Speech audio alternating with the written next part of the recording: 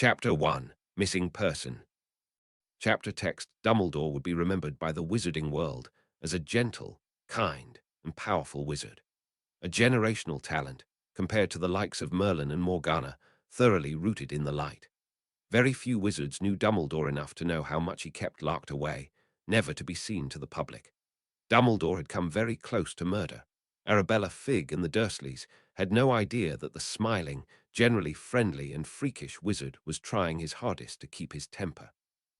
It all started when Arabella made a routine report about young Harry Potter.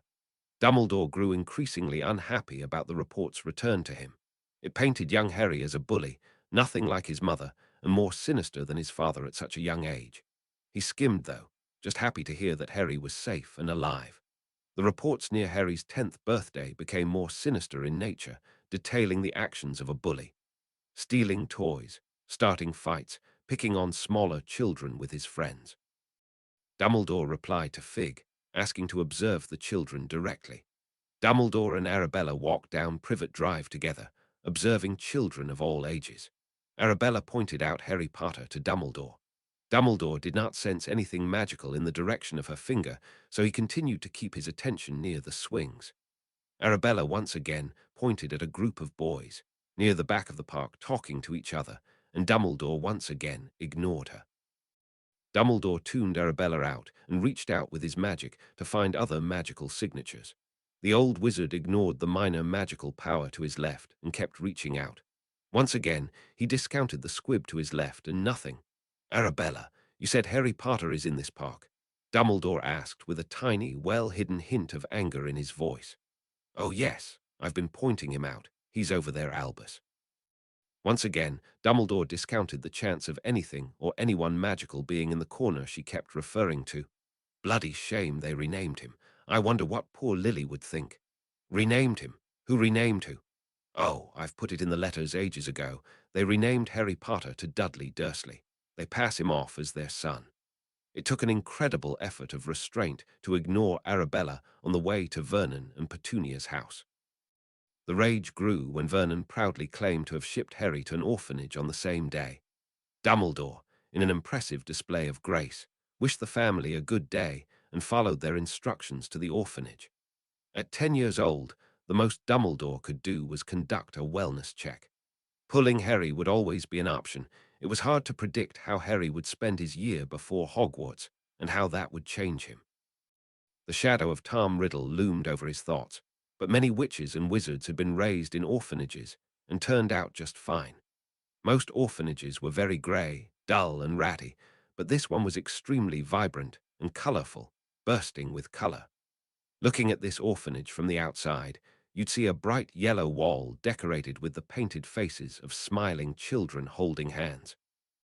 Beyond the wall lay a neatly kept lawn, a towering red slide standing at the far left, bright metallic blue balance beam closer to the center of the lawn, and a small green gazebo on the far right. In the very middle of it all, you'd find a blue and red merry-go-round. The grass was very well maintained, perfectly trimmed, and a vivid green. Dumbledore, as wise as he was, sensed it instantly. This was not a pleasant place. On the surface, it was far better looking than the orphanage where Tom had been raised. Dumbledore followed the walkway through the playground. Strangely, he sensed no trace of magic. Detecting the power of any 8-year-old magical child wouldn't be possible for most wizards. The old wizard quietly observed the playground, letting his mind roam. It was highly unusual that a great wizard such as Dumbledore was unable to detect Harry's magic. Wizards on the level of Dumbledore could accurately measure the size of a magical core of a wizard, a talent few would ever master. Wizards of considerable power could instinctively pick up traces of another's magic, though never with precision.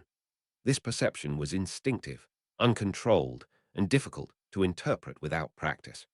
Witches and wizards could instinctively recognize when they stood before a magic wielder far beyond their own ability, their bodies reacting with a subconscious thrill, a prickle of admiration, or a quiet shiver. Most wizards and witches lacked the ability to gauge another's magical strength instinctively. Only when magic was actively radiated would they sense the strength of a wizard. Even then, their interpretation was rudimentary. This overwhelming strength would manifest as fear. Dumbledore set aside his inability to detect Harry and stepped into the waiting room. The vivid green of the lobby clashed harshly with Dumbledore's scarlet robes. It took him 3 seconds to confirm his fears. This orphanage was dolled up to appear better than it actually was. Dumbledore saw past the spotless floors and the pristine chairs. He could sense extreme apathy and boredom. Everyone in the building was playing a role. The children weren't cared for well. At least in Tom's case, Tom had always known everyone feared him. He knew he had to fight and claw for his right to be left alone. TTO, a child, nothing was worse than pain and punishment. But as one grew, isolation became the true torment. Dumbledore felt it a presence, heavy and suffocating, as if the building itself was stagnant with boredom. The waiting room was too quiet, the chairs were too neat, the entire building was dead silent. Minutes later, Dumbledore signed a shortened version of his name and collected a ticket. He sat where directed, once more attuning himself to his surroundings. It was worse than in Tom's case. Utter isolation was much worse than what Tom had to struggle with.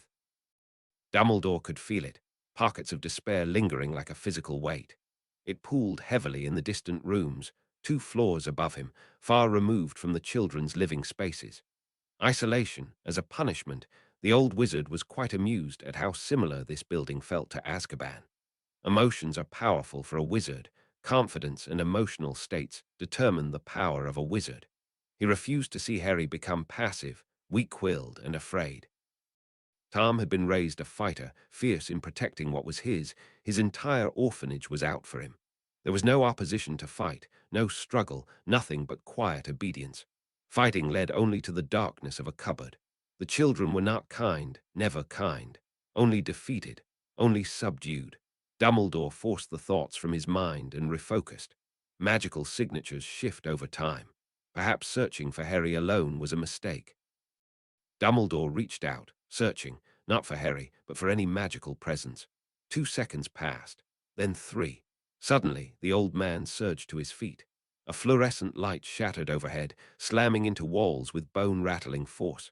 The very building groaned, its foundations shuddering under the weight of unseen magic. Hannah had barely begun processing the old man's request when everything unraveled. The kind and strange old man was gone. As a non-magical, she could never truly comprehend why, in that moment, the strange old man seemed almost evil, demonic in his visage. The chairs lay sprawled in violent disarray. The fluorescent light above him dangled, shattered beyond repair. The lobby lay in ruins, every broken piece converging around the old man. The head matron ran in screaming and froze. Her eyes flickered from the shattered flat screen to the gaping gouges in the walls and floor, then to Hannah, blood dripping from her nose. Hannah had other wounds, small cuts from flying shrapnel, but no one spared her a second glance. How could they, when an unclean and evil presence stood among them? Dumbledore stood rigid. He stared at his own hands as if they were foreign to him. Harry wasn't here. Harry wasn't where Petunia said he would be. Dumbledore drew in deep breaths, steadying himself. It had been a long time since he had a reaction like that. The staff watched him in stunned silence. Dumbledore's mind snapped back into focus. He turned to the staff members, releasing and pointing his wand at them in an instant. Chapter 2, Power and Promise. Chapter text: Wow, Albus, you almost brought the building down. Arthur Weasley looked at Dumbledore through the wall. He was outside, looking in through a tear in the wall at the old apologetic wizard. You'd think in my old age I'd have greater control of my power, Dumbledore chuckled. Our priority is to find Harry before the other side can. That's enough joking, Arthur. Moody waved his wand in intricate patterns, checking for magical signatures. Now, we can confirm Harry's signature was here a few years ago.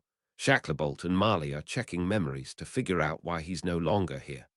Dumbledore was deeply grateful his people had come to his aid. His failures regarding Harry's treatment weighed heavily on him. Dumbledore waited for a lull in the conversation before trying to push his plan forward. Arthur, I trust you will be willing to take Harry when we find him. Albus, I hate to say it, but Marley wouldn't let us leave here without the boy. She's furious with you. Arthur sealed the last tear in the concrete, stepping through the door as he finished speaking. And frankly, so am I. If you didn't reassure us that Harry was still alive, I reckon Marley would have tried to murder you already. Dumbledore paused before speaking. Between the three of us, there's something I need to say. I expect it will not leave this room." He looked at Arthur and Moody, waiting for them to nod in agreement. "I am not sure if Harry Potter is alive. I know what magical forensics will reveal. Severus will tell you that the head matron knew of Harry. A man compelled her to forget him, forcing her to release the boy into his care." At this, Moody swore violently, his grip tightening around his wand. Dumbledore pushed power into his next words. "Let me finish, Moody. We will only know where the boy is on his 11th birthday. I brought you two here first because of your positions in the ministry. You must keep this quiet and follow leads you may come into. I have failed the boy, and while Dumbledore let his words fade as footsteps approached. He didn't expect it, but he hoped they'd bring answers. Only Severus had the potential to uncover what Dumbledore could not. Marley had learned legilimency to be a better mother, but her skill was limited. She could never unearth what Dumbledore himself had failed to see. Severus was very clearly not calmed down. He massaged his temples and relayed exactly what Dumbledore expected. Severus was unable to determine a time or date. Marley was even less successful. Dumbledore gave a quick glance over to Moody, and once again wondered if he was simply better off finding Harry Potter himself. He was certain he could have repaired the orphanage, obliviated the witnesses, and found key memories faster if he was alone. The genius Dumbledore once again lamented his lack of truly talented subordinates. He tuned out the frantic discussions of the others and thought about the last time he saw little Harry Potter. Even as an infant, Harry was special. Dumbledore and McGonagall could feel it. Dumbledore knew that this child was on an entirely different level. It was hard to predict in a child so young. He was far above average for an infant. That was clear. The difficulty lay in understanding how strong Harry could be. Again and again, Dumbledore calculated, reassessed. He compared the strength of other wizarding infants he'd been around. A young James Potter, a young Frank Longbottom, a young Lucius Malfoy. Dumbledore had dealt with pureblood families from all walks of life, across every allegiance. It was hard to predict how powerful Harry Potter could be, not would be. Dumbledore, by allowing Harry to be raised among muggles, Dumbledore had placed him at a clear disadvantage in the wizarding world. Dumbledore had no definitive answer for Harry's full potential, but he could estimate the level he'd reach after Hogwarts. A formidable wizard, his power likely mirroring that of his mother. To the great wizard, this loss of potential held little consequence. A child as gifted as Harry would remain above average, even after years of forced suppression. Restraining accidental magic made it much harder to use later. Accidental magic and small magic experiments are key for natural development for any wizard. The older wizard compared Harry to what he believed to be the weaker Lord Voldemort. Dumbledore inaccurately believed that he was superior to Voldemort, but unable to defeat him due to the prophecy. The headmaster's ability to detect magical ability was perfect, but still biased by his own preconceptions. His fatal mistake was putting himself and Voldemort in the same level of raw magical power. Dumbledore's raw magical strength was significantly lesser than Voldemort's. Dumbledore's true advantage lay in his knowledge, experience, and mastery of the Elder Wand. Dark magic, traditionally known as emotionally driven magic, was more suppressed and hidden than most other branches of magic. Dumbledore knew more dark magic than even Voldemort. This strong grasp of both the light and dark forms of magic gave the older wizard a strong advantage in duels. Voldemort was younger, less experienced, and had far less training. He lacked control over the Elder Wand and held a dangerously unstable power base. By the very nature of the Elder Wand, Dumbledore was blinded to how much more powerful Voldemort had become. It wasn't always this way. Tom Riddle was weaker than Dumbledore. Somewhere, in the change between Tom Riddle and Lord Voldemort, the Dark Lord knew he was weaker. Down, when he went to Hogwarts to inquire about teaching, he felt a small chill down his spine. The Dark Lord craved power, relentlessly honing his body, mind, and magic more intensely than he ever had as Tom Riddle. Measuring a wizard's magical ability was perfectly accurate for Dumbledore, but magical ability wasn't everything. It was the relentless pursuit of mastery, the unyielding need to conquer and dominate. It propelled Voldemort far beyond Dumbledore and far beyond Tom Riddle. The act of changing one's name marked an evolution of identity and ambition. The darkest instincts of Tom Riddle were brought out and amplified for the entire wizarding world to witness. The obsessive and dangerous magical rituals, the torturous and near-disfiguring training was done in complete isolation. Lord Voldemort trained until his body failed, gulped down foul replenishing potions, and forced himself to continue. Dumbledore would never learn the secrets of Voldemort's power, and he would never expect that the tiny Harry Potter would follow in Lord Voldemort's footsteps. Chapter 3. Potions and Punishment. Chapter text: Harry Potter once lived in an orphanage. At the time, he never knew that dozens of magical families would have given almost anything to care for the boy who lived. Harry, however, would have given almost anything not to live in an orphanage. On the many field trips Harry took, sometimes he would visit other orphanages or meet other children in the London adoption system. Other orphans envied Harry's situation. Surrey's Children's Charity was the kind of orphanage the wealthy and famous donated to, visited, and adopted from. The children wore clean, well-fitting clothes. They had an entire playground, frequent field trips, and a sense of structure that other orphanages lacked. Surrey Children's Institution even hosted grand Christmas dinners, an event where Harry's group was envied from all sides. But the others wouldn't believe the truth. They wouldn't believe that Harry's group would trade places in an instant. In the system, certain orphanages were targets for adoptions. Some orphanages were better than others, and thus had less troublesome children to pick from. Some orphanages had more talented children in the arts, chess, or various fields. The head matron accepted bribes in order to skip social visits and some of the adoption protocols. The head matron learned early, well-behaved children ensured steady donations and glowing public praise.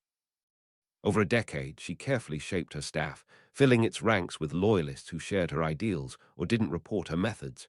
3 decades ago, isolation was reserved for serious offenses. In Harry's present day, the slightest offense got you a one-day trip to a cell. A cramped, airless cell. A stiff, unyielding cot with a thin, scratchy blanket. A toilet in the corner fully exposed. You did not eat in detention. Hunger settled deep, clawing at the stomach, teaching lessons faster than any scolding ever could. Children learned quickly not to interrupt lessons, play too loudly, or not eat their food. An isolation cell was a brutal punishment and trained Harry to shift blame. Petunia did Harry what she believed to be a favor, pulling some strings to get Harry in. She believed he would be swiftly adopted by a wealthy family and given a normal, magic-free life. Depending on how you looked at it, Harry's time in the orphanage might have been the best thing for him. He learned plenty from his time in the orphanage. His time in the orphanage and the fear of being forced to return would be a large driving force in his young life. By the age of 8, Harry Potter had spent more time in isolation than children twice his age. Harry could do things. Imprecise emotions and feelings fueled small bursts of magic. He'd broken out of detention dozens of times. He'd been caught speaking to and gravitating towards snakes on every zoo trip. Harry Potter scared the junior staff members. His perceptive green eyes and his noticeable scar gave him a unique and unsettling appearance, especially when the young boy stared at them. Harry Potter rarely spoke, even less than the other unusually quiet children. He had a rumor of being possessed or demonic. His fascination with snakes and his claims of speaking to and being spoken to by snakes about magic made him the target when Sundays came around. Harry Potter's orphanage life would end not too long after his 9th birthday. Meanwhile, in Wizarding London, a potions master was at work. He was old, meticulous, and calculating, listening to the bubbling of his cauldron, watching the changing hues of the brew. An alchemical potion that would allow him to sense a magical signature. This potions master had a file in the Department of Magical Law Enforcement. Individually, the ingredients he acquired were harmless, but when combined precisely, they gave the English Ministry of Magic reason to be suspicious. Unfortunately for the master, Nocturne Alley was less safe than Diagon Alley for buying dangerous potion ingredients. The problem with Nocturne Alley is that everyone knew dark wizards went there. Wizarding England was far less steeped in the dark arts than Wizarding France. In fact, it was considered the most light-aligned wizarding nation. Within a week of arriving by international portkey, the potioneer had already made several suspicious ingredient purchases. It was not uncommon for foreign witches and wizards with a darker persuasion to come to England for suspicious reasons. Many witches and wizards in the magical world held skills not legally recognized or taught in magical schools. These wizards needed apprentices, young wizards that could be trained up in the arts. Muggle-born wizards were the most sought after for these purposes. Our potions master was searching for an apprentice, and the foul-smelling, hard-to-digest, and pearlescent potion was the key. The potions master practiced alchemical potioneering, an obscure and illegal branch of potion craft. His work required reagents, magically active ingredients typically extracted through the sacrifice of magical creatures. In France, the master made a living selling poisons. He dabbled in alchemical mixtures for self-use. Potions of that type were too dangerous to store, sell, or transport. He himself was a Muggle-born wizard abducted from his home at age 4 by a potions master before him. His master had a son that was unwilling to learn so as a child. The potions master was old, childless, and eager to pass on what he knew. Laws against wizard abduction became stricter. It was much harder for wizards or witches to simply abduct a child. The DMLE already had a strong suspicion about his activities. His file was growing thicker. Every transaction with the wrong seller in Nocturne Alley tightened the noose around him. Harry Potter was summoned to the interview room, a space meant for foster parents to meet their hopeful children.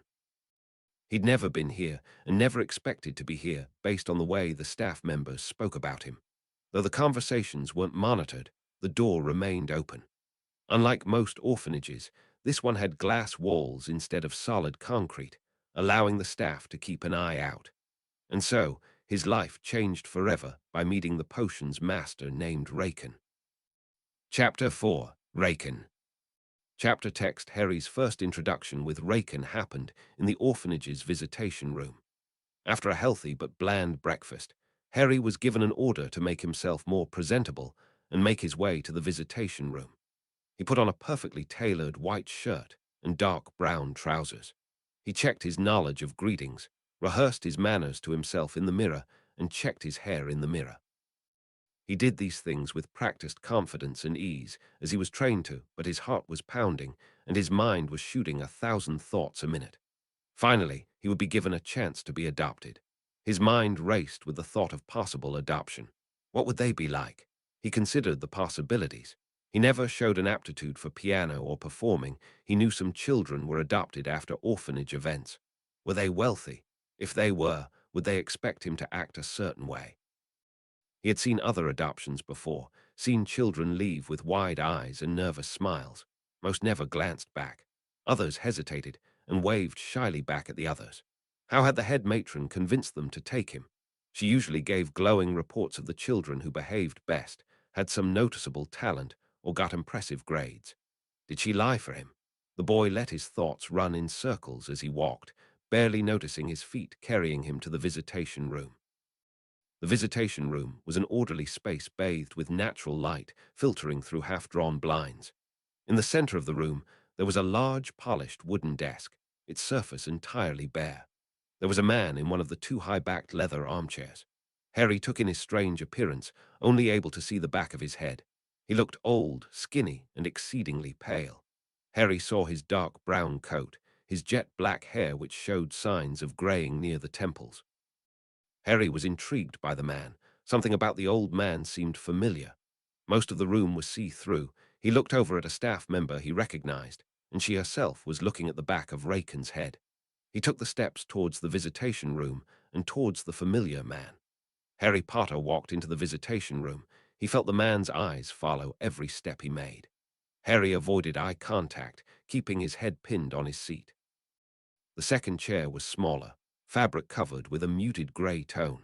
It sat slightly lower than the leather chair, creating an unspoken power dynamic between the two wizards. Harry took his seat and observed Raken face to face for the first time. The pair eyed each other, green eyes met dark brown. Harry watched in feigned disinterest, while Raken was very obviously excited to meet the boy. Harry kept his emotions inside, acting aloof and confident like he was trained to. Raken looked much less imposing face to face. His face had a ghost of a permanent smile. His eyes were dark brown with a bright twinkle. He was clearly very excitable, twiddling his thumbs, and Harry thought he could hear the shifting of feet under the table. Raken was a potions master and previously taught for much of his life. He was excited. He hoped his enthusiasm didn't reflect poorly to the very obviously bored and lethargic younger wizard. He decided to take things slow. "Hello there, my name is Raken. I'm a wizard just like yourself. I'm sure you weren't aware magic is a secretive topic. Those who can do magic do not typically live with those who can. I bet you've made all kinds of accidental things happen." Raken spoke in a reedy, high-pitched voice with a confident, slightly nasal tone. Harry correctly deduced that Raken was a teacher of sorts. The French accent was strong, but the boy picked up and dissected the words. Harry's heart raced. A wizard. This is exactly what the snakes were telling me. I've had things happen if I didn't want them to. Maybe he's not lying. I can speak to snakes. Can all wizards speak to snakes? Harry glanced through the glass window, the same glass window he once observed Raken from.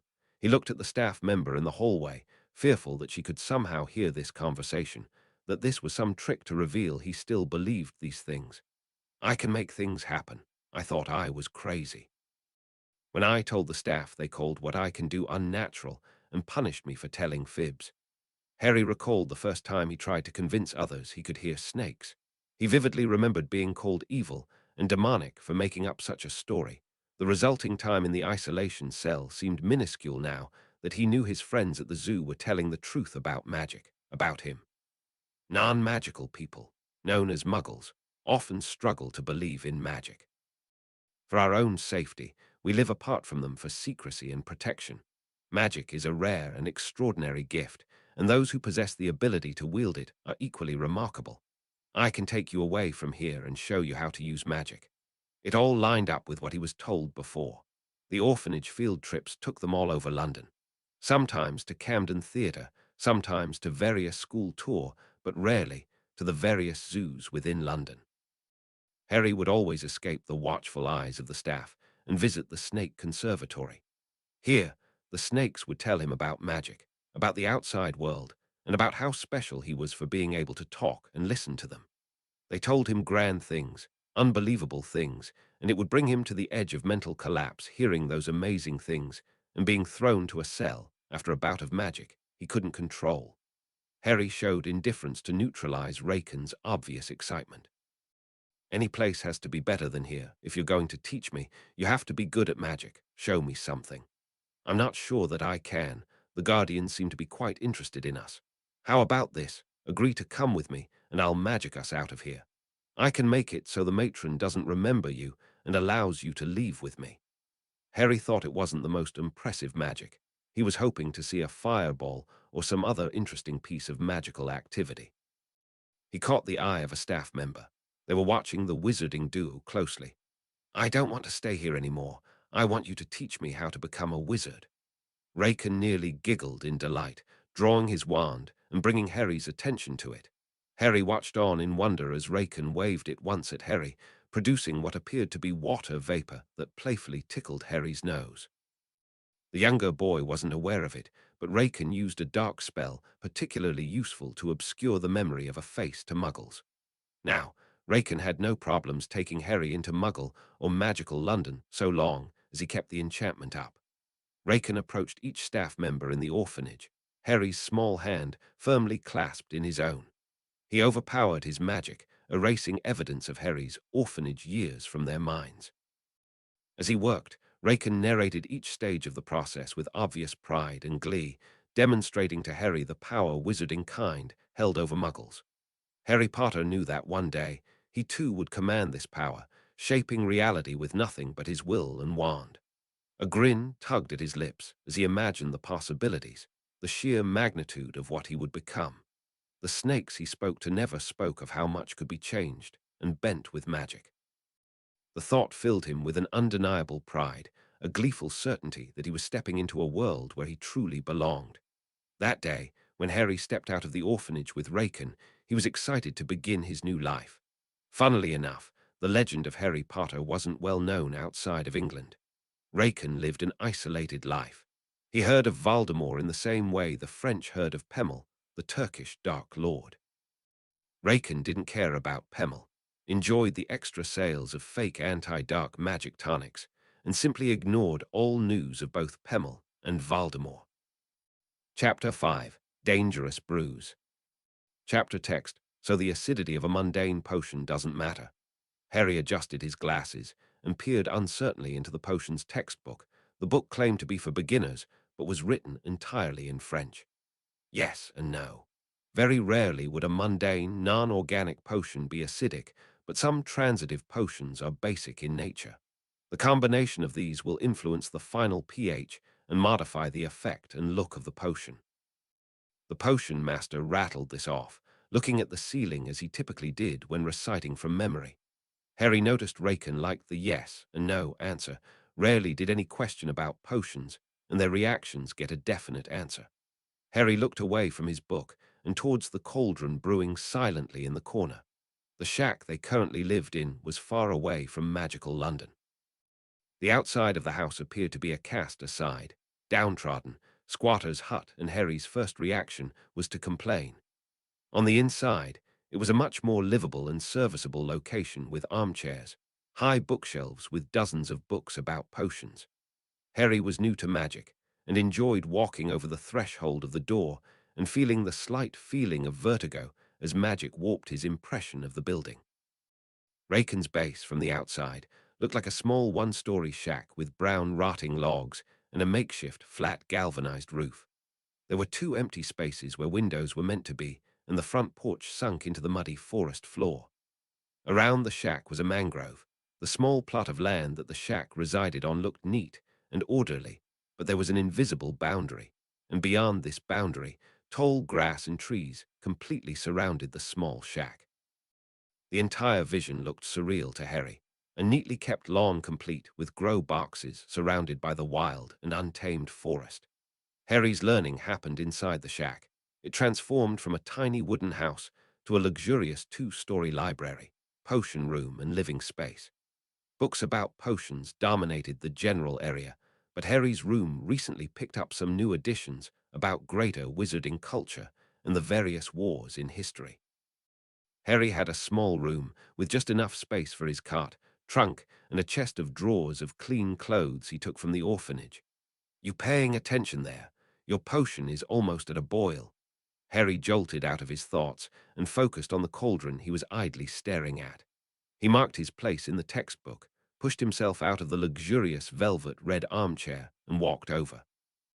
Harry looked up at Raken, who was looking at the potion. Raken's eyes moved at a frantic pace, seemingly searching for something in the liquid. Harry reminded himself that Raken was, and he should as well. Harry looked into the colorless, swirling liquid, reminding himself that it wasn't water in the cauldron, and he should be looking for the slightest color change to beat red. "The potion looks good, Harry. Remember, your color change will be gradual. You have to be precise when you add your next ingredient. Don't forget to note when you're pouring that." Harry stopped mid-pour, hastily fishing for his pen and scribbling the time according to the hovering magical timer Raken conjured above the cauldron. "Raken, you said the reaction should have happened almost 12 minutes ago." Harry returned to pouring from a vial in his left hand, while stirring counterclockwise for 12 beats before stirring clockwise for 3 with his right. Sweat from both the heat and the anticipation threatened to drop into the cauldron, and he kept his head and hair clear of the potion, working his arm frantically. "I did say that. We are using a pewter cauldron, much less magically reactive than the solid gold cauldron I learned with. I do think the problem lies beyond the cauldron, though. I don't like the strong hint of mint I smell. It's too much mint. I think you may have cut too much mint." Harry was sure he cut exactly what the book told him. The book said trees. 13 cut stems of mint. Harry kept pouring, his heart racing as the color change became noticeable to him. "No, I'm fairly certain the book said trois, as in 3. 13 cut stems of mint seems too many. Surely that would overpower the magical base of the potion. We have 2 magical elements interacting with 13 non-magical cuts of a mundane plant. That seems incorrect." Harry sighed. Only Raken could argue with a book printed before his time and be right. Harry watched as Raken walked towards Harry's chair and looked at the book for a moment. "Yes, Harry, it's 3, not 13. Remember, we spoke about..." "Yes, we spoke about the law of bases. I thought it was odd, but I just trusted the book. Harry stopped stirring and looked at the potion with apparent sadness. Raken, the teacher, sprung into action. Well, it wouldn't make a very good magical creature repellent, but with some modifications, and with some extra time, I do believe we can turn this potion into a passable muggle repellent. I'd have to calculate the potion. Please give me a moment, Harry. Harry stepped back from the cauldron and sighed. The potion master gave an encouraging smile to his pupil and drew his wand. With practiced movements and verbal incantations, he flicked it several times in succession at the cauldron. First, he dispelled the timer, turned off the fire magically, put the potion in stasis, and magically put the lid on the cauldron. All right, let's draft up our new potion. Raken used his wand to make letters appear in thin air. Harry went back to his armchair and pulled out his increasingly full notebook. Now, a magical creature repellent works on the principle of... It works on the principle of foreign magic. Making a magical creature believe there is a foreign or possibly dangerous creature in the vicinity. Harry recited from his own textbook. He didn't look away as the potion's master tended to. Well, yes and no, but we can use that simple base-level explanation for now. Harry smiled to himself.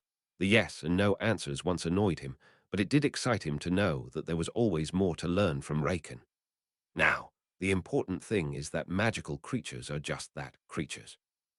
Just like we discussed last week before trying this potion, magical creatures, no matter how human-like in intelligence they appear to be, aren't. Their world is boxed in strict rules, rules that we do not have to live by. Both magical creatures and muggles are unable to perceive things that they would not be able to understand, so Raken trailed off, thinking of a way to re-engage his young and clearly lost listener. So simply put, our potion will simply have to take a form of something they would not be able to understand. This is much harder in the case of muggles. They are non-magical in nature, and wards would be much better for this task. Raken trailed off again. Muggles cannot sense magic, so it's best to use something obvious like a ward that makes a building look uninhabitable or unsafe to prevent them from entering that building. Sometimes, the more daring ones can enter, so it's also best to pair that with a ward that makes nearby muggles feel apprehension about getting too close. Raken smiled to himself. Harry finally got it. The young boy carefully jotted his notes, and Raken felt alive, and in his element, teaching once more. Now the hard part would be creating this potion.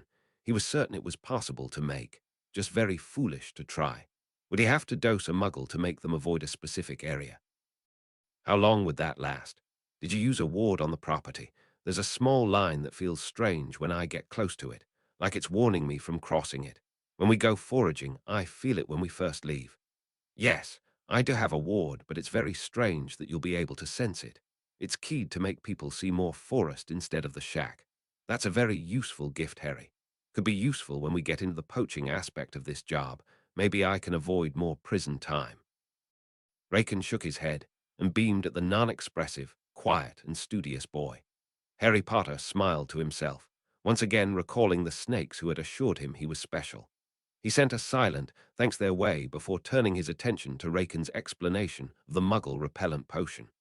Soon, Raken got into possible modifications of the existing potion and substitutions that would help to transmute the potion into their desired endpoint. This was how potions with Raken typically went. A fun, simple potion would turn into a crazy potion battle that would keep the pair up for hours. Harry was quite excited for later. Harry listened in silent amusement as Raken grew increasingly uncertain about his potion substitutions and rechecked his arithmancy several times, looking at Harry and back to the floating letters in increasing bewilderment, asking at first if it looked right, then later devolving to, "Do you think we'll die if I try to brew this?" Harry just shrugged, unable to decipher the complicated-looking calculations to make heads or tails of the advanced potion script. Soon, Raken and Harry left the house to the garden outside to pick some ingredients before heading to magical London in search of mundane, yet perfectly legal potion ingredients. Raken deliberately announced legal potion ingredients into the air much louder than necessary, attracting undue attention to Harry's amusement. Harry listened once again in silent amusement as ranted endlessly about his file in the DMLE. When Harry asked how Raken knew he was under surveillance, he pointed in a vague direction on Nocturne Alley and claimed the alley was compromised by their spies, and a friend from France told him. Harry smoothly shifted the conversation away from Raken's paranoia, and later enjoyed the spectacle as Raken furiously brewed in an attempt to make a brand new type of potion. Raken switched between a confident-sounding voice as he predicted a color change, but would suddenly lose all confidence and begin cursing the pewter cauldron, and comparing it with his old golden cauldron when the potion reverted to its earlier shade. For hours it went, Raken struggling to keep up with the color changes as the brewing time increased. First, it glowed orange, prompting him to belt out French opera to the dismay of the various potion master portraits who groaned at his theatrics. Then the color changed slightly, too slightly for Harry to notice, but Raken noticed immediately, launching into furious cursing as he tossed in ingredients with abandon. Raken danced around the cauldron when it finally turned the precise shade of teal he was looking for and returned to begging the potion in the next second when it went back to a slightly greener shade of teal. Harry was entranced with the energetic old potion master, masterfully controlling temperature, ingredient reactions, and noticing the slightest, nigh imperceptible color changes. The colors determined his mood, and both Raken and Harry were entranced with the mysterious, pulsating liquid. When the potion eventually became too unstable to continue, small multicolored flames danced around the shack, flickering wildly. Harry and Raken dashed in different directions to stomp furiously, the pair laughing as they put out the many small fires around the cauldron. It had been an eventful day, and these moments of learning and training in potioneering with the paranoid Raken as his master would be among some of the best days of his young life. Chapter 6. Potions and Purpose. Chapter text Alchemical potions blend the point between old alchemy and modern potions. The beginner list of alchemical runes and symbols below will be the most commonly used in this book.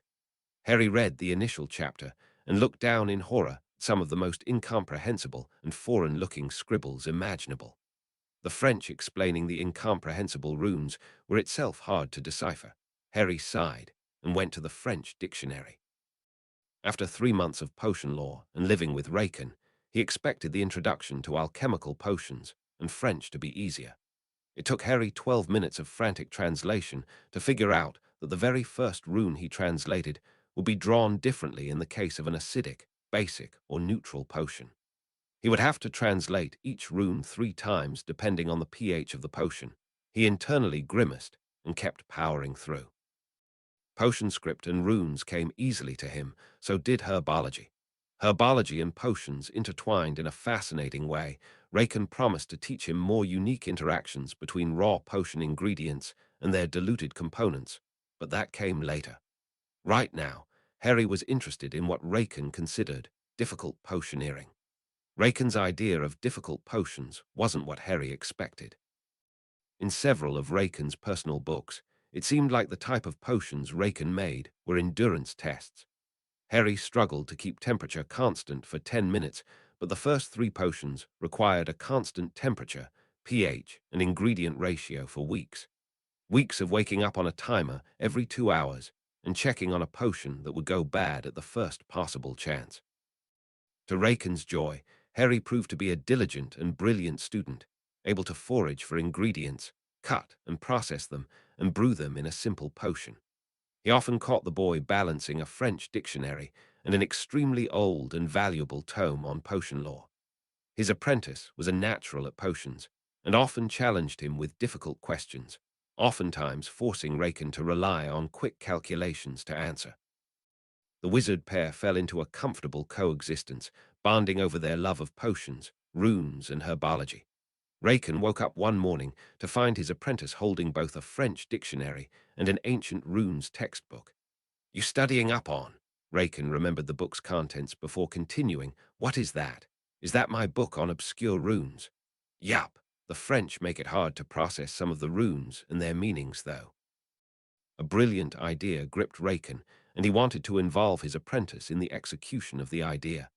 "You know, I have the ability to learn any language at a greatly accelerated pace. It's all thanks to alchemical potions." Harry looked up at the potion's master, staring at him, waiting for him to reveal the secret. Raken, too excited to keep the suspense up, said, "It's a potion designed to increase the rate of learning and memory recall. It's not one of the easiest potions to brew or collect the ingredients or reagents for. If you're interested, we can start making it as a project." Even if Harry didn't care about the benefits, he still wanted to make it. He'd read about reagent extraction for weeks, sacrificial extraction of magical creature components. The books made it sound quite clinical, but the extraction rituals sounded quite intensive for the more magically powerful creatures. "I've wanted to try out reagent extraction instead of plain old ingredient farming and cultivating." Raken liked the enthusiasm, but wanted to give the boy a way out. "Reagent extraction is a dark business. Some wizards and witches say it taints you. I wasn't able to do it until I was near double your age. If you're up to it, I'll supervise." Harry nodded and closed his books. Several texts explored the cruel nature of extraction, but he knew he could tolerate it. Harry needed to learn French faster to learn potions faster. After all, what were a few magical creatures in the grand scheme of mastery? "I want to get better at potions and magic, and this seems like the best way to go through with it. I'm sure I can do it." Raken didn't doubt his pupil for a second longer. He turned and moved over to a shelf behind him. He drew a book from the shelf as Harry looked on. Raken flipped through the pages, eyes crawling down about halfway before he flicked on through the dusty and heavy potions text. Raken seemed to find what he was looking for as he turned around and left to his room. He returned a few moments later wheeling in a blackboard and chalk. Raken needed Harry to work through this potion with him. He magically enhanced the blackboard, making it as tall as the room and giving plenty of width to take notes. The young wizard observed the older wizard's enchanted writing the current date and time on the blackboard to the top left. "Okay, Harry, let's get started on your potion. Now, remind me, what is a magically active ingredient?" Harry relaxed into his velvet red armchair and responded with a practiced calmness. "A magically active ingredient is a type of ingredient that reacts with other magically active ingredients. It may do this in the presence of water or some other dissolving agent." "Great answer, very good. Now a reagent, your personal studies would have given you a definition. Let me hear it." At this, Raken turned towards the board, and the chalk began writing Harry's explanation word for word. "A reagent is also a magically active ingredient obtained by the—" Raken turned around and cut Harry off. "Let me stop you right there. A reagent cannot accurately be called an ingredient. Your French dictionary has betrayed you, I'm afraid. A reagent is an object that may be actively magical or passively magical in nature, but will always be magical unlike an ingredient. A reagent is obtained through loss from another magical creature, typically through the loss of life. Take this down, Harry, take this down." Raken chided his young apprentice, watching as he began to write in his muggle notepad. Raken spelled his chalk to write the difference between an ingredient and reagent on the board, underlining the word "will" 3 times. "So, in potions and in runes, you will learn about magical pathways. A potion has active and passive ingredients. You would not have read these terms in the books you have been reading, so I'll give you examples, as this is not necessary to know now. Bubituba pus typically takes a passive role in a potion, used to stabilize the base of a potion. It can also be an active ingredient in acne-clearing potions. Gold is always an active reaction and will always take an active role. Reagents are the same way. The magic from the creature will actively be magical or passively be magical." Raken paused to give Harry time to finish his notes, writing potion script for the Bubituba acne clearing solution and a common gold-based potion. He made sure to properly emphasize with 3 chalk lines the active participation in both the Bubituba and gold in the potion. He then drew the common passive role for Bubituba, showing its use in maintaining potion stability but not adding to the active effect of the potion. The type of reagent and the type of magical output determines how it is stored. For most reagents, water is a passable solvent. There are better solvents that maintain an amphoteric state in reaction. The reagent you will have to collect today will be Kelpie essence. Kelpie essence is passively magical, unlike ingredients. The method of extraction determines the decomposition rate and the energy released by decomposition. A kelpie extracted through incorrect or inefficient means will decompose quickly and violently, even without the presence of a solvent. We bind the creature to the mortal realm after extraction. If I were to take your soul and use you for all kinds of magical potions, you'd be pretty angry too. Raken injected humor and caught an elusive smirk from his typically non-expressive pupil. Raken debated going into the laws of bases and how it changed depending on the type of alchemical potion. It was daunting to understand and far beyond anything he'd need for his newt level of education. He glanced back at Harry, checking on the writing status of his pupil. The active and passive role of ingredients could be explained more accurately, he thought to himself. Owl-level potions became much easier with nuggets of newt-level information. Raken mulled over how much to explain to his very young but knowledge-hungry student. Raken left out a large chunk of lore, filtering for understanding and not accuracy. Magical creatures lacked true souls, but possessed a diminished, lesser form of one. The why was not fully understood by Raken or anyone else in the field of soul magic, but this lower soul could be extracted in the remains of a magical creature through sacrifice. The magical creature would be trapped until decomposition to the mortal realm in a haze of confusion and torment. According to theory, a perfect extraction could prolong decomposition indefinitely, preventing the magical creature from returning to non-being. It was a nasty business that Raken tended to avoid. Raken spelled the chalk to write out the fully qualified potion script for the potion, including a placeholder variable for the kelpie essence.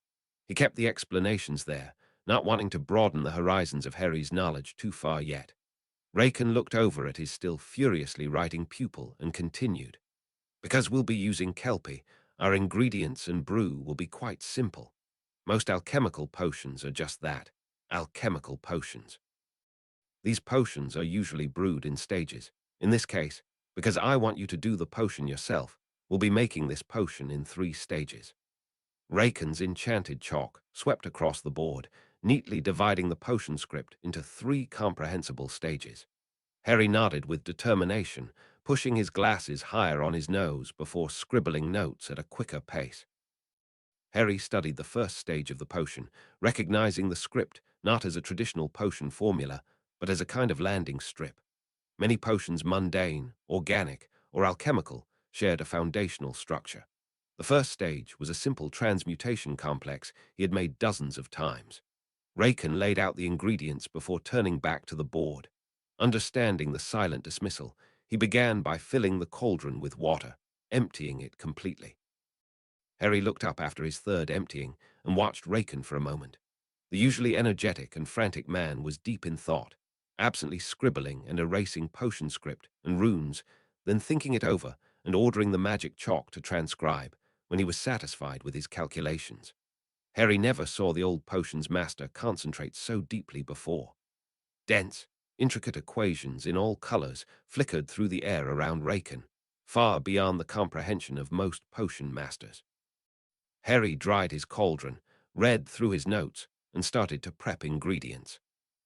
Chapter 7. Pier's Insights. Chapter text. Harry's grip on the vial tightened, the delicate glass pressing into his palm as he froze, his ears still muffled from the earmuffs he'd worn while extracting the mandrake essence. He used one of his hands and threw the earmuffs onto his neck and listened closer. He wasn't sure, but it sounded like. Harry's heart quickened, his senses on high alert. Then the unmistakable crunch of footsteps echoed through the stillness, multiple pairs of boots disturbing the silence. Who could that be? Harry broke into a sprint, away from Raken's crops and into the wards. The young boy looked into the forest once he crossed the wards, looking for any sign he was followed. He never thought about the wards or how they were made before, but Raken seemed confident they could not be found once within the circular boundary. Harry, once he was done looking into the forest, walked back inside. He walked over the threshold, ignoring the sense of vertigo he was used to, and went over to his brewing station. The second stage of the potion was coming along nicely. This was the last required ingredient, and it should be all over now, but Harry wanted to double-check. Pier. Harry looked over to the French potions master on the wall. Pier was an old pioneer of the French potion movement. He died young, aged 38, and was the only portrait that allowed Harry to converse in English. Harry bitterly learned that the older French potion masters had to stick up their collective asses and forced Harry to at least try to converse in broken French. Peer wouldn't be Harry's first choice. He was skittish and addled his brain due to excessive potion abuse common in the 1700s. For some reason that potion masters and scholars didn't understand, Peer believed in self-testing potions, claiming the only way to truly feel the effects of a potion was to taste the potion. Peer died a week after his grand exclamation and somehow never learned his lesson, nearly convincing Harry to drink several of his own brews until Raken sat Harry down and explained Peer and his strange life. Yes, Harry. The French potion master never left his chair or moved. Potions from the background of his portrait would periodically levitate towards Peer and vanish into his mouth. Harry once thought it was interesting, but now found the entire portrait and his history highly disturbing. I've got the mandrake, and I was wondering why should I add it dripwise. From the potion script, it seems like it would be activated faster if I used my silver spoon and scooped it into the potion. It wouldn't mess with my temperature. It won't react with the gold dust at all. You're right, but your master gave you a strange potion to mix. This second step of the potion isn't necessary at all. Right. He said he would be making the potion in 3 stages because I was new. Harry replied, remembering what Raken said. Well, if you did this potion in 2 stages, you would not have to think about the rate of dissolving. If we add too much mandrake at once, it might not fully dissolve before the next stage, and that could lead to unpredictable reactions later on. If you did this potion in 2 stages, you would have to be incredibly more precise with temperature, and you would have to use a reagent with significantly more magical potency. While Peer was talking, Harry took his notebook and flipped back to the potion script, looking at the divided potion. Harry couldn't identify if Peer was right. The original potion was far more complex than Harry had ever worked on. Harry studied the second stage of the potion, and he thought he caught a glimpse of what Peer was getting at. How would that look? Harry looked at his notes, trying to visualize the potion's progression through 2 stages instead of 3. I see where Raken shifted some of the difficulty in the 2 stages towards a false 3rd stage, Harry trailed off. I mean, he's made the potion far more complex for himself, so I'd be able to brew some of it. What would the actual potion look like? The potion master on the wall spoke in rapid French to another potion master Harry didn't know the name of. This robed and masked potion master also didn't move, constantly bent over a large golden cauldron. Sometimes he would be adding ingredients or stirring, but he never left his portrait cauldron. Peer roused 2 more potion masters from their slumber, and the group of 4 erupted into a heated discussion, their voices rising and falling in a cacophony of French. The room was soon filled with the sound of their debate, and Harry found himself tuning out, focusing instead on his own potion as he waited for Peer to respond. Minutes ticked by before Peer finally turned to him, their conversation picking up where they'd left off. So, Harry, the most optimal potion would have only taken about 3 days to brew.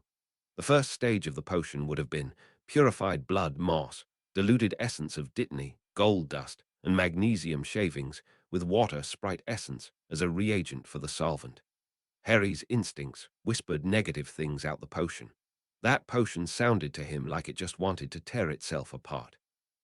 The highly acidic nature of blood moss, the slightly basic nature of magnesium shavings, and the neutral presence of dittany and gold dust. The pH matching on that alone would have been hard, adding enough of the basic ingredients to neutralize the blood moss. The amphoteric nature of the water sprite essence could have helped or hurt. Harry wasn't sure. Harry was also skeptical of the 3 days given by the potion master. He would bet his left arm it would be 3 days chained to the cauldron, blindly reacting to the slightest changes in odor or color, completely unpredictable in reaction stages. The 2 weeks he spent on the potion thus far was quite relaxed. He checked on the potion 3 times a day, and the different reactions and color changes were calculatable through arithmancy. Harry did the calculations, and Raken validated them. A question nagged at Harry: was the magnesium simply added for its basic properties? Because it seemed to him as though the law of bases broke down in this potion. Raken did always say the law of bases Harry knew shouldn't be trusted completely, and the real law was far more complex and accurate. Actually, when Harry thought more about the potion, The first step violated several laws Raken made him learn before brewing. He supposed cases like these were the reason for Raken's constant yes and no answers he seemed so fond of. Now the second stage of the potion I don't agree with the others on. We think Raken should have opted for a far more powerful reagent like Haglichen. I personally think it's possible to make this potion work with pixie essence without a third step, but my friends here believe it would be prudent to make a small binding potion to keep everything stable. The other three portraits erupted in French at the perceived slight. Harry listened to the heated French debate silently. Just then, a large crack signified Raken's return to the shack. Harry said loudly over the sounds of the argument, "Raken, I heard people near your garden outside the wards." Raken was distractedly placing his ingredients in their cupboards while simultaneously waving his wand towards the simmering cauldron. Raken's gaze drifted over Harry, his tone indulgent. "Oh, that's great, Harry. They can have my garden if they want it." His attention was already elsewhere, nose twitching as he leaned in to sniff the cauldron's contents, very impressed with the potion the child made. Harry wasn't as calm about the entire situation and wanted to ask Raken if he was sure about the wards, but Raken spoke first. "So, Pier, you're actually trying to argue that the other potion masters are incompetent for wanting to be safer with their brews." Raken's eyes sparkled with amusement as he asked Pier, the young renegade French potion master. Pier didn't get to respond before three French voices erupted in anger. Raken became engrossed by the French portraits. He scribbled potion symbols with his wand and responded in rapid French. Harry let go of the issue about the wards, still unsure but not willing to disrupt the Frenchmen. He tried to pick out what few potion-related words he knew, caught up in the argument despite not understanding the language. Raken's interest waned as Pier became far too ridiculously outmatched.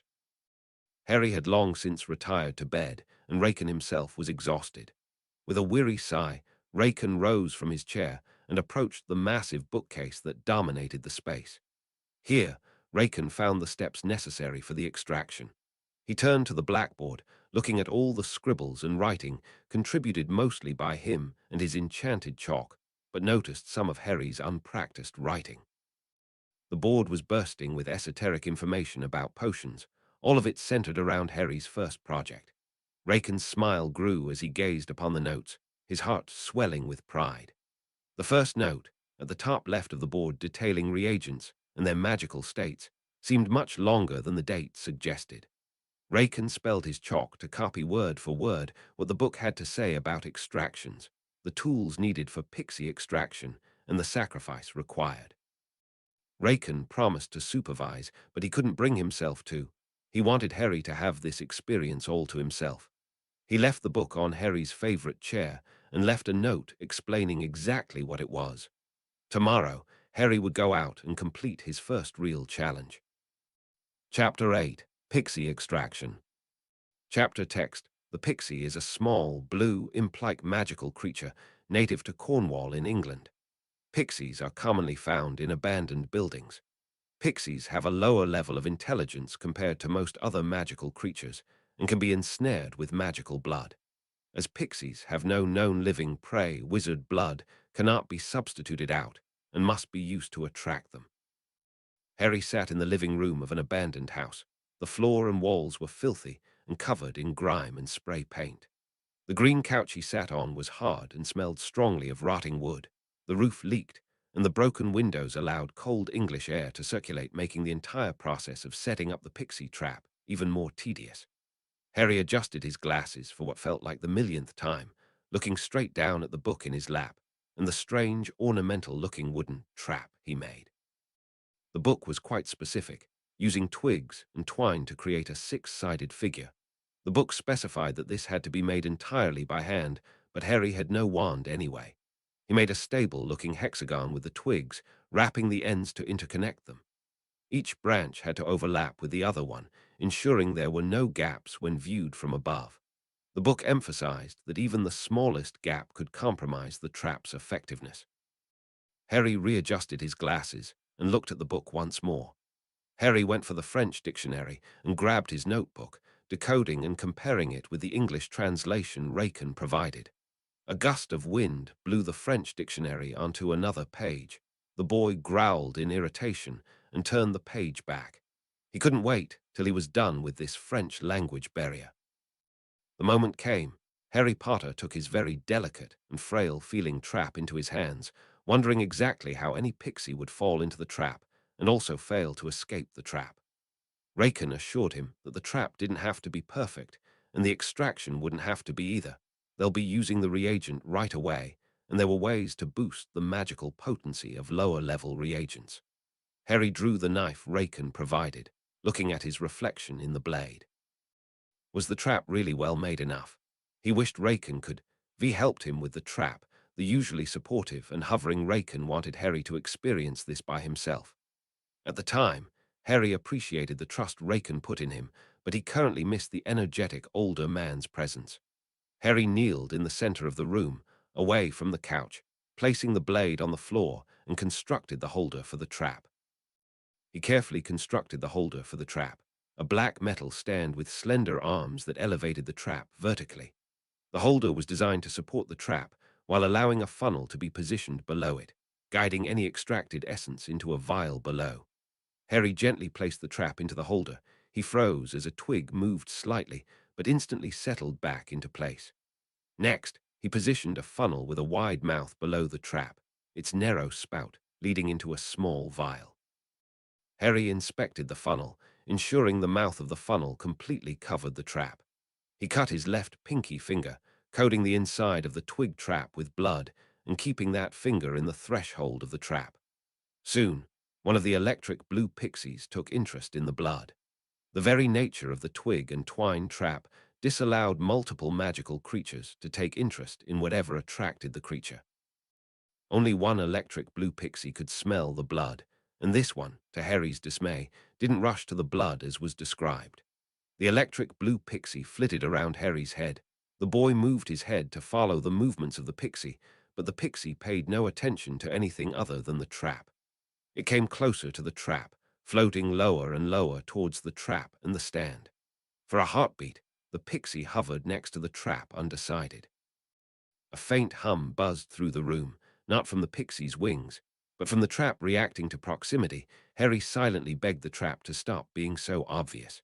Harry then silently begged the pixie to take the bait.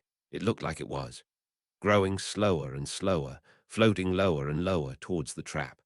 According to the book, the height of the pixie was irrelevant. A properly made trap would capture creatures above or below the initial trap. Harry had a stroke of genius and made his finger more enticing by wiggling it until another bead of blood broke free. This ensnared the pixie, and it flew at full speed towards the trap. Harry waited until the pixie flew into the trap, pulling his hand out of the trap and sucking his finger to avoid the attention of the others. The pixie tried to follow the path of the finger, but struck an invisible barrier, bouncing off with a frustrated squeal. It was magically bound to the area, and Harry laughed in glee. Harry went back to the triple book setup, his notes on his left, the dictionary in the center, and Raken's book on his right side. The pixie licked the twigs, ravenous for more magical blood. Harry stared at the pixie in the trap. Its tiny body could fit in Harry's hand. The small creature ignored the boy, still trying to find unconsumed traces of blood. Harry shifted his position, bringing some feeling back into his rapidly numbing legs, and read the rest of Raken's notes. The pixie, once cut off from ambient magic, loses the magical resistances it previously had. The best and most efficient method of extraction is with distilled nymph tears. Water can be used as a substitute. The extract of the pixie and the creature itself have strange interactions with both solvents. Harry looked at the pixie one more time and pushed on to complete the extraction. Harry pulled out a flask of distilled nymph tears. Harry raised the flask over the pixie and released a single drop. The drop clung to the flask and eventually dripped down on the back, between the wings of the pixie. The creature released a shrill cry of anguish and seemingly dissolved with the liquid. The skin looked oddly translucent where the liquid dropped, and the dissolving effect followed the liquid, melting and dissolving further and further down. The dissolving process continued for over 3 minutes, with each drop of liquid eating away at the pixie's form. The scream lodged in his skull like a blade. He winced, pressing an arm over one ear to dull it. The pixie was losing mass and dissolving into a bright blue liquid, all of it being redirected by the funnel and into the final container.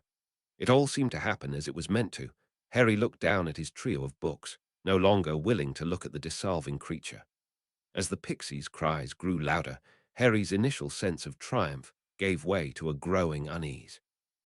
The creature first stopped moving, then stopped crying, then simply stopped existing in its previous form. The creature's disappearance was absolute, leaving behind no hint of its existence. Raken stared at the sky-blue liquid in complete disbelief. He'd actually done it. Harry Potter killed a magical creature as a reagent at age 9. Brown eyes met green, and Raken noted not a hint of remorse or regret within those eyes. They simply stared back at him in a questioning way. Raken suddenly noticed how much Harry stared at or through things, the worrying implications of his student being able to hear the screams of a pixie. The books called for slow dissolving, and Harry did just that. The color was sky blue. Too fast and the liquid would be near purple. "Did I do it right?" Harry asked again, impatience leaking into his voice. Raken closed his mouth and responded, "It was excellent. I wasn't sure you would be able to handle it," listening to the screaming pixie. Harry shrugged. "It was loud. I'll bring earmuffs next time." Harry successfully hid how disturbed he was through flippant responses. "All right. Well, it's time to make the final potion. How about I go make us some lunch? We return and get this potion started." The potion master hurried off to the kitchen, and Harry did the usual cauldron rinsing practices and dried the cauldron, helping Raken in his small way. Chapter 9. Potion Breakdown. Chapter text. The setup for the potion took several hours by itself. Raken caught Harry drying the cauldron and stopped him. Raken scribbled instructions for cauldron preparations on the board and waddled off to eat lunch. Harry first filled the cauldron to the brim with water, added red ritual wine to the water, and put the cauldron on the fire until the mixture simmered. Once that was done, Harry added ice cubes, mint leaves, and the original twig trap Harry in that order, leaving exactly 1 hour before each new addition. Harry then dismantled the trap by jabbing it repeatedly with a silver stirring rod and fished out the largest bits of twine. Once that was done, Raken handed Harry his wand for the first time, telling the boy to simply put the tip of the wand in the water and wait until he returned. When Raken eventually returned, the previously red-tinted water changed to a fascinating and interesting shade of blue. It was not possible to see the bottom of the cauldron from the top. The brilliant sapphire blue gave way to a milky white top layer, a film on the surface of the potion. The cauldron glowed slightly. It was faint but noticeable. It was almost something Harry could feel instead of see, something he could taste. The magic used in the potion was Harry's. It called to him, made itself known to him. Raken felt it too. Something magical was going to be made in this cauldron. The cauldron's liquid bubbled fiercely. The pungent and overpowering aroma of eggs filled the shack. The smoke from the cauldron was deep purple. The potion itself shimmered with an unnatural rainbow hue, its surface slick with a glossy sheen and the pure white film. The battle over the potion raged on. Raken looked up at the timer and spelled his chalk to transcribe the current time on the board. The cauldron shook violently, lurching dangerously toward the edge of the brewing station. Liquid got everywhere, and Harry rushed over with a rag. Raken expertly steadied it with his wand and added more shavings to the white film. The sunk out of sight, and the smoke lightened to a shade of lilac. Some of the excess acidic blood moss was neutralized. The young wizard mopped the acidic and incomplete potion off of the brewing station before it ate through the wood. The boy cleaned thoroughly and spoke up. Raken, the potion just tried to throw itself off the edge. Raken laughed at the boy's fearful declaration. "I'm wresting control of the potion, Harry. It would rather die than lose control. Potion brewing is an art, Harry, but sometimes the art just wants to." Raken wasn't able to speak and control the temperature, so he just let his sentence trail off. Harry laughed at this, watching the experienced potion master casually interact and handle the potion.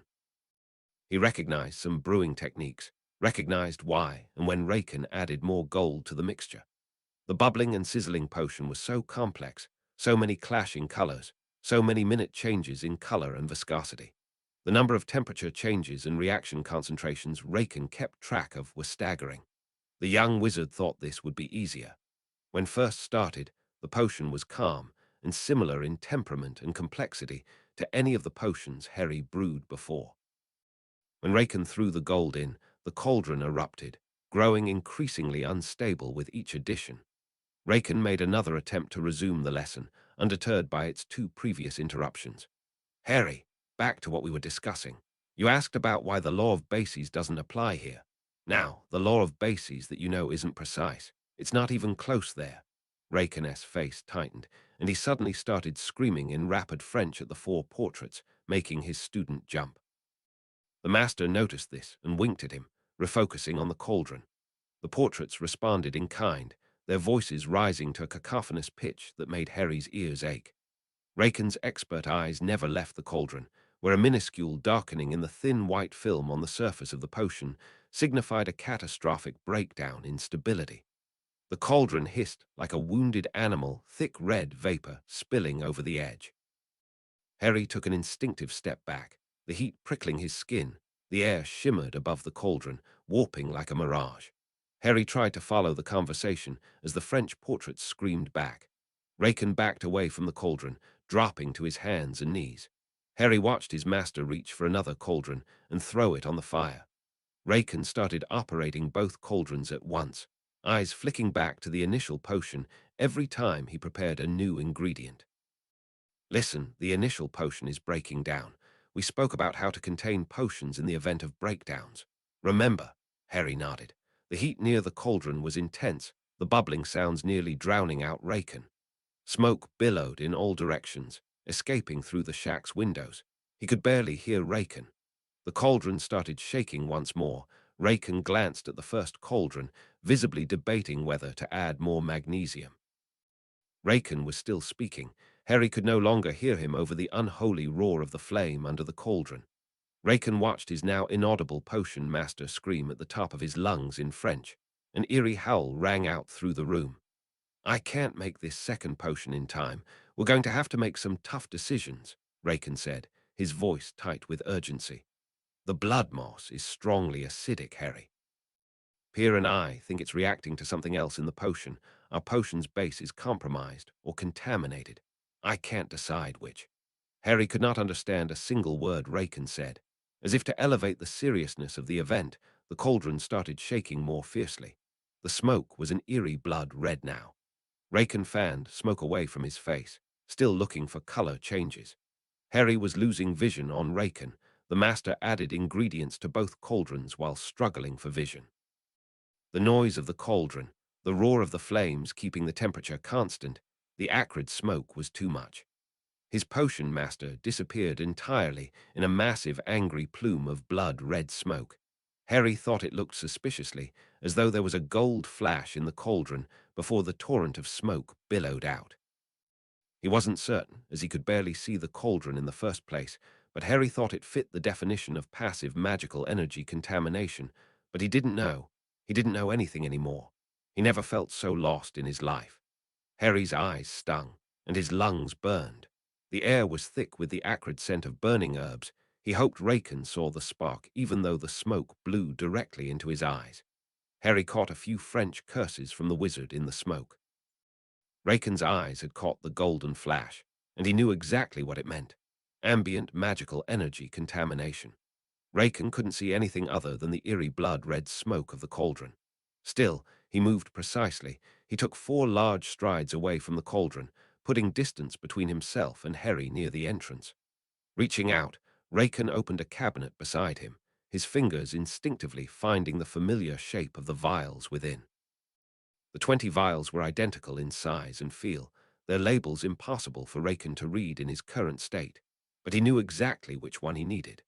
Raken reached for a single vial among the 20, his hand so precise that he didn't even graze the others. His brain was hardwired to know where everything was. Raken belonged to the old era of German and French potion law. Entire houses vanished in potion breakdown scenarios in his day.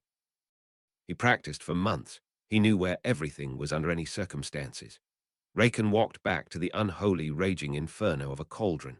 The steps towards the cauldron felt like walking through different walls of heat, like walking closer to the sun.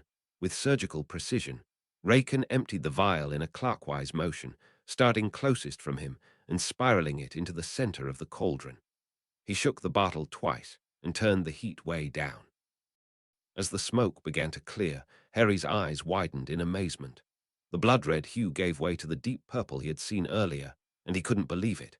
Raken's face split into a triumphant grin as he turned to Harry, his eyes shining with pride. Meanwhile, Harry's gaze remained fixed and focused on the cauldron, as if expecting it to erupt again at any moment. Harry, when you become more experienced, you too can bring potions back from the brink of. The portraits screamed in unison. Harry noticed what the experienced potion masters did a few seconds later. The bottom of the pewter cauldron melted away. The failed potion and the bottom of the cauldron collected in the drainage system. Raken trained Harry on for a week straight.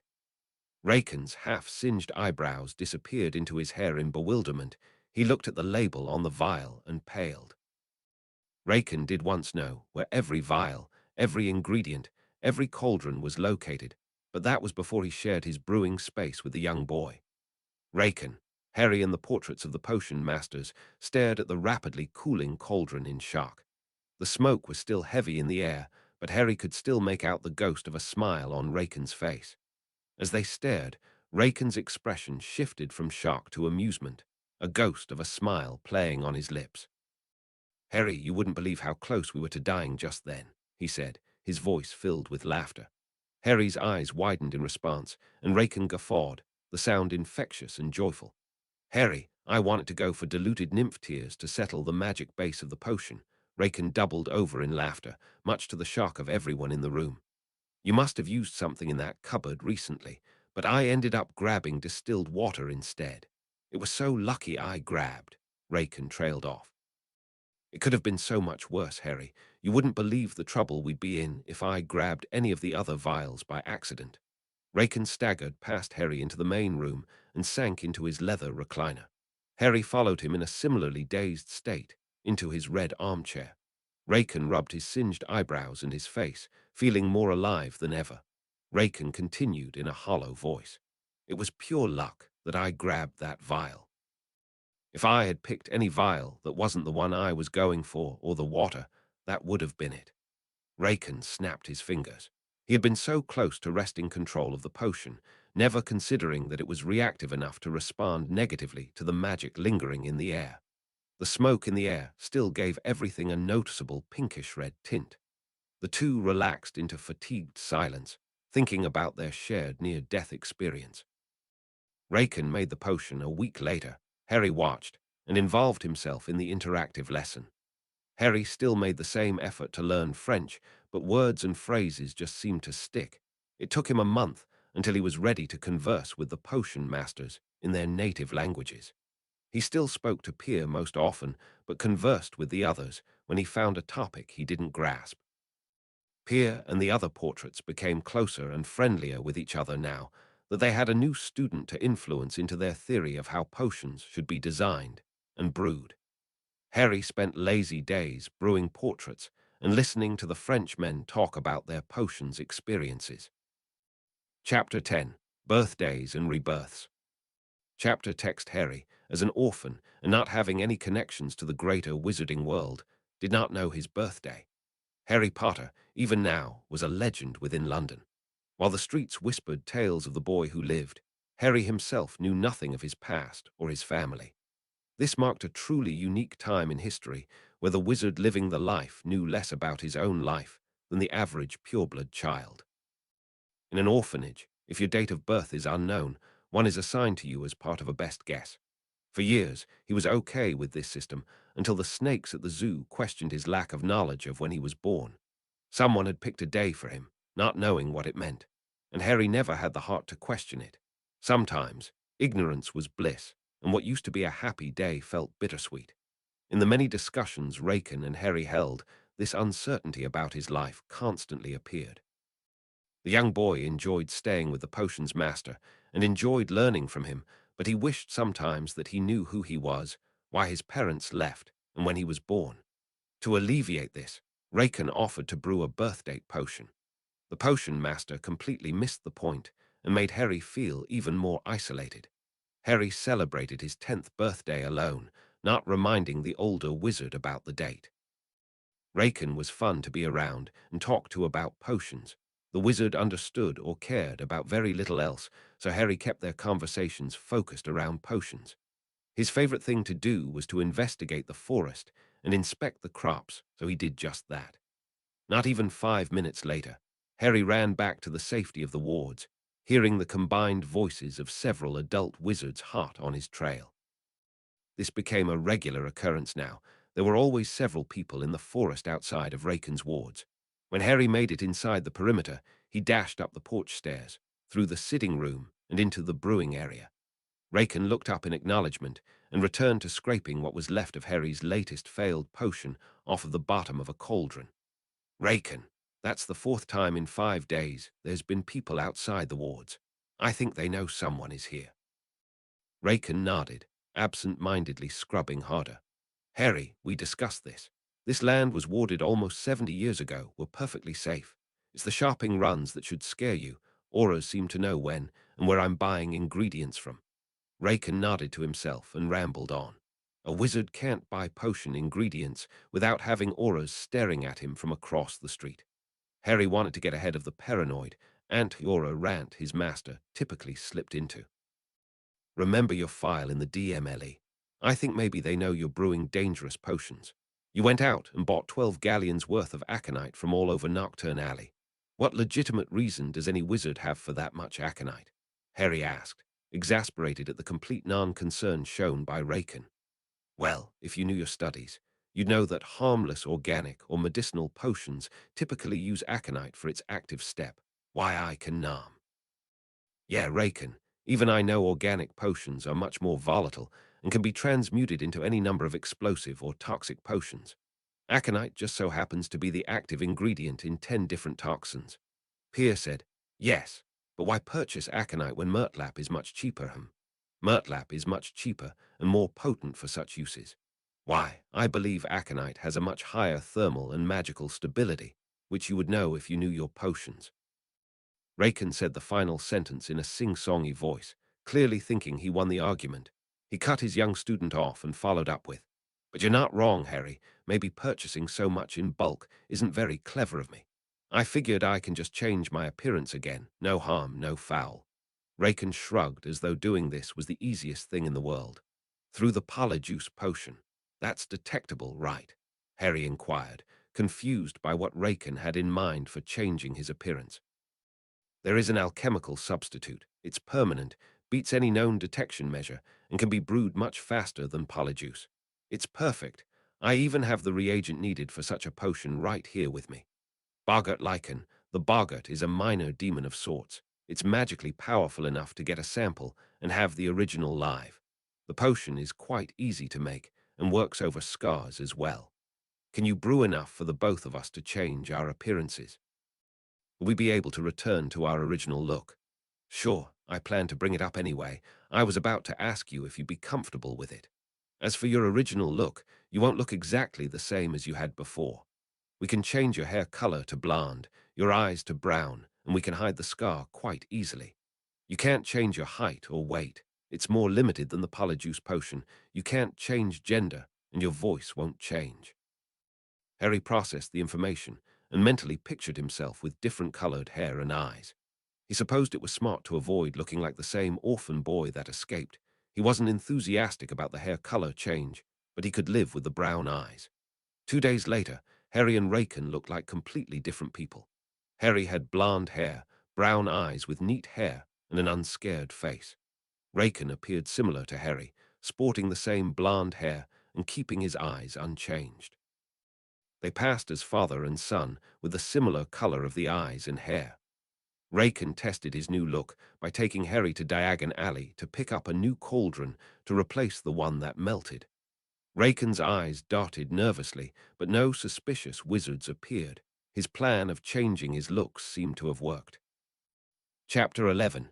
Raken's Classroom. Chapter text. A nondescript young witch bit down on the first galleon, studying Raken like she expected him to bite. Her hair, robes, and boots blended into the grey, washed out and faded wall behind her. Raken smiled serenely, unfazed by the vendor's cold demeanor. Does she not want my gold? He wondered. The potion master met her gaze. her almost colorless, pale blue eyes meeting the bright blue eyes of Raken. It was a shade Harry had never encountered. The witch inspected each galleon with identical scrutiny, then produced a small satin drawcloth of potion ingredients and walked away into one of the many shady alleys of Nocturne. Great haul to start with, Raken thought, inspecting his refined aconite in his palm with satisfaction.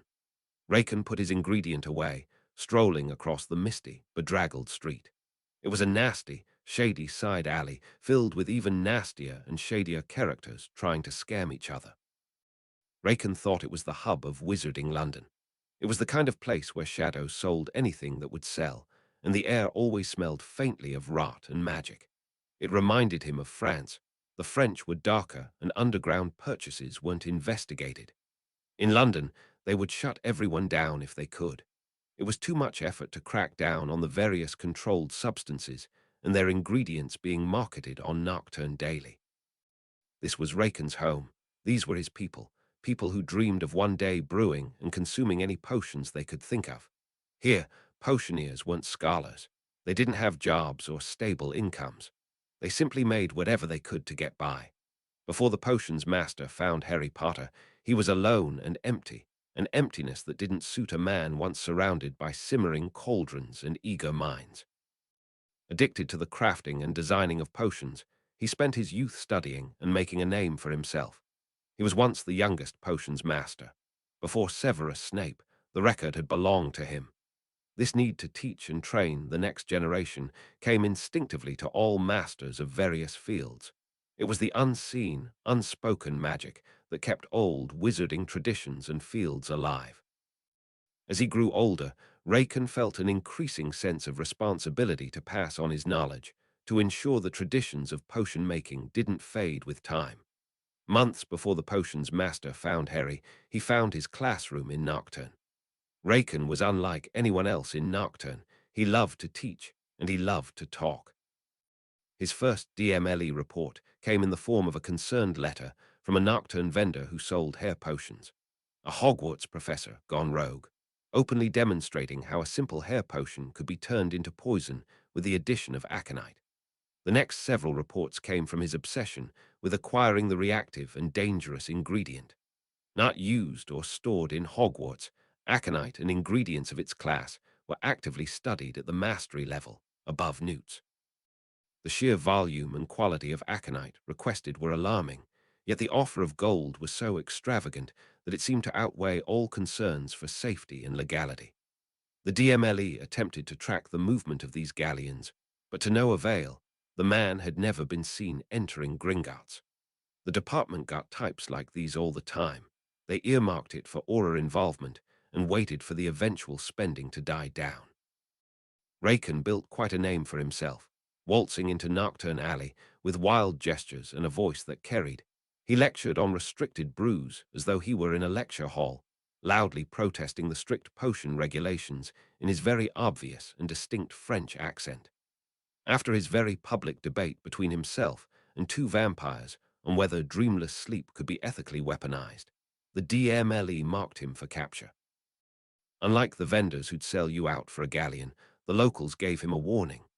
Raken, as he would later mention to Harry, distractedly spoke of simply changing his appearance. The residents of Nocturne would quietly ponder what the old Frenchman meant until the next week, when a ginger-haired man with grey eyes came into the alley the following week and argued with a shopkeeper about the best way to store potions. Raken's unique and strange transformation shocked the residents of Nocturne. Half the alley trained themselves in the use of and detection of disguises, including polyjuice. Raken's infamy grew, but he remained tight-lipped on the methods of changing his appearance. This threw the DMLE off.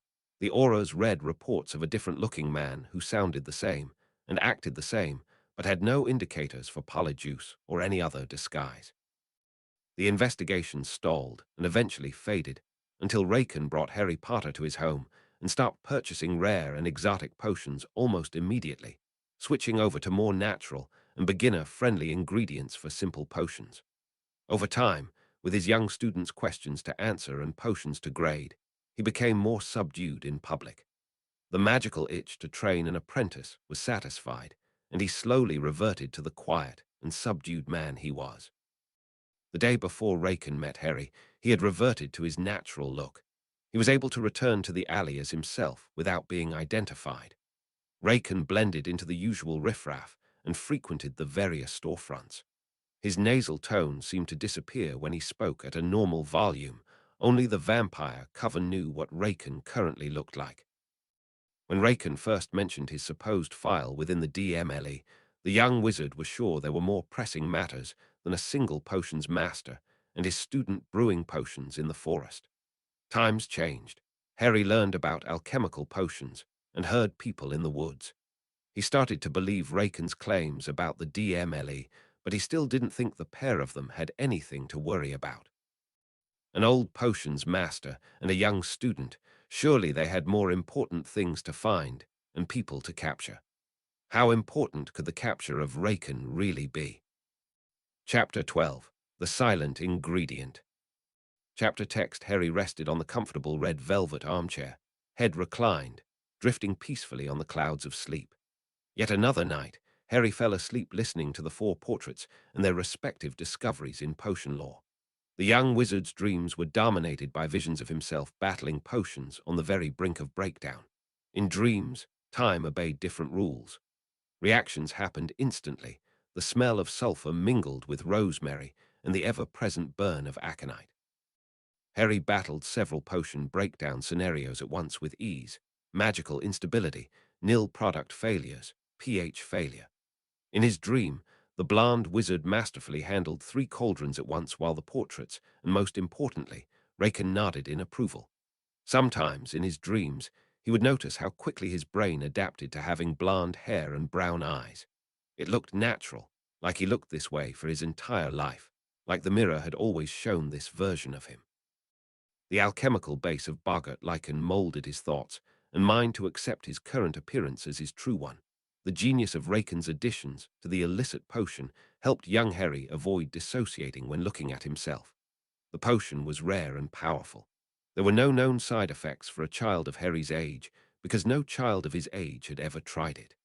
It was as though Harry always and forever had blonde hair, brown eyes, and no scar on his forehead. The earliest memories Harry had of himself were of him with the same blonde hair and brown eyes he currently had. He, of course, remembered having messy and unkempt dark hair and shocking green eyes, but he couldn't picture himself with them. It was something Harry knew but couldn't corroborate with any of his memories. Harry slept peacefully, the blonde boy battling falling potions when suddenly a cauldron and the potion within turned to mist. Harry's subconscious was not in control of that vision, and it simply abstracted it into Harry's dream. The nodding, smiling image of Raken faded, as did the cauldron he was peering into. The air pressure shifted, the shack became imperceptibly colder. The clanging and banging cauldrons disappeared immediately as the blonde boy sat up in his armchair, pushing his blanket to the side. The subtle changes rattled him and sent Raken into a panic. Quick flight, quick flight. Raken jolted awake, his dream dissolving like Harry's into smoke. He stumbled to his feet, the urgency in his voice further waking Harry. The potions master came sprinting full tilt out of his bedroom, throwing books from the shelf in his bag. The young wizard swore, grabbing the books he had fallen asleep next to and carrying them. Harry sprinted to his room, arms full of books. He fumbled with his glasses, nearly jabbing his eye as he shoved them onto his face. Harry started throwing books into his trunk. Harry saw the cover of the French textbook discarded and forgotten under his bed, throwing his book equivalent of an old friend to safety. Raken entered the room, preparing 3 potions and peering out of Harry's window. He didn't like what he saw.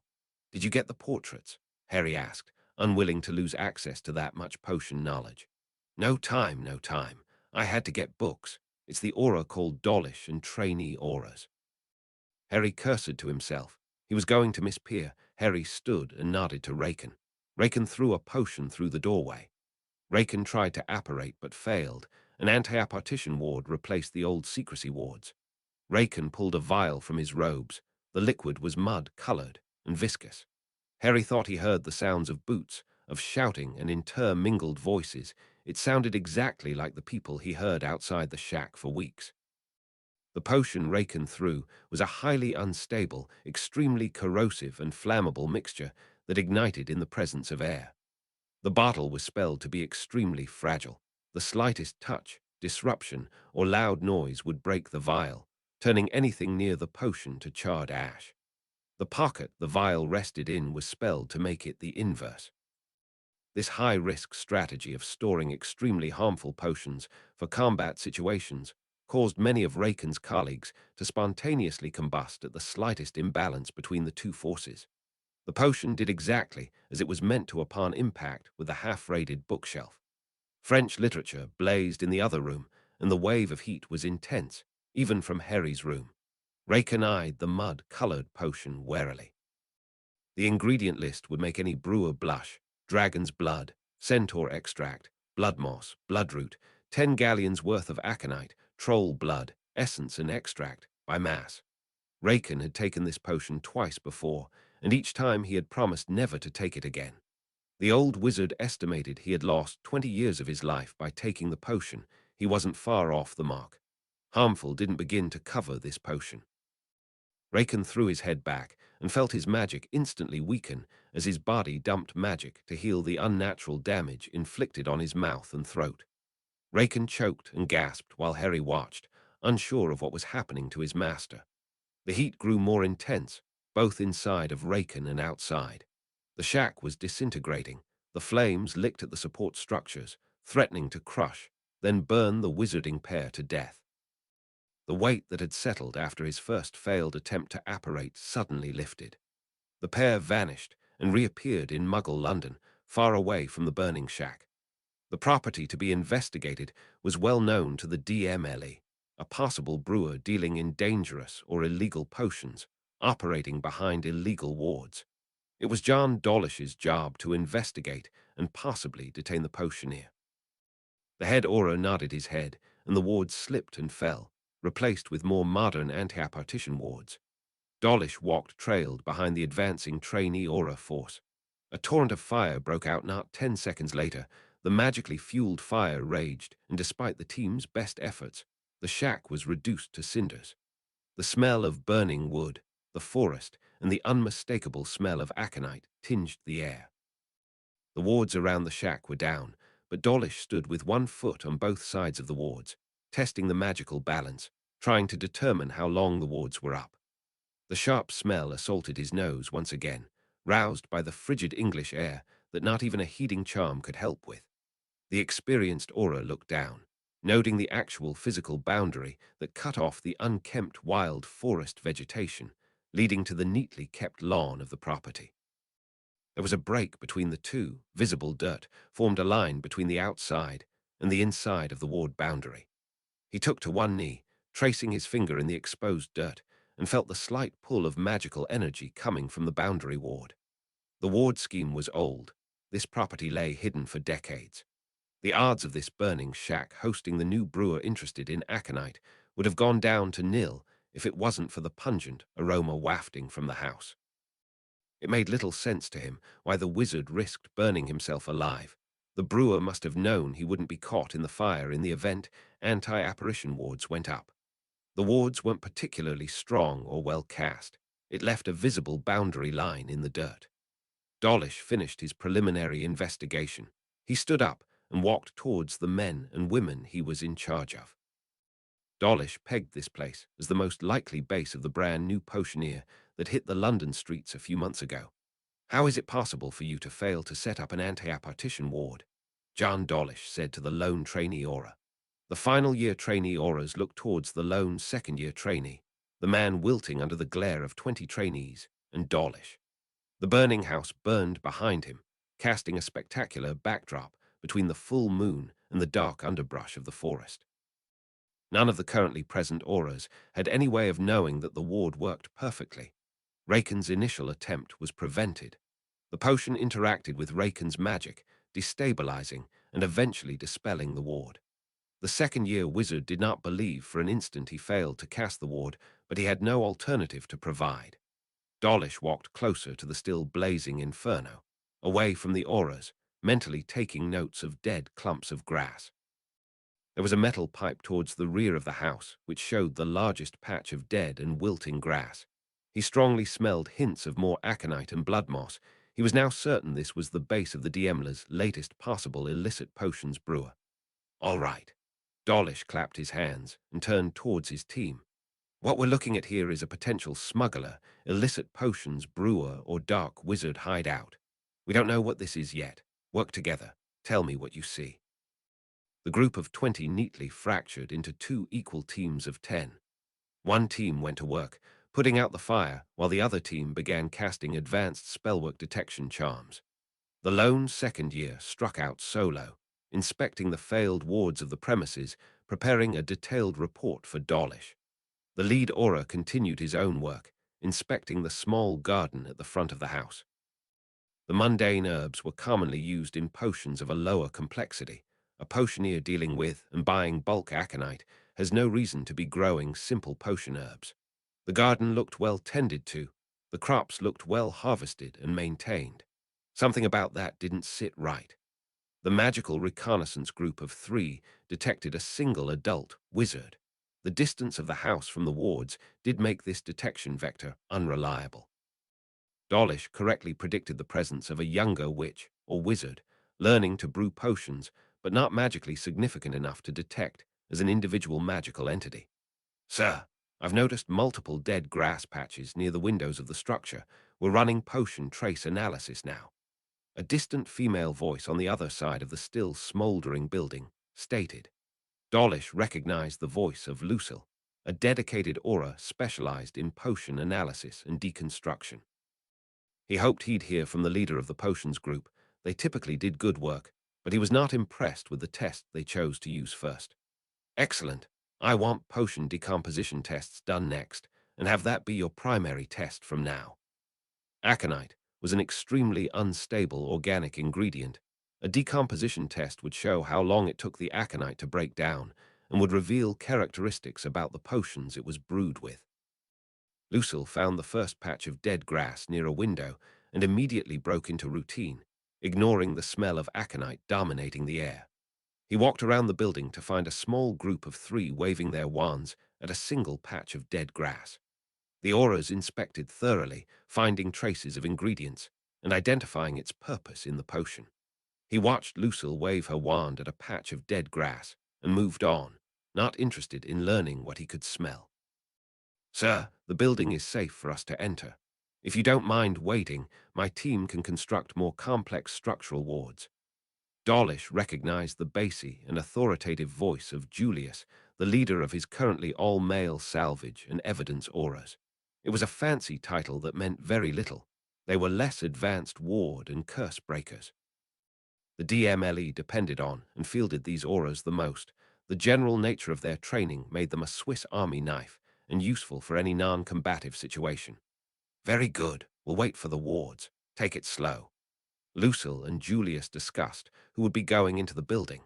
There were other groups involved in the raid, but it was becoming more apparent to the other group leaders that this was a potions training exercise. Lucille elected to bring her entire delegation, as she tended to do. Very few trainee raids involved potion identification, and they all needed as many field hours as they could get. Julius allowed his second, Gadriel, to go in his place. One of the 3 had to remain outside to keep an external view on the structural wards. The lead aura cast an eye to the second year walking the ward circle, muttering incantations. That report was a little late, but he decided to ignore it. The curse breakers were an essential and understaffed division. Sir, potion decomposition indicates common use of aconite and blood moss as ingredients. Dawlish finally got the report he was waiting for. The use of blood moss was new. This brewer first flagged the DMLE for his active interest in several dangerous ingredients. His first flag was for aconite, but blood moss was one ingredient not flagged as a common item for this brewer. The lead aura decided to thin the pack and organize the auras. Artifacts division. Have we any evidence of anything dark within the building? The Dark Artifacts Division was another highly generalized field, dealing with the detection of dark spells, dark objects, and ritual objects. Their job was less about finding dark objects, but more about containing and investigating dark objects found in the field. They were similar to curse breakers, but typically worked on tracking and identifying the creator of cursed items. No, sir, no dark spells, very little spellwork of any kind, and no dark artifacts. An older witch, flanked by two wizards, replied with an even and professional tone. All right, let's listen in, yeah. Dawlish magically amplified his voice for this, causing all chatter and discussion to cease at once. As you know, we have found traces of aconite and blood moss. We are dealing with a highly experienced brewer. Potions and recovery handles entry and investigation. The potions and recovery team wizards met at the front of the shack. Dawlish strolled up after receiving an interesting report from the second-year cursebreaker. All right, according to protocol. Step 1, let's check for airborne potions. The petite witch muttered a long incantation, moving her wand in a complicated pattern. Within 20 seconds, an English ministry spell for detecting various potion types colored the air. According to their initial analysis, the shack's air was relatively clean, apart from the residual traces of aconite vapor near the ground. The aconite displayed itself as a beet red color, signifying to the potions group the general stability and reactiveness of the ingredient. All right, what am I looking at here, Julius? What do you suggest? Dawlish intentionally asked someone other than the potions group to identify the red, thick fog pooling out of the open door. Sir, there is an unstable and magically reactive airborne ingredient. It looks like several potions spilled, and the only ingredient to survive the fire was aconite, which then became aerosolized. I suggest we all use the bubble head charm. Excellent answer, excellent response, and standard protocol, even in the event of harmless situations. John Dawlish liked the response and the interpretation of the color. The spell broke, and at 3:32 a.m., John Dawlish signaled to the greater group about them entering. 21 voices signaled their understanding in unison, and the first team of 5 went in. Dawlish followed once again. He alone walked without the bubble head charm. He did not deem it to be dangerous. Aconite was harmless to humans, and no other potions or ingredients were detected in large enough quantities to matter. His nostrils were rushed with the sickly smell of burned paper and wood. The entire left side of the room once housed books. The right side of the room had a pair of burned husks that were previously chairs. 4 pictures leaned against the bookshelf, facing the chairs. The pictures were damaged beyond repair, the magic within them lost. The team went on ahead, but the lead aura drew his wand. Waving his wand above his head, he checked for residual magical signatures.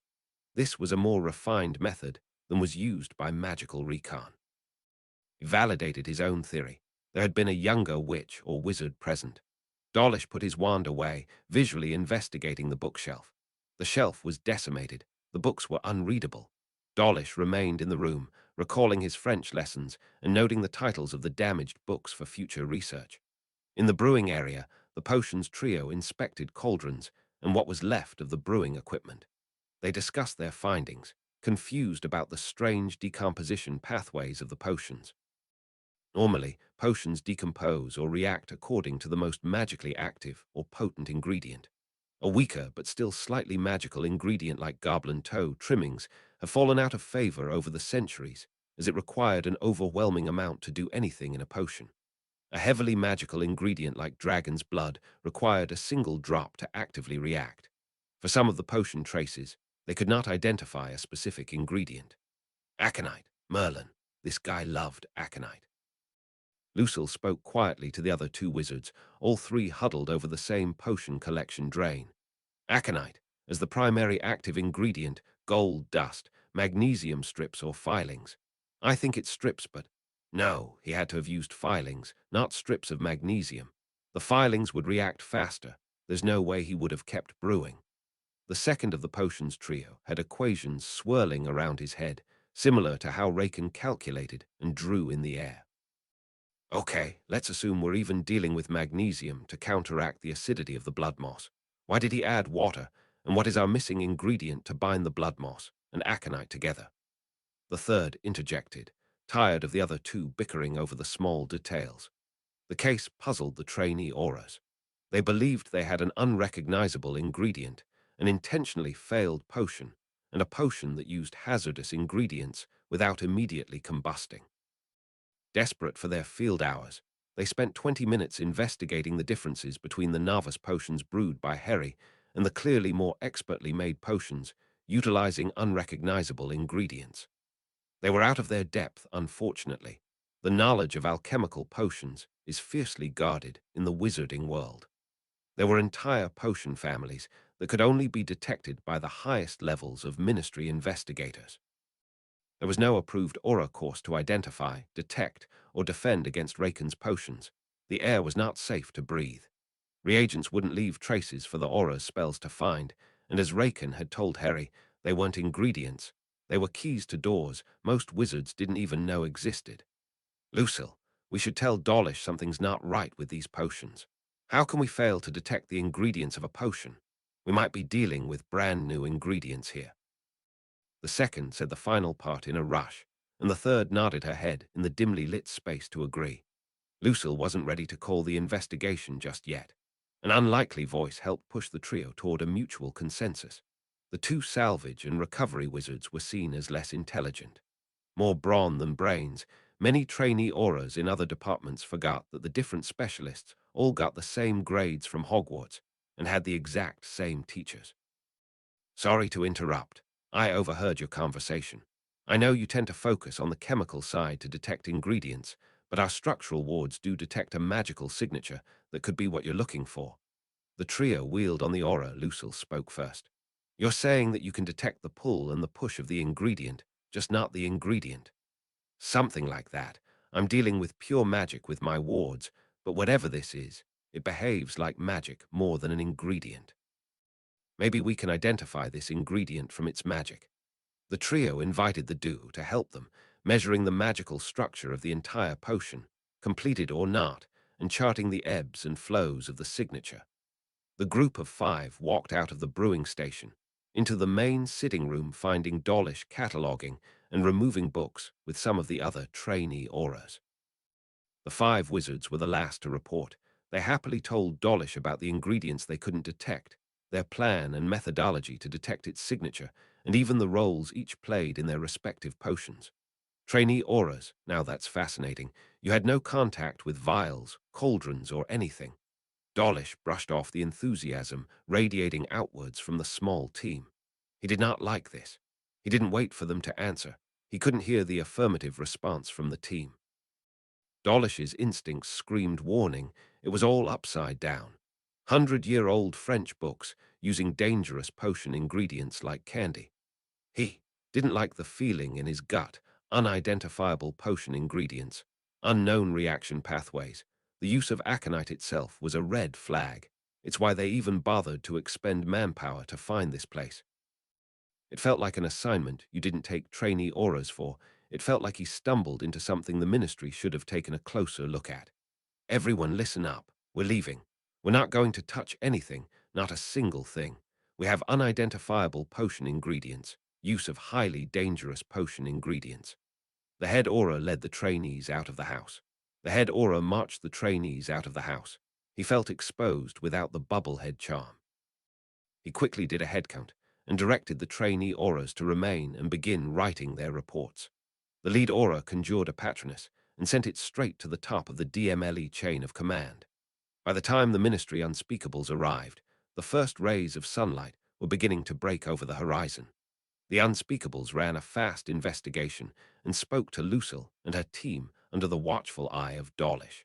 Within 20 minutes, they confirmed the presence of reagent-based potion work. Harry Potter listened to the conversations around him, effortlessly understanding the rapid French spoken by the cafe's morning patrons. He inspected his blonde hair in his spoon, admiring the way he looked.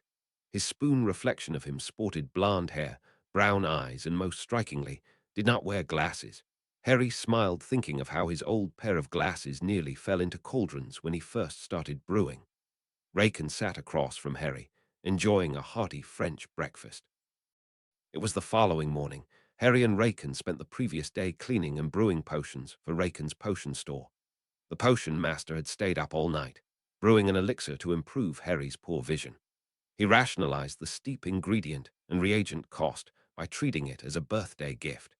The potion shop Raken operated was dark and dingy, but Harry spent the entire day yesterday designing and brewing various cleaning potions and attempting household spells with Raken's wand.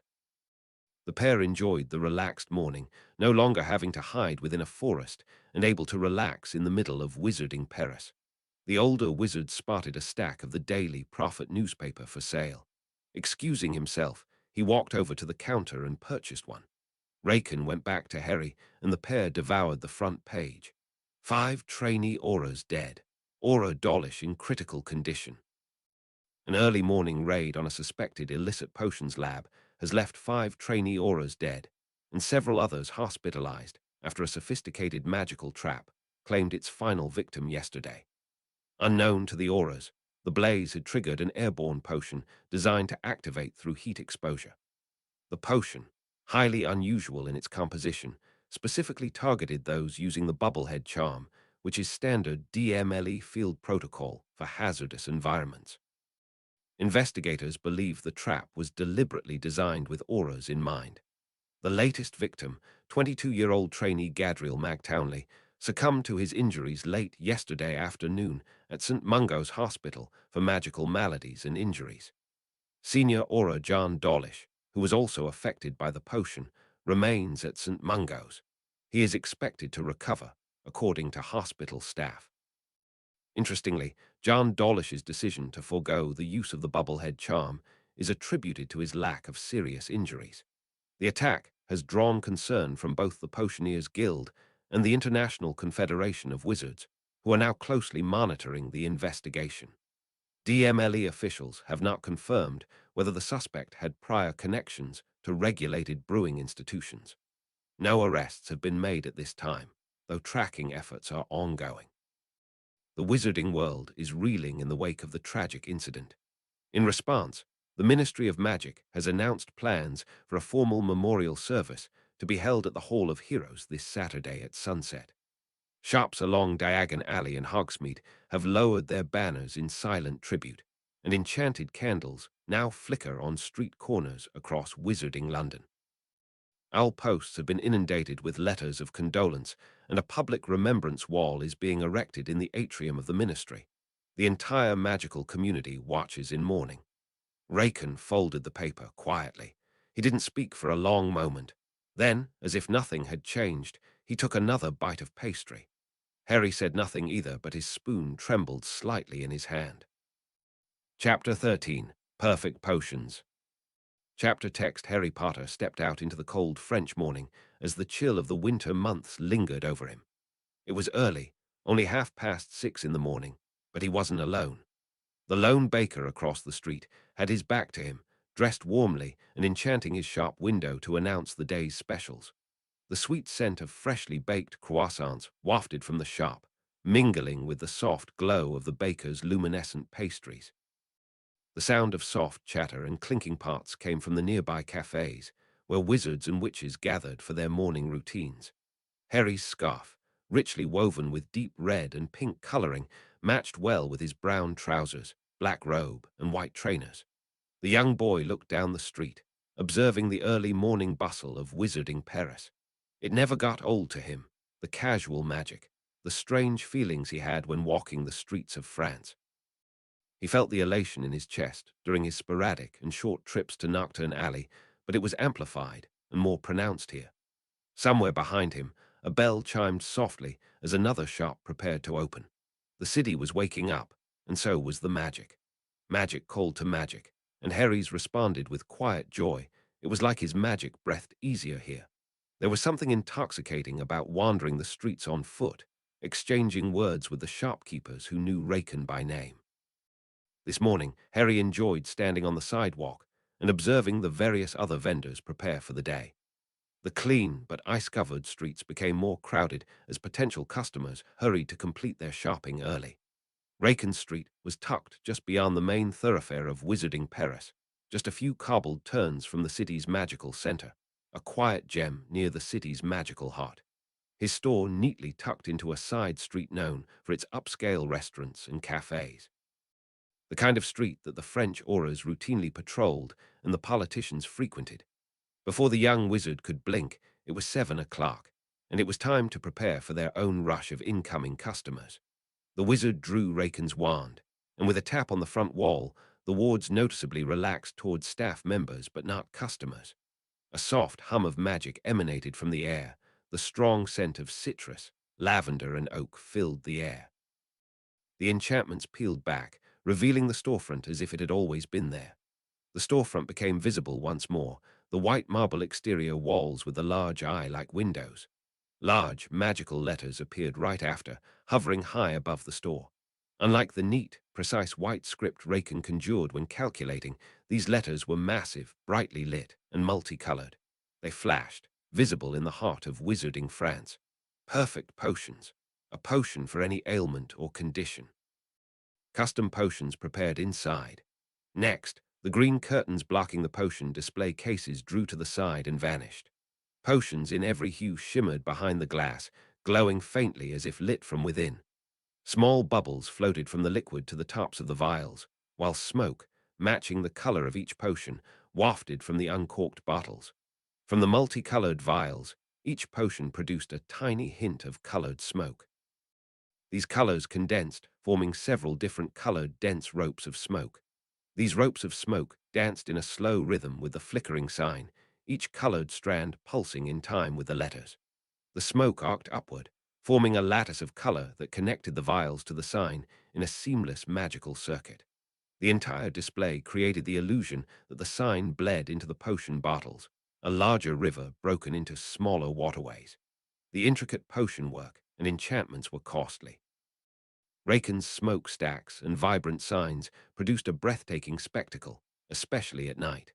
While the real potions weren't so glamorous or beautifully colored, perfect potions had earned a reputation for elegant, precise, and beautiful potion making.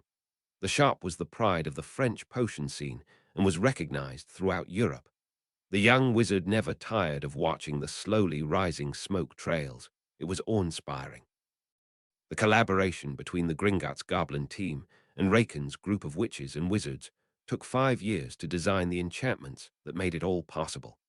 Harry loved listening to the odd conversations of children and adults as they debated how the sign actually worked. The most popular theory was that the potions themselves powered the sign, the vials serving as some sort of magical power source for the costly enchantments was the most common deduction. That the sign did actually leak color into the vials was the other commonly heard theory. Harry didn't understand the runes, but he did know both theories were completely wrong. Each person who looked at the perfect potions sign saw something different after the words perfect potions. The sign shifted to display the potions a wizard was recently considering purchasing or a custom potion they had thought of that morning. Yet the complex, expensive magic embedded in the storefront paled in comparison to the ward scheme protecting it. Entering the store, visitors passed through a pair of modern glass doors with sleek metal handles. Raken's many journeys in the Muggle world and his appreciation for their style were evident in his choice of decor. The room was divided by a black carpet that led directly to the storefront counter. On either side, 3 island display cases showcased color-coordinated common potions. Behind them, the back wall was covered from top to bottom with potions, containing their names, uses, and list of ingredients.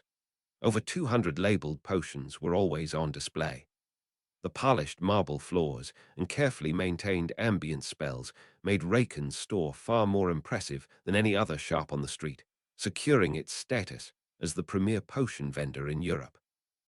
Perfect Potions advertised in every major French paper and regularly featured in high-profile German and English publications. Perfect Potions' owner, Mattel, was a recognizable public figure, often donating extravagantly to non-profits and enjoying celebrity status in his own right. The young, brilliant Hogwarts graduate, aged 28, hired 4 other Hogwarts graduates, each between 21 and 24. Together, this group ran Raken's store, a star-studded lineup modernizing French potion culture and donating free potions to the sick and needy. Harry spent very little time in the Perfect Potion store. The first floor was dedicated entirely for the upscale and modern store. That included potion storage, brewing stations, house elf living quarters, and the owlery. There was a staircase, away from the potion showroom, in the staff lounge. Only the 5 brewers were aware of this staircase, but only the store owner could venture up the stairs. Occasionally, one of the staff members would stand at the base of the staircase and call for some assistance. Today, at 2 in the afternoon, was one of those days. 3 heavily cloaked wizards apparated into the Perfect Potions staff lounge, the middle youngest wizard being carried.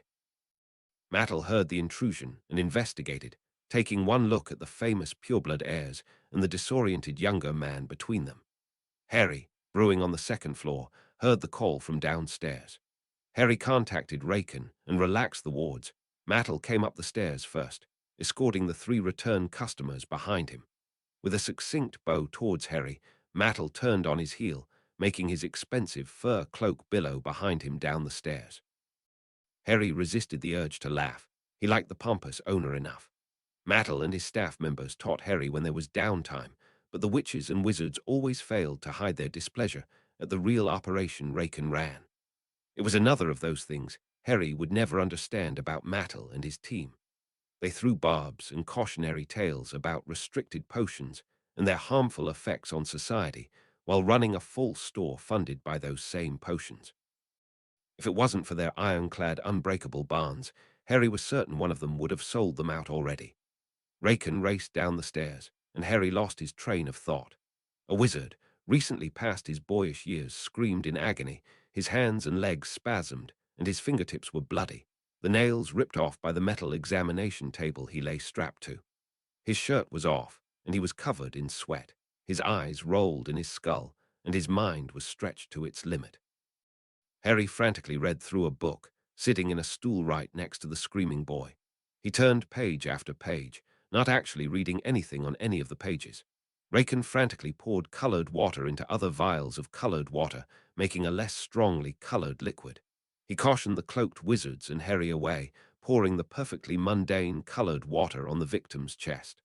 Okay, so tell me again, when did he digest this? Raken looked closely at a half-consumed glass of wine while pretending to dilute potions. The wizard pair behind him looked on in concern. They were older and wore rich-looking robes. Harry recognized the half-naked heir of the House Lepel and his older brothers. Today, not 10 minutes ago, the House Elves prepared his drink, and we checked for potions. The pureblood who? The oldest brother said this in a panicked whisper. His muscular and broad-shouldered frame spoke of strength. Harry felt a small pull towards him, an almost invisible tingle in the back of his skull. The oldest heir Lepel was powerful and worried about his younger brother. Harry leapt off his stool, walking past the 2 brothers towards the bookshelf in mock panic and worry. The 2 brothers leapt out of the way, not wanting to delay the young apprentice. Harry once again resisted the urge to laugh. Supply the bottle he drank from, and another bottle of the exact same type that you are certain is not tampered with. Afterwards, you can take him to the hospital and they can treat him from there. Raken said all of this in a rush, scuttling around and preparing a cauldron and enchanting a knife to prepare ingredients. The master and apprentice were in sync. Harry moved once again over to an ingredient cupboard, grabbing the first ingredient he saw and taking it over to Raken. The older wizard thanked Harry in a rush, preparing the cauldron with greater haste. 2 brothers, understanding that Raken was done speaking, apparated away at once. Raken and Harry both immediately dropped the act and warded the youngest brother's table so no sound could pass, though. Raken put the cauldron back on the shelf. Harry went back to the potion he was brewing, a simple pimple draft with a recipe Mattel gave him. The potion was coming along nicely, but the substitutions Mattel made for more stable ingredients in exchange for a longer brewing time were making him annoyed. I thought when the Mers family asked us for a poison, they would use it on their rivals. What did the Lepel family do to the Mers family? Raken inquired, measuring out a dose of the antidote. Not sure. I haven't read about any overt moves the Lepel family have made recently. The Lord Lepel recently gained a windfall. His father-in-law died. His wife inherited a tidy sum, something to the tune of 500 galleons. We should price the antidote for 300 galleons. He stirred the cauldron lazily, adding, "Seems fair since we already got paid to brew the poison that put him on the table." Harry responded in a bored tone. The constant fighting and murder attempts on the various pureblood lords no longer interested him. Only 300 galleons for such a complex antidote, for such a complex potion. The French ministry have been studying traces of my undetectable potions for years now. I'm going to have to develop an entirely new family of potions to get past the French. He slammed the vial onto the table, frustration sharpening his voice. I only made 500 galleons selling the poison to the Mers family, and now I'm only going to make 800 total. That's hardly worth the effort to brew the potion. I should be charging more for the antidote. It took me 3 weeks to make the poison to begin with. He shook his head, disgusted. I gave them enough poison to kill 100 with a single drop, and they wasted half the bottle on the youngest heir of a low-tier pureblood house. Idiots. At least this one's simple, Harry said. The last potion you sold needed 3-stage antidotes, and the dosage depended on the weight of the wizard. It's the youngest heir. If we ask for too much, they might take him to Brumore. Yes, but only 300, Harry, Raken scoffed, pouring the completed antidote into a cauldron. You're undercharging. Tuition is expensive, and it would take a massive bribe to get you into Durmstrang. Harry shrugged, too engrossed with his potion to care about the conversation or the silently screaming boy on the table anymore. Pureblood lords and their heirs waged an endless cold war, fighting magically and politically for control of France. The pureblood lords routinely engaged in wizarding duels, poisoned one another, and undermined each other in the papers with florid language. Raken worked closely with a dark spellweaver who claimed to create forbidden spells, but was, in reality, charging thousands of galleons for what was essentially a library service.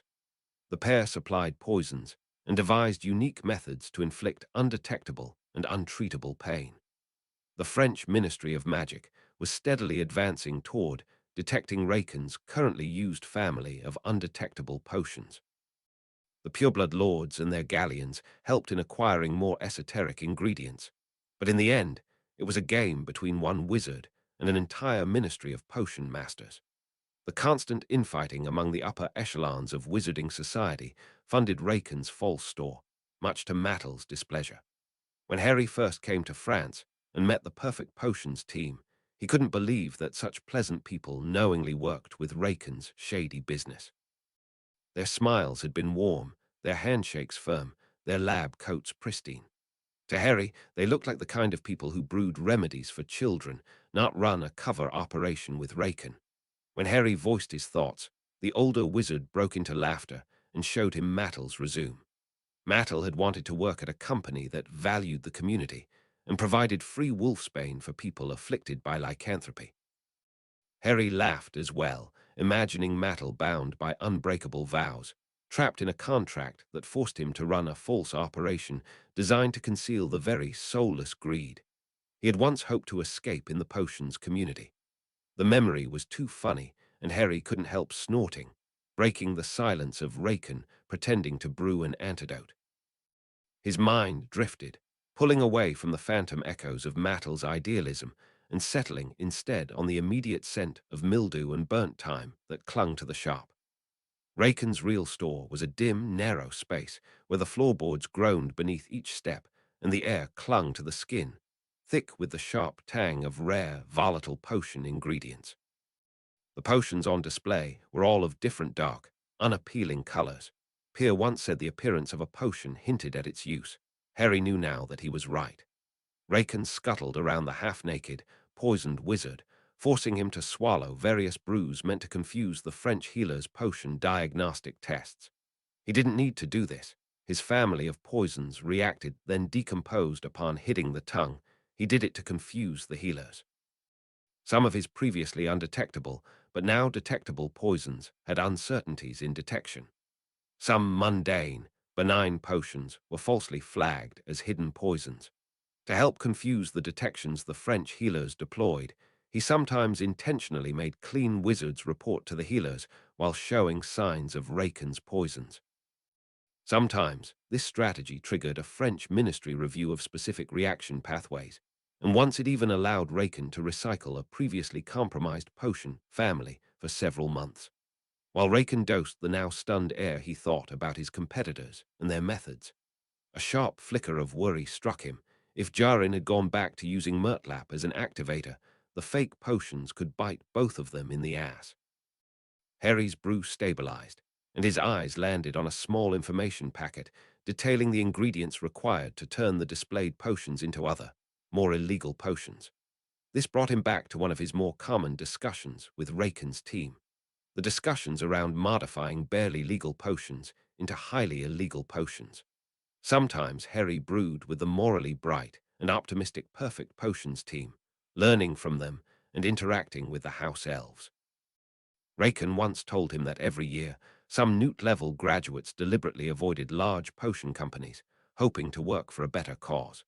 These witches and wizards willingly turned away from the large salaries their skills could command, choosing instead to work for non-profits, lycanthropy rehabilitation centers, healers, or as auras. Harry knew this much already, just from speaking with the self-righteous team. Harry couldn't understand their dislike of Raken's business. They made excellent money, were all relatively well-known, and even convinced Raken to donate galleons under the name of Perfect Potions twice a year. Yet they still avoided Raken's store and frequently delivered speeches to Harry about following ministry directives. They saw Harry as someone who needed to be swayed towards their way of thinking, someone caught between the light and dark. Mattel was a brilliant brewer who stepped away from a lucrative career because he wanted to help the less fortunate, not bankroll the blood-soaked games of France's elite. Secretly, Harry thought Mattel was smart, but naive. The dark made far more galleons. Both Perfect Potions and Raken's real store offered custom potions. The first type of custom potions sold for much less and were usually harder to make. These were challenge or examination potions, brewed in a way to confuse students and test their potion analysis strategies. The second type of custom potions was the real moneymaker, the poisons. The most popular and expensive were Raken's line of female infertility potions, designed to dissolve strong, pureblood marriages. These potions were undetectable, untraceable, and actively studied by the French ministry. Raken's dark potions sold decently well. They were cheaper than the custom potions at the base levels and sold far less frequently than the perfect potions, displayed potions. The real money came from the way the potions were brewed, allowing for easy modifications later. Some old men purchased off-the-shelf, silver-activated enslavement potions, which were restricted but not illegal to sell. Raken also sold instructions and ingredients to convert these potions into pure subjugation potions. These were illegal and could land you in prison for even coming into contact with them. Harry often earned extra galleons by modifying the base potions into their more illegal variants. The pureblood family's custom poisons often required Raken and Harry to embark on week-long trips to other European nations to acquire ingredients. The pair always came back to Mattel and his team offering steep discounts. The French ministry had an extraordinarily powerful and far-reaching aura force, and the French exercised strict control over the ingredients sold in France. Occasionally, the families paid for and supervised their travel.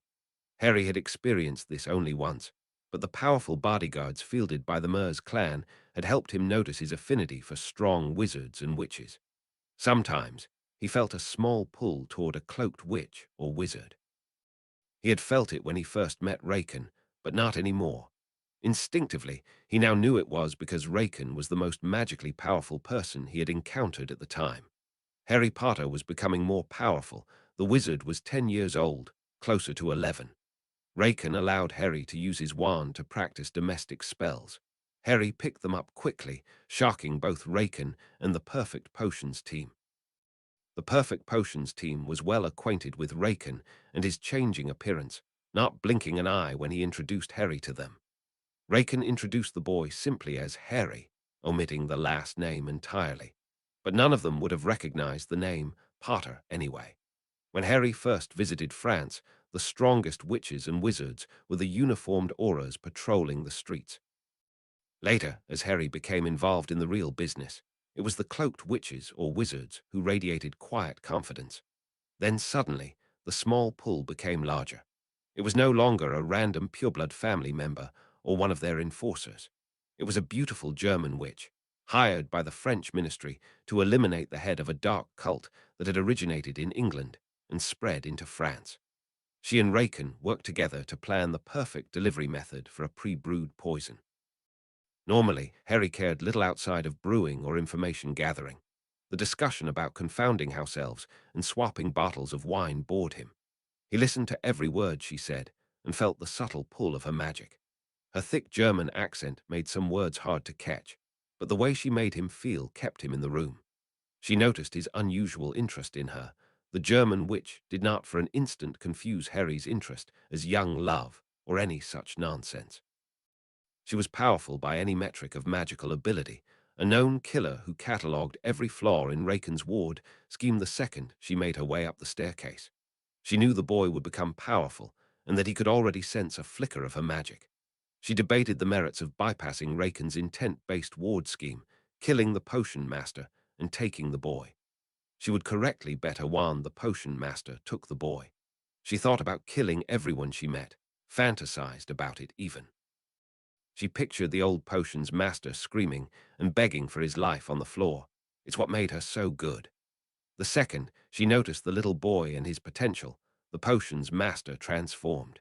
She saw an older, magically subpar wizard who compensated for his pitiful magical ability with potions. The magic that made a master protect and teach a student would make Raken a formidable opponent. The wards were keyed strongest to protect his student from harm. The wards shimmered in silent agreement, almost as if reading her mind. And then she realized with a jolt of terror they were indeed reading her mind. She mentally screamed. The older wizard locked eye with her at this moment. He knew how dangerous each and every predator truly was. The wards were changed immediately after Raken returned to France with his pupil. He would die before she could take him. He loved him as a son. She heard what Raken did to the aura force in London, and all reckless thoughts towards the boy left her immediately. She ignored Harry firmly, not entertaining his presence anymore. He felt her magic turn cold, and it remained cold up until the last time she left the second floor. Harry never learned her name, and he never saw her again. The day after the sealed wine bottle was completed, Harry read about a fierce duel that had taken place in the streets of magical Lyon. There, he read that a lone, hooded wizard had fought an unnamed witch and an undercover aura in broad daylight, right in the middle of the street. The papers showed the ferocious duel mid-duel, hurling spells at the lone wizard. The French ministry confirmed the identity of the aura and denied any association with the witch. A strange weight settled in his chest when the German went nameless. Harry pressed Raken to find more information about her. Raken wasn't interested at first. Torture couldn't expose him as an accomplice, and he preferred not to get attached to his clients. Eventually, Harry wore him down, and Raken asked his various contacts to supply information about her. The French ministry denied any connection at every level, and his informants told him the information was on a need-to-know basis. Harry's powerful, fascinating, and nameless German assassin died exactly 2 weeks after her capture. Raken was wrong. There were ways to avoid his magical contracts of secrecy. Chapter 14. Chapter text: The perfect potion sign flashed gently above the street. Soft golden letters wove illusions of bubbling cauldrons and potion bottles tipping neatly into glasses.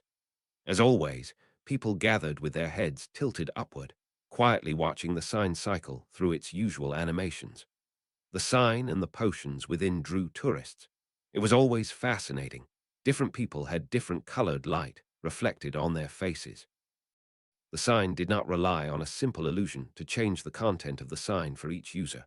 One of the reagents of the potion assisted spellwork. A healthy dose of boggart lichen magically morphed the sign into different colors, hues, and animations. Harry Potter walked home. It was minutes to 9 at night. Raken wasn't concerned about Harry's late-night exploration of France, but he should be. Sometimes, for the right price, Harry assisted in the modification of mundane potions. Much harder than modifying Raken's specially brewed potions, this required a cauldron, time, and ingredients. The young boy walked away 100 galleons richer, transmuting a legal and simple, low-level love potion into a far stronger and longer-lasting version. Harry wasn't sure he made it strong enough for it to be illegal outright, but it was certainly more potent than some of the restricted love potion recipes. He didn't tell the old hag any of this. He brewed the potion in her home, then named his price. Her need for an illegal level love potion was overblown anyway. She or her victim would never be able to tell the difference. Harry walked past yet another famous restaurant on his way home. Every business on this street was lit beautifully at night. Crowds mingled outside every cafe and restaurant, but the longest line, of course, was in front of Perfect Potions. The tall perimeter wall blocked the animated sign at this angle. A magical barrier at the gate prevented the crowd from spilling into the street, forcing them to queue in an L, stretching along the wall, then turning sharply down the adjacent sidewalk. Harry skipped the line to enter, walking between the crowd of witches and wizards and the wall. He ducked under people who put their hands on the wall to lean on, and he asked politely but firmly to pass. Harry, after some time, made it past the sea of waiting wizards. The young boy stood before a uniformed house elf, sporting the logo with Mattel's face on it. The pompous wizard's face winked at him, and the logo sparkled.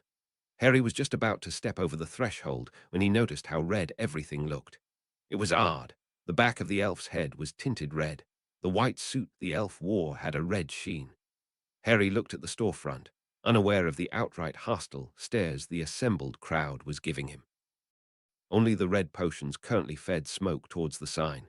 They twisted upward in thin spirals, angry and alive. Harry instinctively followed the smoke trail and audibly gasped. Perfect Potions. Flee while he is still ignorant of your name. Harry puzzled out what the sign meant. Who was this he? Why would anyone be ignorant of his name? In France, he went only by Harry. Perhaps his last name of Potter was special in England. As an orphan, he was not sure if his last name was truly his. They assigned him a birthday. There was no guarantee that they lied, and assigned him a name as well. Harry stood dumbstruck, watching the unchanging, non-animated scarlet-red sign. He didn't understand what went wrong with the sign. Usually it gave him a helpful progress report about the status of his potion. Very useful when exploring Paris, as he could always find his way back and know the stages of his potions. The sign was meant to change every 5 seconds. Maybe the message would stay constant, but some animation or effect should play. The sign was completely immobile, unchanging, displaying the ominous message. The last time he looked at the sign, it told him about the state of his potion on his way back from his job just 10 minutes ago. Something changed when he got close, Harry concluded. He stopped staring at the sign and kept walking up to the house elf. The house elf noticed his attempt to enter and stepped aside without needing to be told. Her voice lowered, respectful, but she still spoke quickly as she always did. "Welcome home, Master Harry. Busy day today." Harry's left foot crossed the threshold, and the entire world entered focus. On the second floor, Raken met future clients while Harry watched silently. All kinds of powerful wizards, both politically and magically, graced the second floor. Whatever currently stood in the second floor was far beyond anything he sensed before. The pull or attraction he felt towards powerful magical users was gone. Whoever was on that second floor terrified Harry. His thoughts shifted back to the sign, his name. Then, his mind focused on the most important person in his life, Raken. The old wizard was stuck all alone with the mysterious intruder. Harry sprinted. Harry ran away from the confused crowd and house elf. He ran around to the side of the building, avoiding the crowded showroom entirely and barging into the staff section. Harry ran past the house elf quarters, through the staff lounge, dodged around one of Mattel's staff members, and ran up the stairs. He was happy to see Mattel's staff members alive. He wasn't sure why, but the presence on the second floor terrified him. Harry's loud race up the stairs interrupted the perfectly civil conversation between the potion's master and his client. It was 2 weeks since the German assassin was struck down. 2 weeks and 2 days to be exact. Harry replayed the fight in his mind for a few nights after the paper reported the incident, and the report used a moving picture with the lone wizard further away from the camera person. It was hard, basically impossible for any aura to match the wizard in the room to the wizard in the paper. Harry did it with certainty. He was willing to bet his left arm that he was looking at the back of the wizard that defeated 2 others that day. This man has to be the he the sign was talking about. "Harry, this is my assistant, Harry. He'll be assisting me with brewing and he'll travel with us." Raken looked past the foreign man in the room, introducing his student. "Harry, we'll be going to Albania. We've sorted out the contracts and we'll be traveling together." Travel. We'll be going somewhere with that lunatic. Did Raken not have the intent-based wards he kept bragging about? The dark wizard finally turned towards the source of the racket up the stairs. His face was masked, and he wore a dark cloak. He said nothing, calmly observing the boy the German witch thought so highly of. Now that Raken seemed to be unharmed, he chose to leave the presence of the strange wizard. He had the self-control to calmly nod and turn away from the strange wizard, up the staircase to their living space. Harry kept this false calmness, past the shared kitchen and into his room, closing the door, locking it, and taking slow, shaky breaths. The man knew his name, what would come next. Harry thought about the upcoming trip. Raken had likely already collected the first portion of the payment. Intent-based wards targeted anyone approaching with harmful intent. They were commonly used by magical businesses. Raken couldn't legally bind a contract with someone who intended to deceive or avoid the final payment. Each magical ministry had its own legal threshold for how strict these wards could be. France had the most lenient laws regarding ward strength, permitting much stricter intent-based protections. If a wizard's intent to harm or steal was confirmed, death was an acceptable consequence in the eyes of the law. Harry knew this. Deep down he knew Raken did his due diligence. He still wasn't comfortable with the wizard. Something within him screamed out in caution.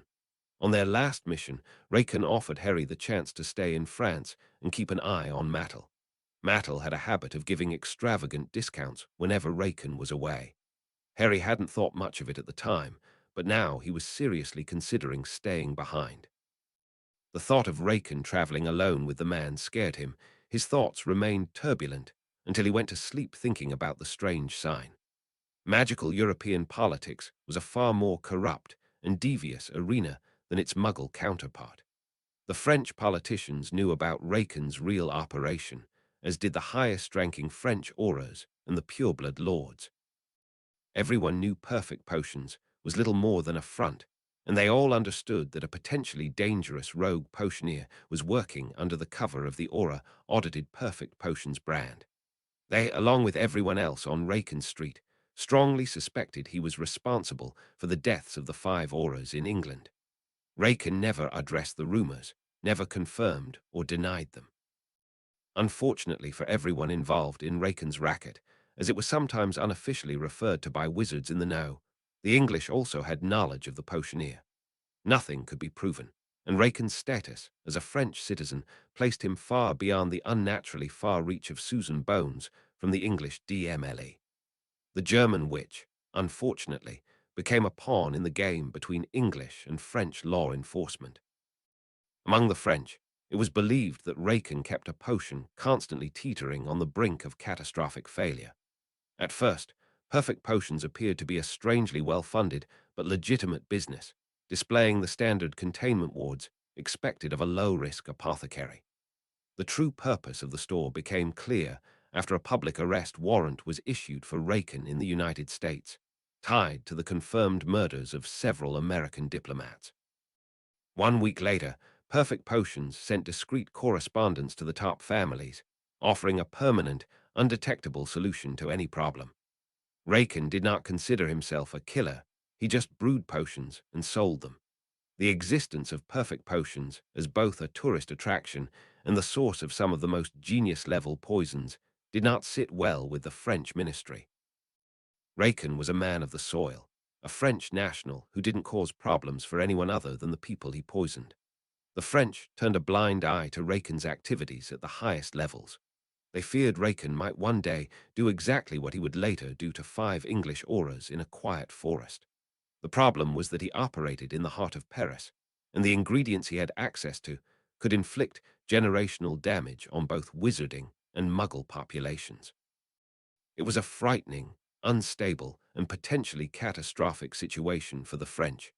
Admitting the problem or not correctly handling the problem could be as bad as handing over the Ministry of Magic post to another person or having the worst disaster to happen in centuries.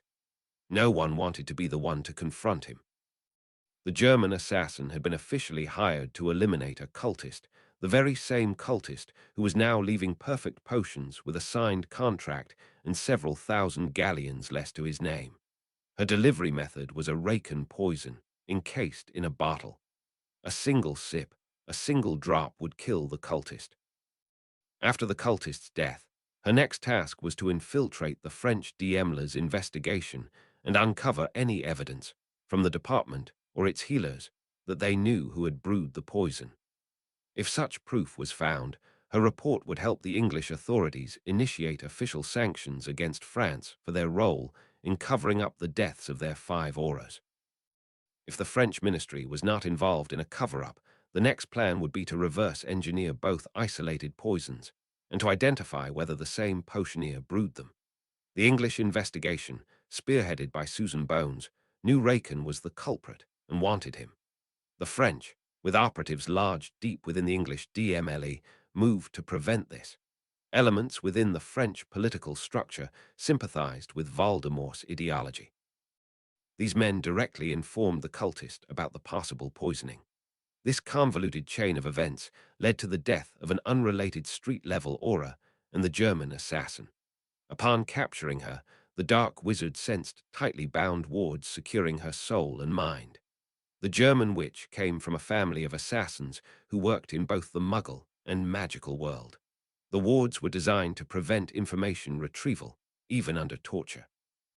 The Cloaked Wizard was a disciple of Voldemort, one of the largest societies based around the teachings of Voldemort. What Voldemort considered light interrogation techniques broke the wards, revealing a final vow of secrecy. A vow of secrecy would kill any who dared to break it. Though Voldemort theorized obsessively about breaking magical vows, he died before discovering a reliable method. His followers who treasured and collected his work did. The Cloaked Wizard broke the German assassin almost immediately after her capture. Raken's past and the testimony of his former colleagues in the French ministry revealed him to be one of the very best, a man who made any potion for the right amount of money. The disciples of Voldemort had access to Voldemort's works, mostly brilliant ramblings and esoteric theories about the nature of magic. One of these books went into the darkest magics. It was just his luck that a highly recommended potions master had a vacancy for a new client. The deal was made unusually quickly. It was by far Raken's most rewarding contract. The details were not clear to him, but he knew exactly what he was dealing with. Through a combination of aerosolized potions and a complex, illegal ward scheme, Raken had the ability to read the minds of anyone on the 2nd floor of the Perfect Potions building. The system wasn't perfect. Raken had to know what he was searching for, and occlumency could fool but not prevent it. The moment the elf and the wizard began climbing the stairs to the 2nd floor, time seemed to slow for the old potions master. His wards determined that the man meant no harm towards him or his student, so he lived.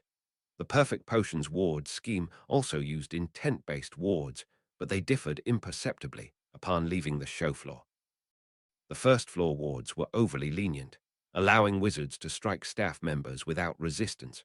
The wards were strict on theft, physically throwing wizards out of the door if they even thought about pocketing an item. On the 2nd floor, thinking about killing was fine. Like the German, many of the cold-blooded killers had vivid imaginations that made him nauseous. Occlumency could mislead the wards for a time, but the potions in the air slowly wore down mental defenses. You could redact or rearrange memories, but Raken doubted anyone could truly hide murderous intent. Raken combed through the wizard's memories and discovered the Diemler's active investigation, the English plot to investigate his potions, and gleaned details about his movements over the 2 weeks since he killed his former client. While time was slowed, he dug more into what the wizard knew about his pending investigation. This was the first time he heard about any such investigation against him. The English took the deaths of 5 auras hard. If the memories the dark wizard retrieved from the witch were to be believed, there was an entire task force of potion masters currently investigating him for his crimes. His trip to Albania was perfectly timed. If things went wrong, he could live there for good. The strange wizard, with his oddly linear train of thought, could be useful for his understanding of ministry-free avenues of travel. He hoped Harry would come along with him. Chapter 15. Recovery. Chapter text. The term aura was a catch-all word used to describe all branches of magical law enforcement. The color of their robes helped civilians identify auras, and it was a commonly held belief that all auras wore red. In truth, only enforcers like Dawlish wore red robes, the frontline and general infantry of the DMLE. Most civilians remembered the flashes of red at raids. The color stuck in their minds, even though most auras wore anything but red. The shuffle of red robes through the ministry halls was always louder, the heavy fabric brushing against itself, pulling the eyes of civilians who understood little but remembered the color. They were a proud group, powerful and dangerous. Children played games wearing red robes, waving sticks in the air and shouting the names of famous auras they had never met. Most auras employed by the DMLE dressed however they wanted when investigating a crime scene or decommissioning a cursed object. Dark families knew the red-robed witches and wizards with expensive dueling holsters were just the muscle. They were useless unless ordered to kill. The real problems were the shabbily dressed, magically insignificant, homeless-looking witches and wizards. There was almost a direct correlation between how overworked and stressed they looked and how quickly they could dismantle an ancient ward scheme or identify hidden traps.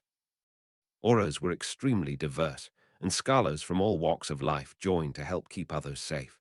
The ranks of auras stretched far beyond the dueling fields. Potion masters, curse breakers, healers filled their numbers. Had Mattel not become the unwilling face of perfect potions, he might have built a long career within the DMLE, focusing on poison detection, antidote creation, and healing.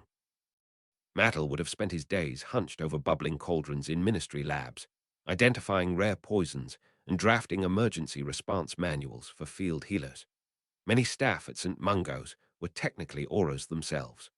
Lucille, the third victim of Raken's toxin, was in her third and final year of the trainee program. She learned ministry techniques to identify and neutralize potions, thanks to the older healers and auras in her department who volunteered their time. Like the healers before her, she would gain field experience and eventually transfer to civilian service in St. Mungo's or as an unspeakable in the ministry. The cycle would repeat. Curse breakers, duelists, and spellweavers all had their eventual paths within the DMLE. Half of the healers in St. Mungo's participated in live firefights against dark wizards, providing field triage to the auras in red. When the raid occurred, the unspeakable department confirmed the use of illegal potion techniques. The 5 wizards and witches who entered the building in the initial investigation were rushed to St. Mungo's. The mood was cheerful once the first series of tests passed. The trainees saw a rare side of Dawlish as he cracked jokes with the various healers who had patched him up over the years. The first sign of poisoning appeared when one salvage aura went into the throes of a seizure. The trainees and their families watched helplessly as the uncontrollable wizard spasmed on the floor. The room descended into pandemonium. Dawlish dropped to his knees, and the parents watched in horror. Healers rushed in, their wands moving frantically. There was no more laughter as each trainee aura, and their parents wondered how long they had until they too were struck down. Not 20 minutes later, all of the victims experienced initial seizures at different times. The initial healers were recalled. New blood samples were drawn, new magical readings were taken, and all the tests were rerun. Nothing conclusive came up.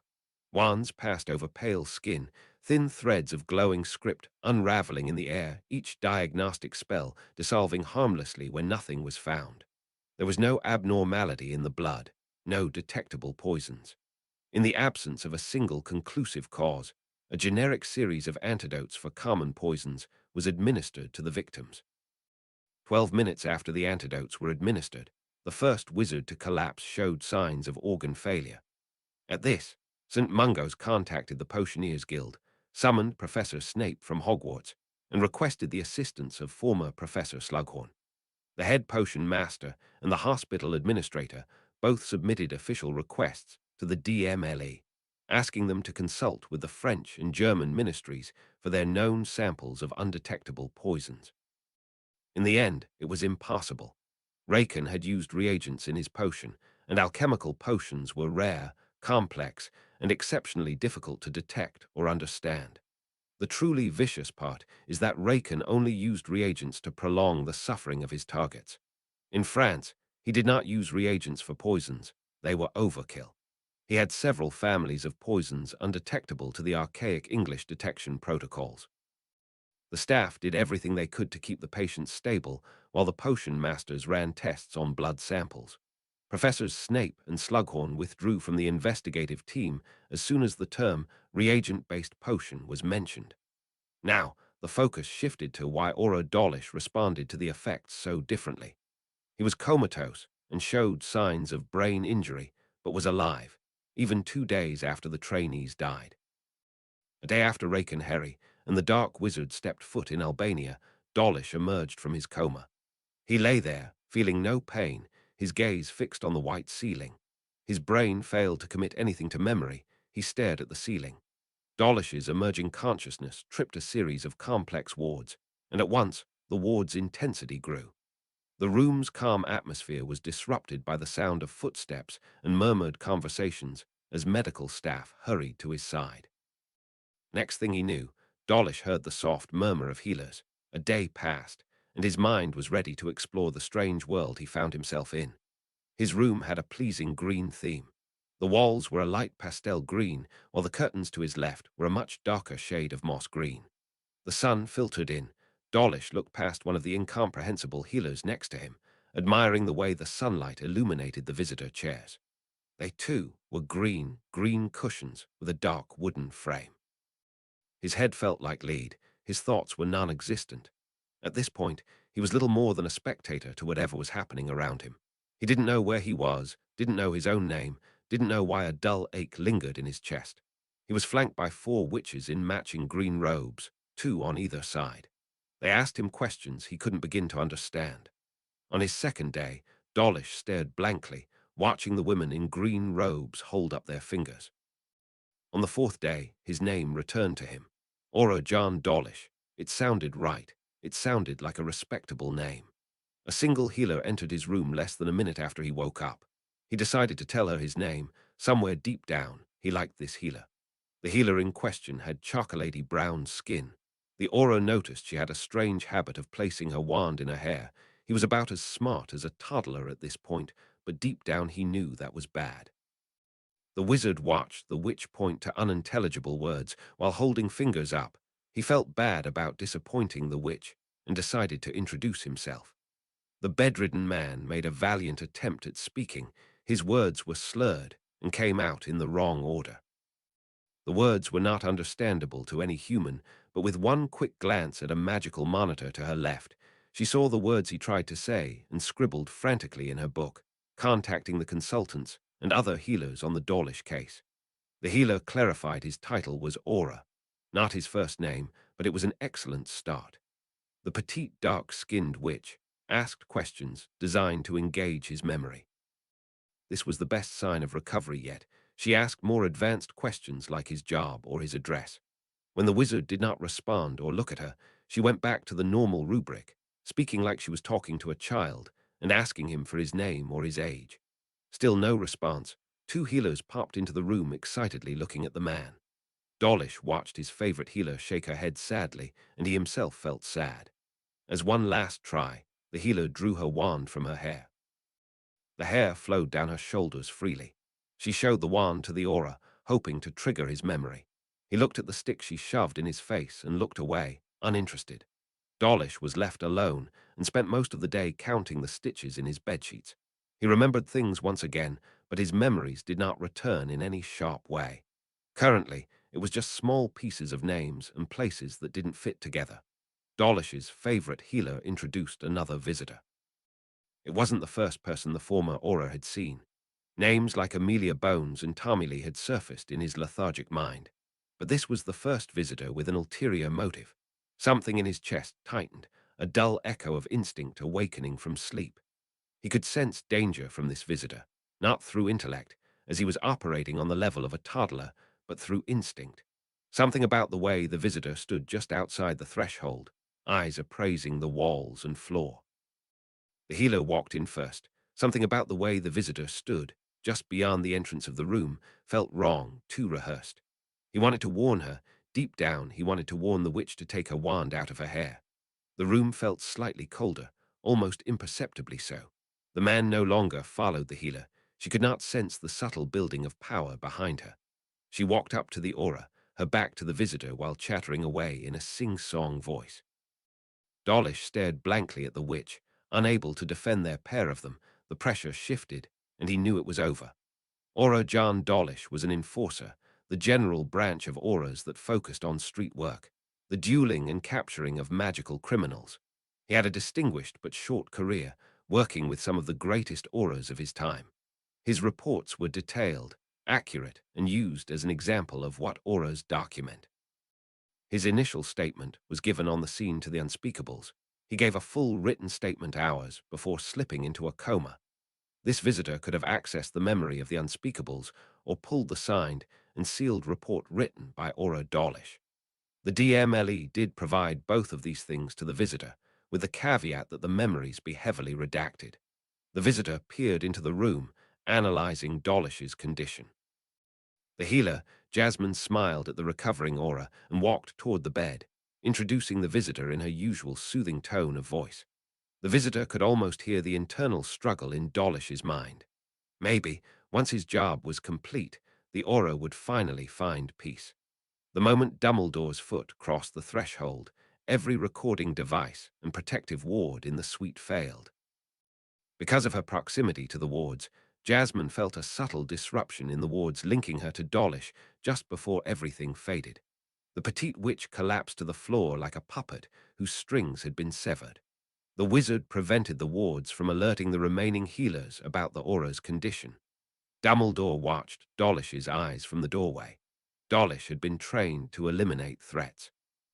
The wizard needed to see fear, the small signs that revealed whether someone was ready to act in a life or death situation.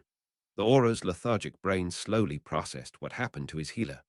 His brain's primal instincts guided his hand to the left, where his wand lay on the table. Dumbledore watched the aura's hand move in a slow, shaky motion. For a wild second, his own instincts flared, but he relaxed and allowed the aura to reach for and eventually grasp the wand. As soon as the aura made contact, Dumbledore walked into the room and closed the door. He stepped casually over the witch and moved to the foot of the bed. Dumbledore looked down, towering above the bed-ridden aura.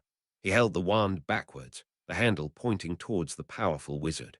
Dumbledore appreciated the aura's reflexes, noting how his brain's primal instincts had guided his hand to the wand. This instinctive action suggested that the aura's fundamental abilities were still intact. Dumbledore's eyebrows went up at this. It was possible he could be fixed. Your healers have failed you. They believe you have months of speech therapy and mental conditioning ahead of you. I can fix you, but in exchange, I need your memory of the events. Aura Dawlish knew he should refuse, knew there was something deeply wrong, but the part of his mind that should have screamed at him to fight stayed quiet, stuck somewhere distant and sluggish. He tried to protest. He made a weak groaning noise from somewhere deep in his throat.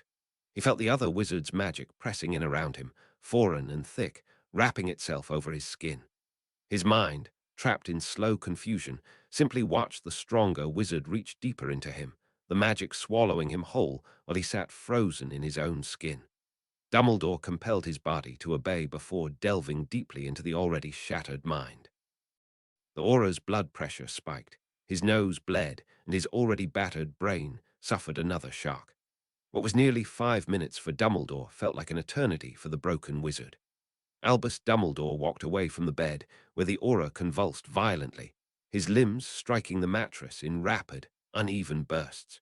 He stepped over the crumpled body of the healer, settling into one of the green chairs on the far side of the room. He sat quietly, resting his hands on the armrests, his breathing steady as the sounds of the aura's struggle filled the space. He reflected on his investigation into the whereabouts of Harry Potter. The connection between the potion maker and Harry Potter was tenuous at best. The problem with memories reared its ugly head constantly in this case. You could never know more than what the person themselves remembered. Details could only be lost in a memory, not gained. At the orphanage, the memory had come from a muggle woman. She could not sense magic and would not have been able to notice magical signatures. Dumbledore was less than impressed with the true memory of the investigation.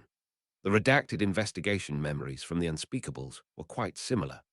The redacted memory hid all references to the translated book names, making sudden cuts in the middle of the memory when Dawlish looked too closely at possible illegal potion texts. The problem was that Dawlish mostly catalogued the texts, and it was impossible to know how much was lost between the cuts. That is not to say that the memory was not worth obtaining. It very much was.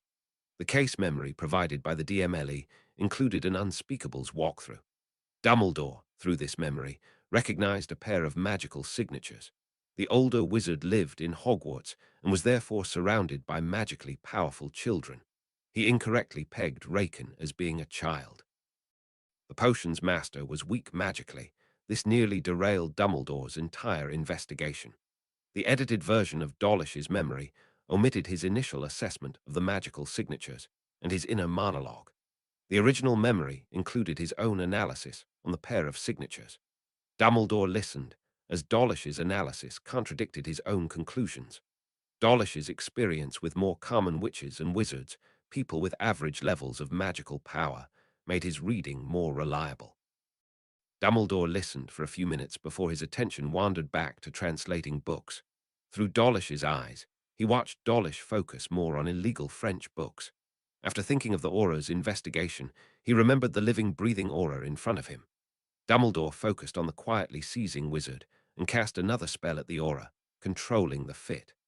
Dumbledore retracted his magic from the awake but deathly still aura and closed his eyes, his job of healing the aura done. Dawlish had an excellent investigation, but the inability to detect age or sex handicapped his investigation quite a bit. Humility was important, Dumbledore reminded himself. He further relaxed his magic, feeling the wizard's magic begin to reassert itself. Now, it was time to test if he was talking to an empty shell. I nearly mistook the brewer for a child, blinded by my own familiarity with extraordinary magic. I almost believed 2 children escaped that night. I would have kept believing it if the DMLE had continued to hinder my investigation. I am grateful for the memory, and I apologize for the ordeal I put you through. Rest. When you are healed, come find me. Dumbledore believed the aura was nothing more than a broken shell at this point. It was still prudent to play both sides. A few spells cleaned the wizard up. His bed was made. His twisted and rigid comatose form was corrected. It looked like the aura was peacefully sleeping. His mind, already cracked and stitched together by desperate healers, might not survive another fracture. If he did recover, Dumbledore had a powerful ally, another pawn in Amelia's inner circle at the DMLE. After hiding the signs of a struggle, the wizard checked the time. He had only been in the room for 10 minutes. The healer, whose name he had already forgotten, had scheduled the visit for 1 hour. Dumbledore had made sure to obtain her schedule. She would not be missed. It had been difficult to gain access to Dawlish, and the wizard was certain he knew the reason why Amelia Bones tried so hard to distance herself from Dumbledore. It was amusing to him, most of the time. The subtle threats to arrest him when a student was injured, her catchphrase of Dumbledore does not run the DMLE in the Wizgamot. It was times like these that made him regret not destroying her career and replacing her with someone more agreeable. Dumbledore looked at the crumpled witch near the closed door. If Amelia Bones would just give him what he asked for, he would have had the memories days ago. Amelia Bones, in her foolish drive to show everyone how independent she was and how damned powerful she was, could cost him the best weapon against Voldemort. The old wizard broke out of his thoughts, smelling burning cloth. The old wizard broke out of his thoughts, smelling burning cloth. 2 handprints were burned into the visitor's chair Dumbledore sat in. His emotions spilled out into the real world once again. The older wizard stood up and charmed the burn marks away. It was about time he left. He did not stun the witch. He made her faint. It was a useful spell of his own creation. It implanted memories of overwork, exhaustion, and the recollection of skipped meals. The duration was variable. It required significantly more magic than a simple stunner, and it did not modify memories in a detectable way. It simply changed how those memories would be perceived by anyone who reviewed them. She would remember being overworked, being asked by Dumbledore if she was all right, complaining about the long hours she had endured that day, and then fainting. The spell intensified the feelings of fatigue and stress in genuine memories. There would be no magical traces for the DMLE's best analysts to uncover.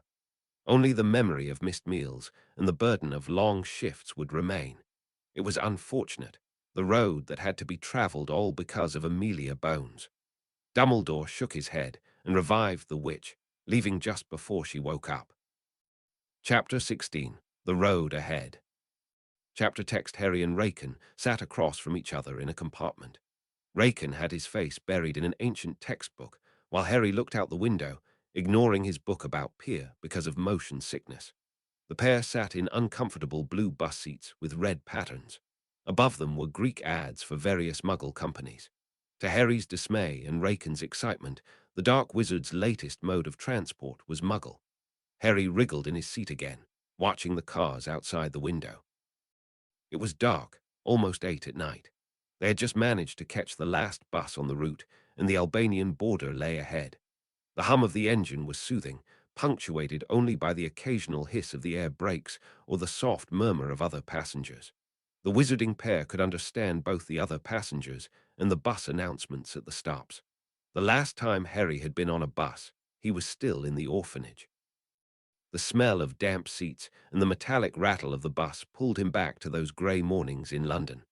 The snakes he encountered during his annual zoo trips told him he was powerful, but he never truly felt powerful.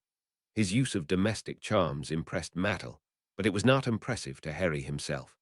The perfect potions owner transfigured boxes and parcels with a flick of his wand.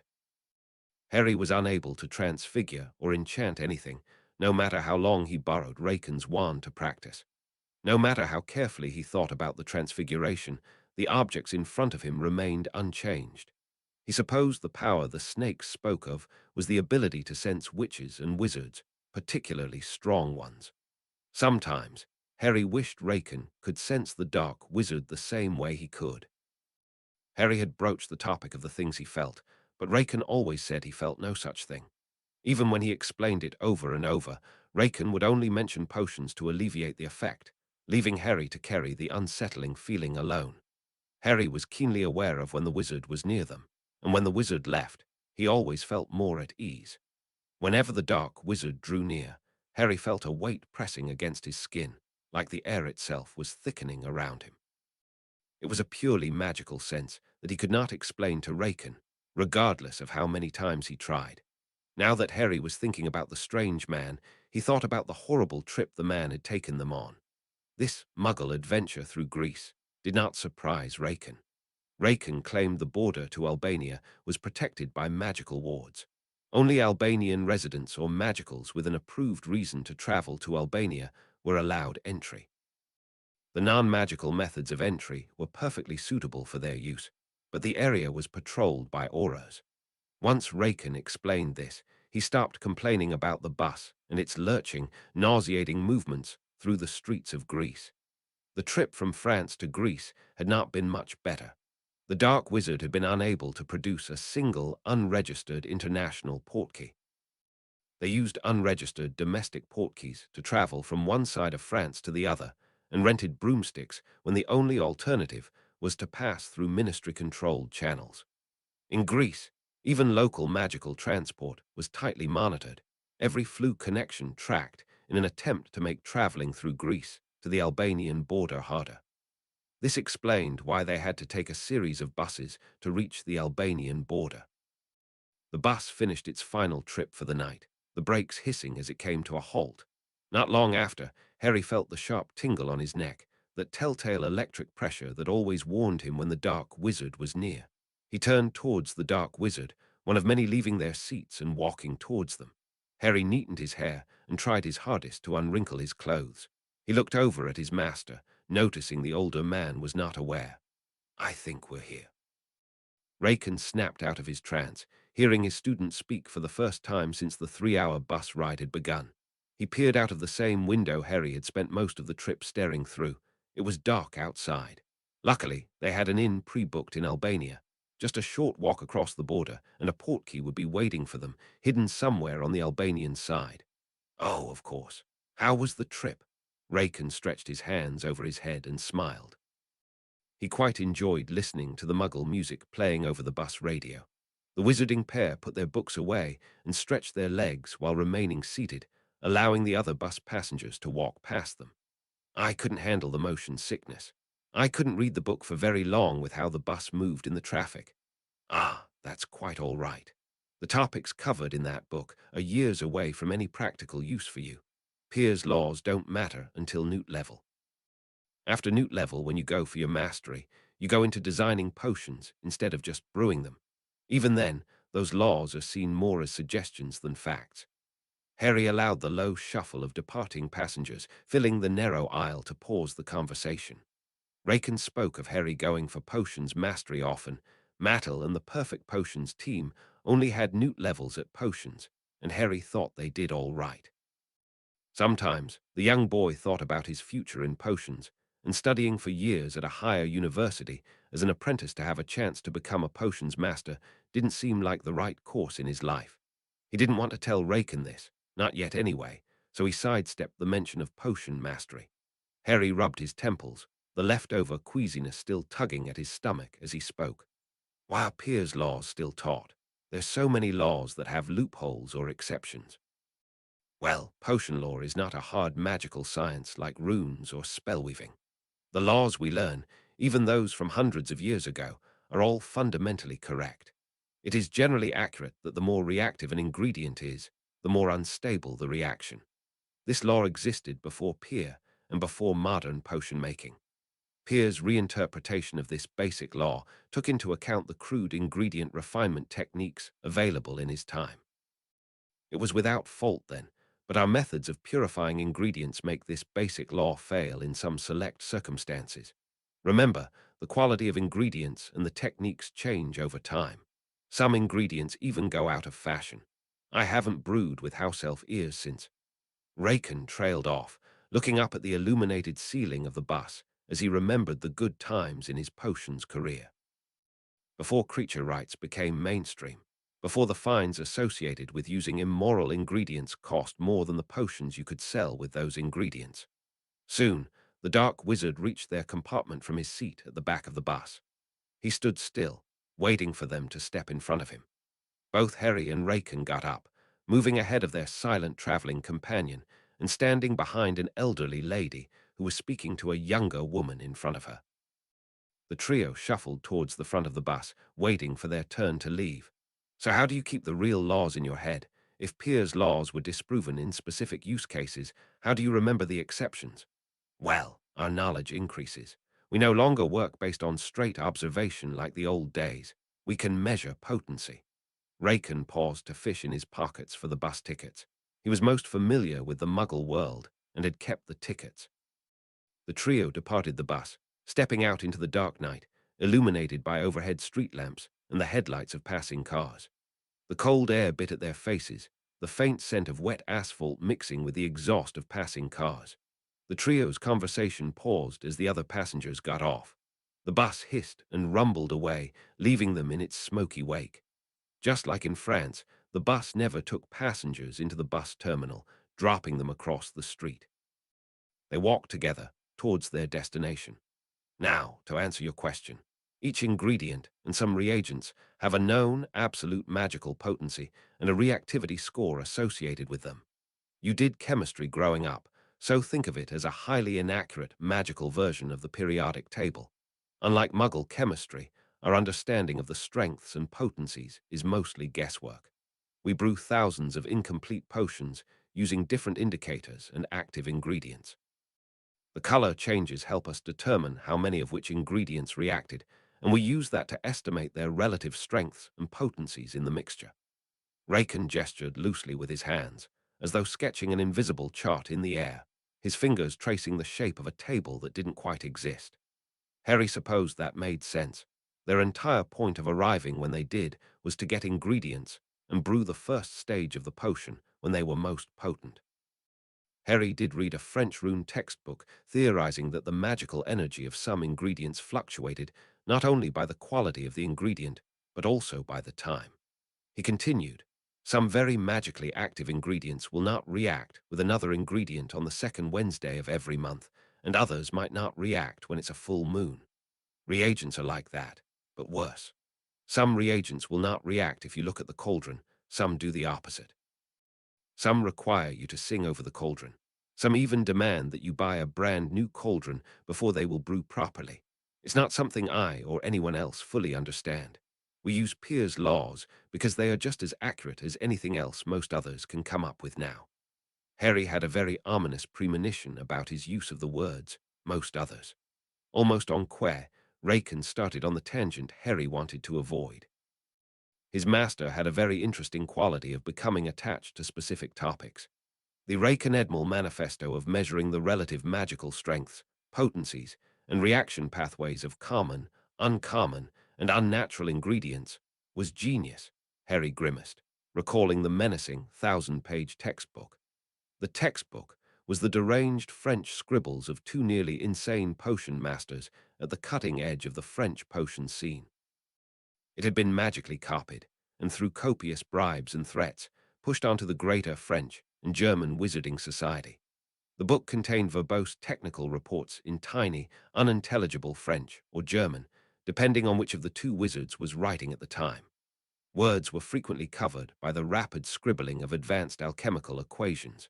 Equations bled into the margins, their swirling lines tangled with half-finished footnotes and aggressively scrawled corrections. Sometimes, either Raken or Edmel would cross out each other's work and begin writing directly over it. Harry felt his stomach twist, remembering the hours spent trying to decipher a single paragraph, only to realize it had been scratched out and rewritten in German halfway through. The book had reached the wrong audience. It was described as an amateur potion student's best friend, something that would replace the archaic Peir's Laws series. Many smaller magical schools purchased the expensive books, only to discover that while the title was in English, the actual contents were written in French, and depending on the chapter, sometimes German. Harry tuned back into his highly animated master's story. Raken had tears in his eyes. He loved having someone to tell his stories to. Being wanted by multiple countries, now including England and America, and having to live alone in the perfect potions building had taken its toll on him. Germans were looking for me before I even released the book, and the story about them wanting to meet the author was a complete lie. I stood in front of the German Potions Commission, and I told him off. I ran down the street and got away from the auras with Edmel. The old boy cried later that night, but he can always make another son who appreciates poison making. I should have seen it coming too. He went back to Germany and served his sentence. We still talk sometimes. He works in France now. You haven't met him yet. He promised not to detect my brand of undetectable potions or develop antidotes for my detectable ones. In exchange, we work on detecting Brumore's potions. I have to take you to meet him one day. Raken stopped speaking, his eyes distant, lost in the memory of some of his best hits. At a lull in the conversation, Harry glanced at his casually dressed master. Raken wore brown dress shorts and a white t-shirt, his lack of a robe revealing the Durmstrang Institute tattoo on his arm. Harry dressed just as casually, in blue shorts and a red t-shirt. The dark wizard, however, constantly stood out. He still wore a dark robe with a hood, unwilling to change his clothing or reveal his identity. The trio attracted stares, the shockingly golden blonde pair and the oddly dressed man following behind them. During their travels, Raken often discussed the nature of the potion he was designing. Harry still hadn't heard the dark wizard say a single word, but he had come to recognize the particular stillness that appeared whenever Raken explained something truly complex. The entity the dark wizard represented remained a mystery to both of them. There was no name, no clear description, nothing certain about who he was. Raken assumed they were dealing with a dark wizard. He heard rumors of dark wizards and witches chasing immortality. Harry had read about the nature of the entity they were brewing the potion for, a Horcrux, a dark artifact that required the violent splitting of a soul. The alchemical work involved in creating one was vile. As he examined the 6 series of potions needed, he recognized at least 12 restricted ingredients and 5 different reagents. When Raken caught him researching the nature of the ritual and potions, he took all books mentioning the topic from him. It was the first time Raken had ever placed a limit on Harry's hunger for knowledge. Although Harry could not understand some of the advanced potion script symbols or the higher-level binding runes, there was one symbol he could easily recognize. The potion script for a soul, particularly a fragmented one, stood out to him immediately. The entity in Albania had to be truly powerful to survive in such a broken state. Raken never shared his deeper thoughts about their target, but his research was becoming more troubling with each passing day. He was confident he could brew the potion. That part was not in question. What concerned him was the willpower it would take to assert control over a wizard worth possessing. In Raken's mind, no ordinary human could possibly have that level of strength. The magical theory did not support it. The dark wizard swore his master would be able to possess another wizard, and at first, Raken accepted that claim without hesitation. He trusted the client to know what he wanted. As Raken delved deeper into the subject, he learned the truth. A Horcrux dealt with pieces of souls. According to magical theory, half of a completed soul had the value of nothing. The power a shattered or split soul could generate was insignificant. It drifted dangerously close to magical zero. It should not have been enough to possess anyone, not even close. To Raken, this presented serious problems, not for any ethical or moral reasons, but purely because of concerns about the effectiveness of the possession itself. Their contract was binding, and he knew he should not care about the potion's purpose or what the client planned to do with it after it was brewed. Still, it bothered him. The potion's second function was particularly strange. It was meant to ensure that a wizard's body and magical core would not burn out after being possessed. This was an unusual request. Raken's knowledge of magic and the soul was limited. He could only design and brew the potion according to the specifications provided by the client. He delved deeper into soul magic. No book, no scroll, no source he had ever encountered spoke about magical burnout in another wizard's body. Burnout was something that only affected muggles when possessed. When a magical entity possessed a muggle, the body often broke down on a physical level. The progression usually followed distinct stages depending on the power of the possessing entity. It would begin with hair loss and always advance to severe lesions on the face and skin. This was a known process. It happened because magic is bound to the soul, and a muggle's body could not handle the sudden introduction of magical energy. As far as Raken or recorded magical history was aware, no wizard had ever forcibly possessed another wizard. In cases where possession was permitted by the host, there was no magical degradation, and the expulsion of the controlling entity was usually simple. What Raken had been asked to brew was something entirely different. He was being asked to create a potion that would prevent both expulsion and degradation. Raken had pressed his client for clarification on 3 separate occasions. On each occasion, he asked if what the man truly wanted was a potion that made it easier to possess a wizard. A potion that would help the entity overcome the initial resistance of the host's magical core, even if only for an hour or two, before the host would inevitably fight back and expel the invader. The dark wizard was adamant, completely sure about his wording, and revealed a diary. Green cover, faded brown pages, it went into explicit detail about the nature of the Horcruxes and the general nature of the writer's soul.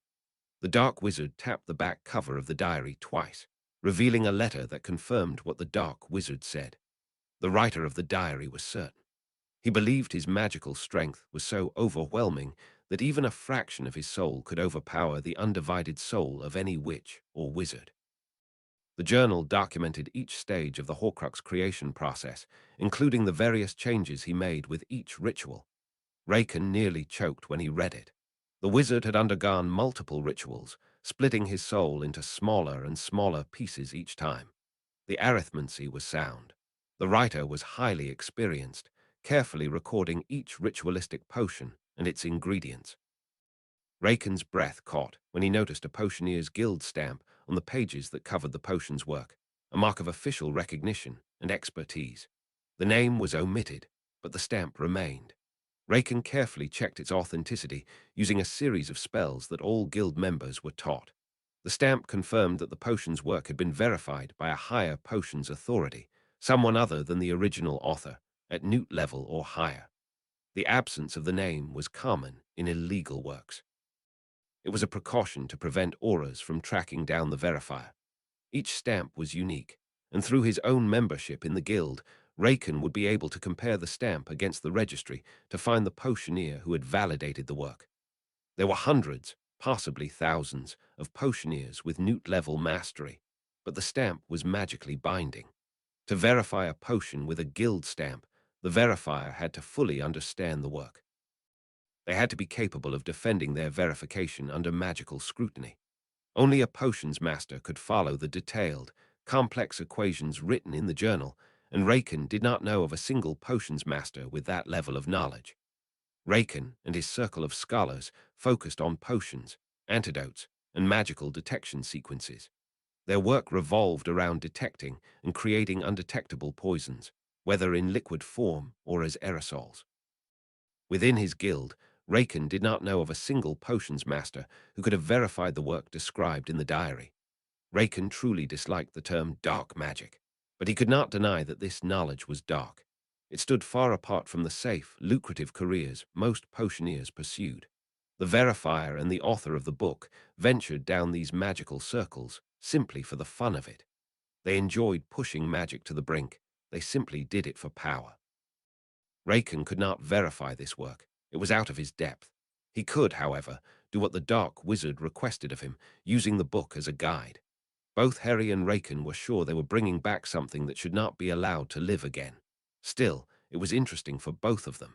Harry warmed up to the idea and enjoyed sensing the difference in magic between the different countries. The further east they went, the darker the magic became. Magical Greece had a muddy brown to it. Magical London was a pastel yellow with small hints of darker tones in Nocturne Alley. It was a fascinating trip, and although Harry would never admit it to Raken, he thought the lack of international portkeys made it more fun. The young wizard noticed the absence of the ominous presence behind him.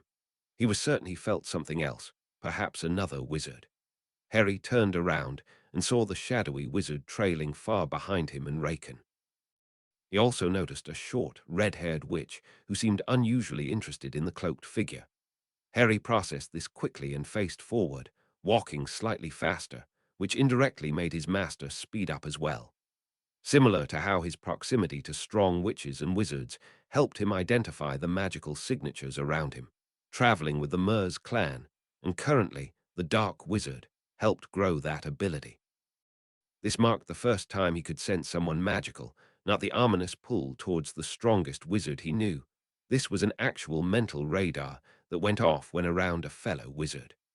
This was the first time in Muggle society he sensed a wizard that wasn't either Raken or their traveling companion.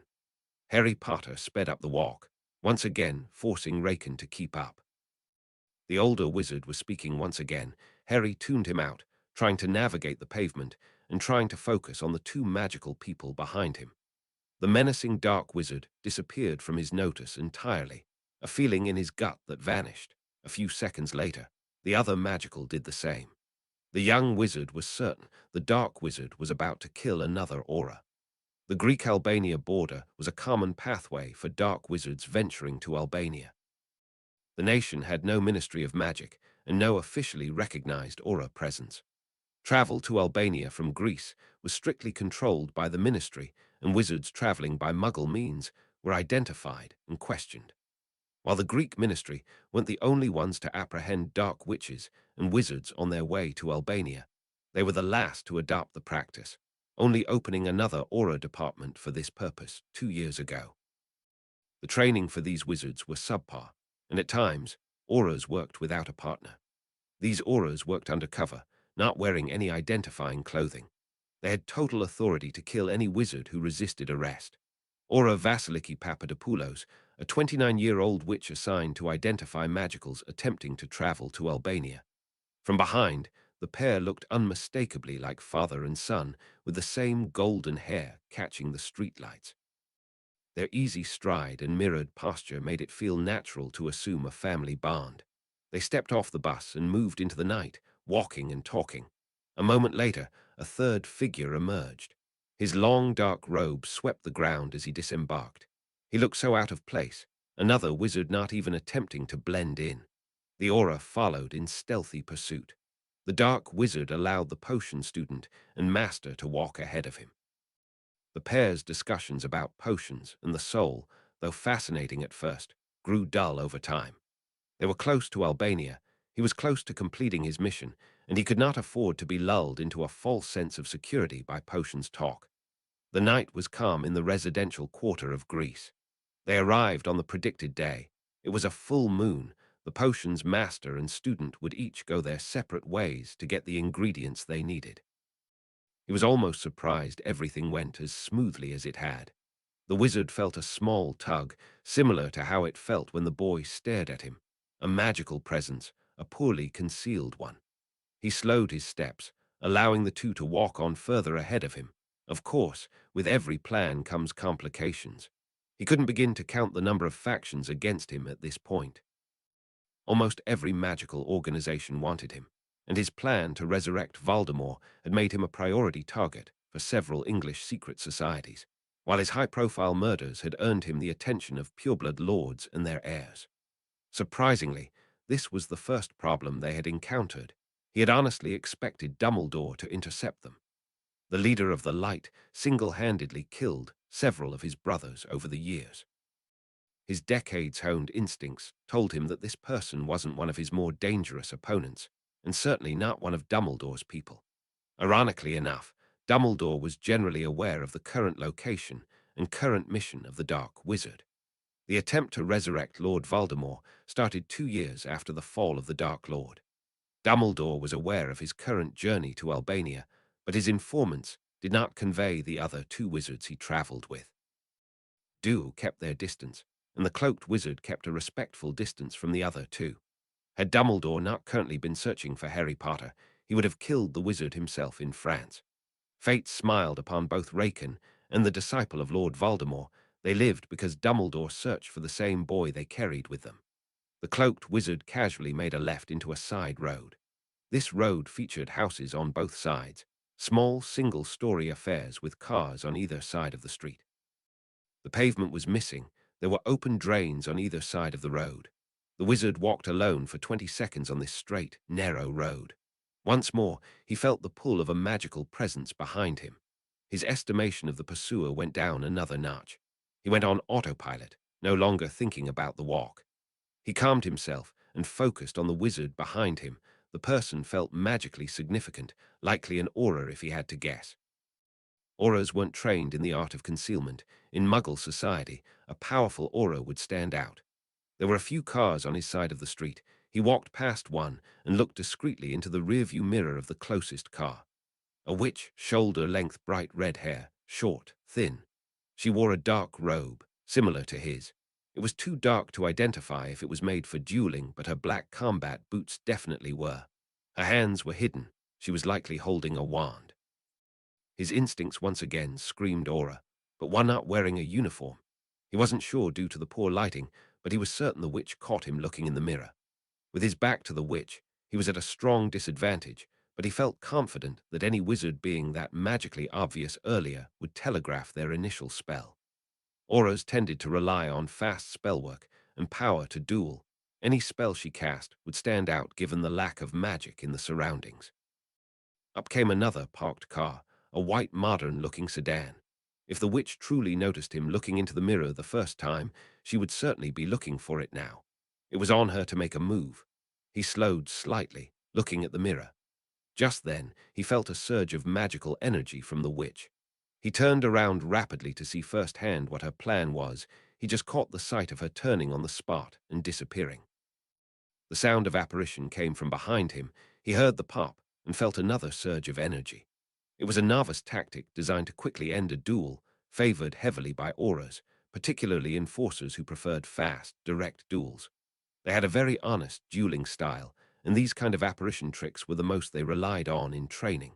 With this final confirmation, the witch's fate was sealed. The witch appeared behind him with a loud pop, her wand already raised. The dark wizard summoned his wand from its holster and got low, moving towards the trunk of the car. The front window of the car shattered.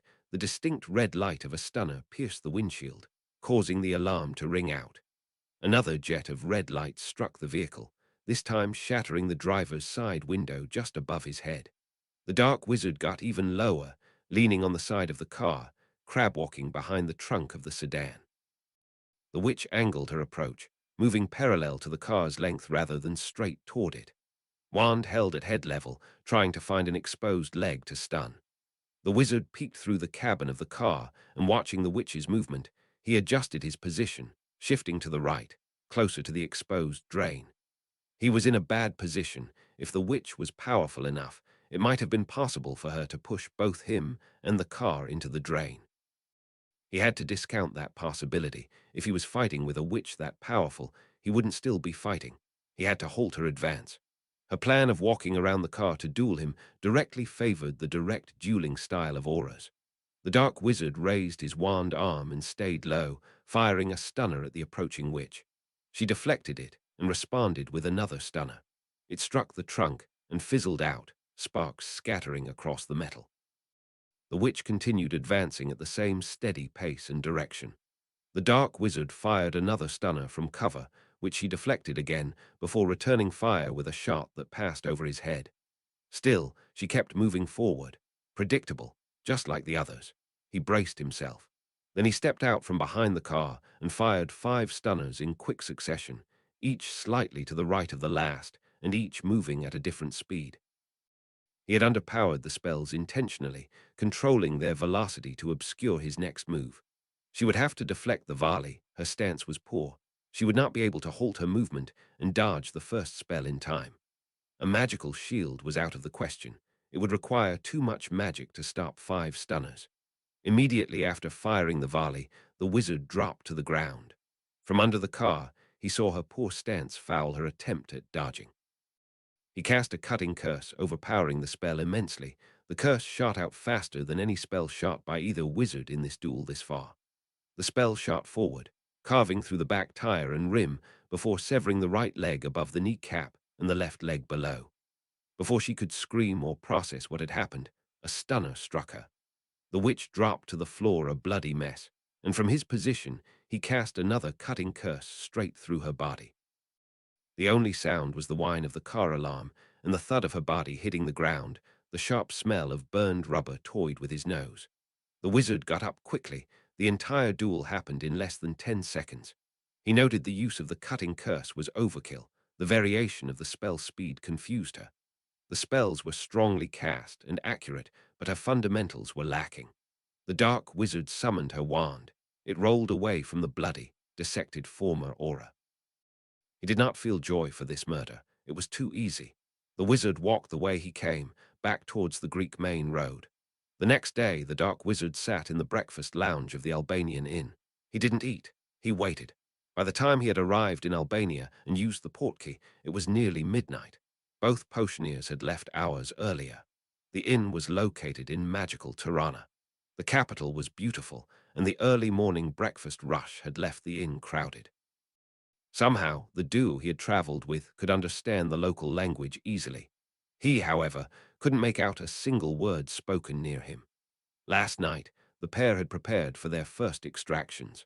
The full moon made this a fertile time for Raken's complex ritual work. The master had sent his apprentice to a cemetery at midnight on an extraction mission. The graveyard at night would have unsettled any wizard, yet the dark wizard was mildly surprised to see the boy filling his plate with such calm normalcy. His posture was relaxed, his face blank. You never know he had sacrificed a magical creature just hours before. Both he and Raken looked tired, but they spoke to each other over breakfast as if nothing had happened. Sometimes, the dark wizard wished he could sit closer to them. Their conversation faded. Raken opened a battered textbook, its pages creased and marked with stains.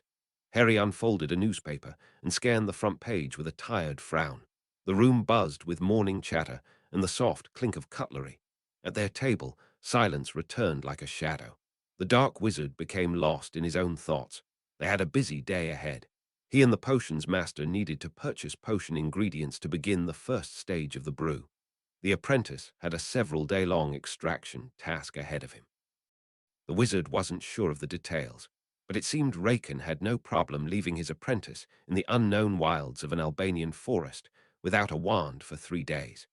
The idea of a 10-year-old performing rituals alone in the wilderness to extract reagents felt a little strange. The killer pondered the morality of it when he felt another magical pull. He sighed inwardly, wondering which of the witches or wizards around him was sizing him up this time. He glanced behind him, scanning the other customers for hostile glares. Satisfied that he wasn't going to die from behind, he looked in front of him and almost immediately identified the wizard. The blonde apprentice stared at him. The boy tried to play it off as though he was looking at something behind him, but his instincts weren't wrong. It was almost as though Harry could feel the dark wizard's gaze. The boy flipped the newspaper so the cloaked wizard could see the front page. As with everything else in this country, he didn't understand the words in the newspaper. Once again, it was as though Harry could tell the confusion of the wizard. He tapped the newspaper, drawing focus to a small, animated image of a familiar red-haired wizard wearing aura robes. The dark wizard initially felt a flush of pride for correctly identifying the witch as an undercover aura, then a second thought hit him. Was it possible the boy detected the witch as well? Chapter 17. The Ones We Previously Saw. Chapter text. Harry Potter slept in the best accommodations Muggle Albania had to offer. The bed was twice his size, the kind of thing made for royalty. He barely dented the mattress when he lay on it. The country had a lower degree of separation between magical and non-magical institutions, and it was common for oddly dressed witches and wizards to live with Muggles. The room was expensive, with soft blue walls that worked nicely with the golden theme of the room. The ceiling was painted bright white. The floor was polished oak, partly covered by a thick taupe area rug beneath the king-sized bed. The air smelled faintly of lavender. It was paradise. Harry lived like a king in France, but this experience was divine. To the left, there was a built-in closet with a sliding mirror door. A luggage rack beside it held a single half-packed travel bag. Opposite the bed, an expensive, heavy desk held several of Raken's potions textbooks. Without warning, an intruder entered the room in silence. He drew his wand, then shook his head and fumbled in the dark for a light switch. "Rise and shine, Harry. We've got to get ourselves an early start." Raken scuttled into the room, checking the half-prepared travel bag Harry had been working on. It was as if Raken didn't require rest. Harry huffed, annoyed. He supposed it had something to do with the extreme hours potion masters kept. Days spent watching for subtle color shifts could twist a wizard's sleep schedule. In contrast, Harry had a hard time waking up in the mornings. He was grouchy and often needed some time to warm up. Sometimes, he wished he had some of Raken's energy. It felt like he was the old man, and Raken was the excitable student at times. Harry sat up in the comfortable bed, missing the warmth under the covers immediately. The dark wizard may not have had the greatest forms of transport available, but the trio each had their own room. Harry wasn't ready to let his go. He had barely enjoyed his exquisite blue and gold suite. Instead of house elves, there was room service. Instead of magical chess and dusty books, there was television.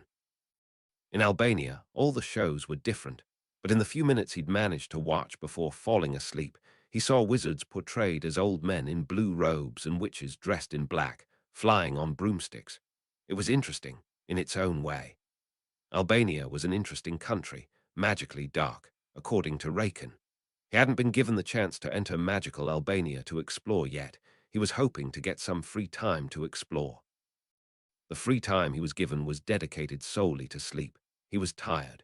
His and Raken's full moon schedule had been grueling. On the night they arrived, Raken took him to a cemetery to perform an extraction. The next day, Harry slept through the daylight hours, then accompanied Raken again that evening to watch him perform an extraction for the first stage of the potion. It was educational and much more complex than the simple reagent extraction he had been tasked with so far. 2 days after arriving, Harry was being sent into the Albanian forest for another extraction mission. "Harry, why can't we use water for any of our potions?" Raken knew the way to get his sluggish student going was to get him thinking about potions and their components. Harry was groggy, but refused to give a wrong answer. For potions that require a precise and undeviating control over magic released by our active ingredients, we cannot use an imprecise solvent like distilled water. Since our potion is meant to manipulate the magical core and soul of a wizard, we need to use angel tears as a precise alternative. Harry, filled with life upon hearing the question, Raken noticed the change in the wizard and smiled. Harry knew the answer, but he took some time to correctly word the answer. In waiting for the answer Raken, sure Harry would get correct, he withdrew a chalk box and placed it into Harry's side pocket. Harry correctly answered the question while helping Harry prepare. Raken nodded silently after hearing the answer. Potions that touched the soul demanded only the highest purities and precision. Excellent answer. For extra marks, can you tell me why? Angel's tears are good for two reasons. They're naturally amphoteric, so by using magic during brewing, you can directly control the pH of the solution. They're also one of the few purely magical solvents found in nature and act as a bonding agent between atypical potion ingredients. That level of control allows for more complex potion bases than what you get with water, dragon's blood, or some synthetic potion solvent. The boy sat on the edge of the bed and put his socks on while answering Raken. The potion's master wasn't going to push too hard on the answer Harry gave. He was going to make sure he gave a correct answer the next time they saw each other. Harry's explanation focused on pH control, which was completely irrelevant for their potion. They could very easily use something synthetic if pH control was the main concern. In this case, the rate of reaction and temperature sensitivity were the real concerns, both influenced by the presence or absence of free magic, which could be understood as the magic not released from ingredients, but instead from the wizard themselves in solution.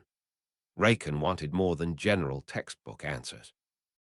He wanted specific reasoning tailored to the specific potion traits they were looking for. Well, you're right about the control you get, but you're missing some big points in your answer there. I'll tell you what, when I see you in 5 days, if you don't know the answer by then, I'll tell you. Raken extended his arms, handing over more supplies Harry would need for the trip. The older wizard was worried, secretly wondering if it would be too much to leave Harry alone for an entire week.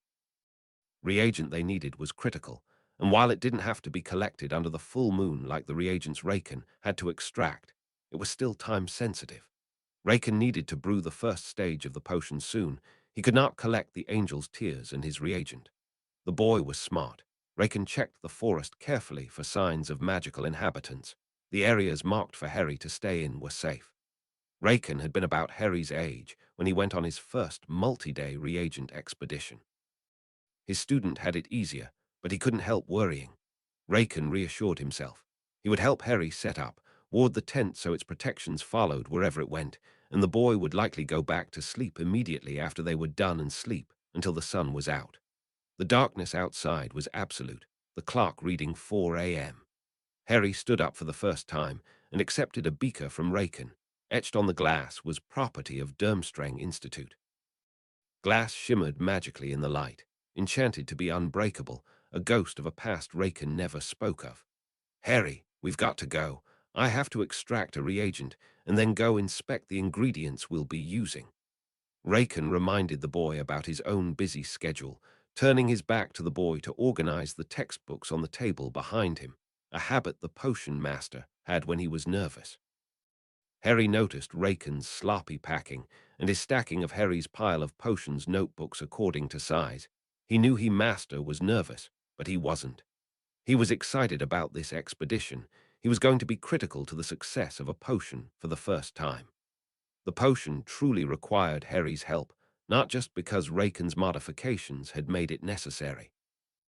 Raken made substitutions to his potions, either using a less magically potent reagent that Harry could extract by himself, or splitting a highly complex 4-step potion into a moderately hard single-step potion for Harry, and an unbelievably expensive and time-consuming 10-step potion for Raken.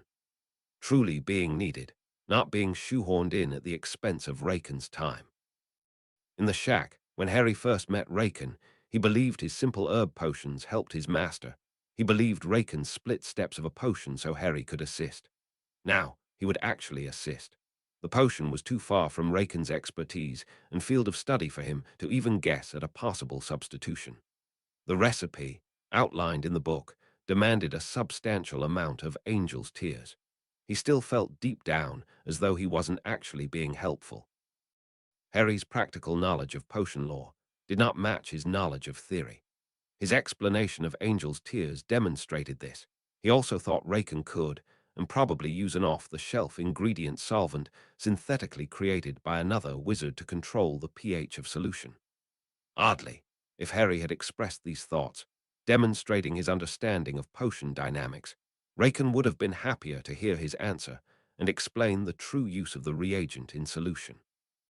Harry organized his travel bag, adding what Raken didn't: a sleeping roll, a blanket, a flask, 2 potion extraction textbooks, 2 notebooks, a quill, and a small trap made of twigs. Harry packed 3 changes of clothes and 4 vials of nutritional potion. He also took a small sack of his own money, making sure he kept it hidden from Raken. The pair set off, Harry's hand in Raken's larger one. The full moon cast a silver glow over the Albanian forest, illuminating the towering trees and casting long shadows that stretched and twisted in the flickering light. It was cold and windy. Raken assisted Harry with putting up his magical tent and adding low-level wards to the tent in order to deter magical predators. The tent was larger on the inside than the outside, and Harry was quite familiar with it. While this was his first time being alone for an entire week, this wasn't his first time being left alone to collect reagents or forage for ingredients. The time was nearly 5 by the time Raken was done with the wards. Harry waved goodbye to Raken, and the older wizard did the same in return. The boy went inside his tent, leaving the master outside in the cold Albanian forest. As Harry settled in for the night, Raken vanished into the darkness, his own task awaiting him back in the capital. Back in his quarters, Raken began preparing for his own ritual extraction. He had roughly an hour to get what he needed and return. He looked at the digital clock next to his bed and sighed. Ritual extraction was a young man's game, and he could feel the age eating away at his strength. Later that morning, at minutes to 8, Raken met with his client, the perpetually cloaked and silent dark wizard, in the capital. Magical Albania was silent. The magical capital of Albania was not anywhere close to the activity level of Paris or London. The pair stood across from an apothecary, one of the most prominent in Albania. The store was run by 3 brothers, the son of a potions master who now lived abroad teaching. The dark wizard said nothing, as Raken just spoke to himself about the ingredients and their uses, rambling about the purities and what he hoped for or did not hope for when investigating them. The dark wizard noticed he wasn't oddly dressed here. Everyone who walked past them wore a hood to obscure their faces. Raken was the only wizard that didn't look dangerous. Completely unguarded, his wand in his back pocket, talking about rare ingredients enough for the street to hear. These wizards were like him. They were drawn to the darkness in Albania, the lack of any official government. To him, magic should be free to learn and study. To him, Albania was the true home of magical discoveries, not France, not Germany. He was not sure if the man next to him felt the same way. Sometimes he got the feeling that Raken did not care about anything more than his student and his craft. Despite being one of France's wealthiest men, Raken took on odd jobs, including ones that involved resurrecting Dark Lords. He was troubled by the thought of Lord Voldemort killing Raken, and perhaps even the boy. The potioneer would know the secrets of his lord. It was to be his final job, regardless of the intent-based contract and warding he was under. The apothecary's sign creaked in the gentle breeze, casting a faint shadow on the cobblestone street as they waited. The apothecary Raken, communicated with by international mailing services, procured everything they needed for the first 2 stages of the potion. The ingredients required were rare and potent. Before the trio left France for Albania, the key ingredients for the potion were already identified. Unicorn's blood, a highly expensive and magically potent ingredient, was just one of many that needed to be shipped through Muggle means. Few ingredients were so magically reactive that they could not be shipped by magical means. The ambient magic around these ingredients required them to be shipped by Muggle methods and by Muggles. This strange shipping method for rare and volatile ingredients made potions like the type being brewed extremely rare. Rare enough for the transport of some of these ingredients to be flagged by the Potioneers Guild. The guild was not an official entity in Albania.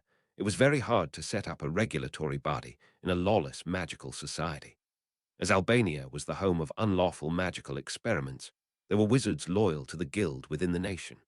In the time Raken reached out with his contacts to acquire the ingredients, the guild dispatched a wizard to the storeroom of the apothecary. The manpower required to ship extremely rare ingredients from all over the world naturally led to slips in information. The guild knew of some of the ingredients transported, their limited yields, and their price drew them in.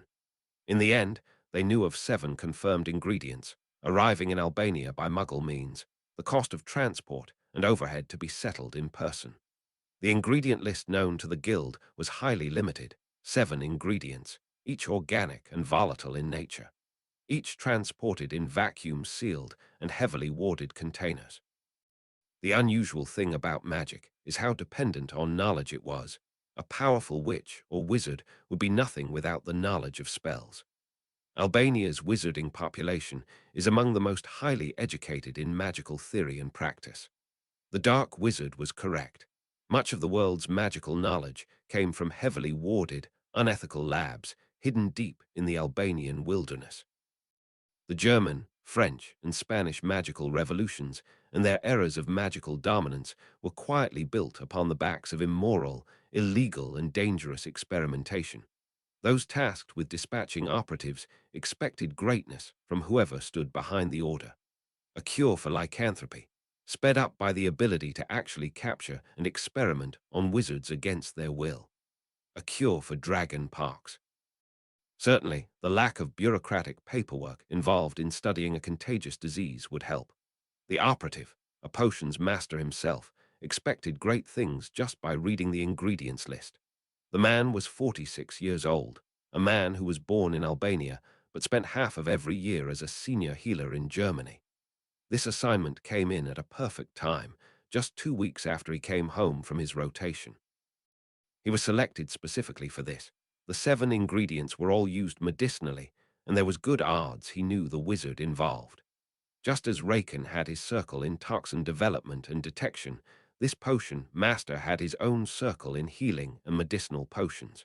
His primary objective was to simply observe the transaction as an honest third party.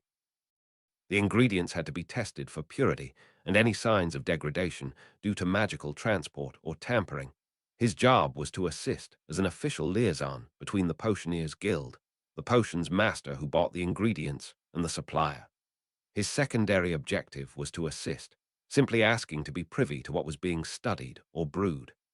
Over the centuries, the Potioneers Guild met and assisted wizards and witches who were willing to reach out to them. As an operative, he represented the interests of the guild. If the witch or wizard refused to share, there was no problem with that either. In Albania, many brilliant inventors were doing experiments secretly, unwilling to involve an agency. The operative did not know who purchased these ingredients, but he was hoping to find a young, brilliant wizard trying to change the world for the better. In the Albanian forest, Harry had been up since 6, spending the first hour of his morning reading in his magical tent. The yellow tent had a magical display, a top-down simplified image of the forest, similar to the maps seen in his old Muggle geography textbooks. Very faintly, he heard the babble of the river and the chirping of the birds. Outside of his tent was beautiful. His tent was under the shade of large trees, the front of his tent opening toward the gently flowing river. Sharp rocks jutted through the river's surface, catching twigs and weeds in their path. The calm of the forest was amazing. The boy couldn't believe he got to stay here for 5 entire days. 5 days to collect all the angel tears his master would require for the potion. At 8, Harry was outside of his tent. He wore a loose-fitting red t-shirt and rolled-up jeans. His bare feet and ankles were in the gently flowing river. To his left, a familiar-looking trap, a ritualistic object made specifically to trap spirits, but not imps this time. To his right, his textbook and another notebook filled with his writing of Raken's words. His neat writing helped him more than the textbook for simple extractions. Raken's succinct generalizations helped him much more than the verbose walls of French text. After carefully reviewing his general extraction notes, Raken's detailed instructions on handling water sprites, and a lengthy chapter from the French textbook, Harry was ready to begin. Harry pulled his tools from the bag with care, starting by filling a small vial with clear river water. He sealed the vial, submerged it beneath the surface, and began humming in a single, steady tone. Once out of breath, he fastened the wet vial around his neck with a thin string of gold. Over time, blue orbs of faintly luminescent light became visible. The simple ritual allowed him to see the invisible predators that lurked around him. The young boy then kicked his feet in the water, disrupting the tranquil surface and splashing water on himself. The predators became interested. Harry listened to the wail of the small water sprite. The ball of blue energy flew inside the trap made of twigs. The trap was held by a contraption. The mouth of the beaker was bigger than the trap. The trap could fit within Harry's small palm. It was perfectly square this time and was made specifically to catch lesser spirits. This collection system was a slight variation from his first extraction in London and his other extractions in Paris. He used 2 beakers rather than 1, a necessity for the increased complexity of this particular extraction. While many reagents came from magical creatures, even more could be harvested from magical spirits. His first collection beaker was nearly full of slightly glistening, slightly blue liquid. These were the tears of water sprites, an ingredient, not a reagent. This ingredient was also used as a solvent and could technically be substituted for angels' tears in less demanding brews.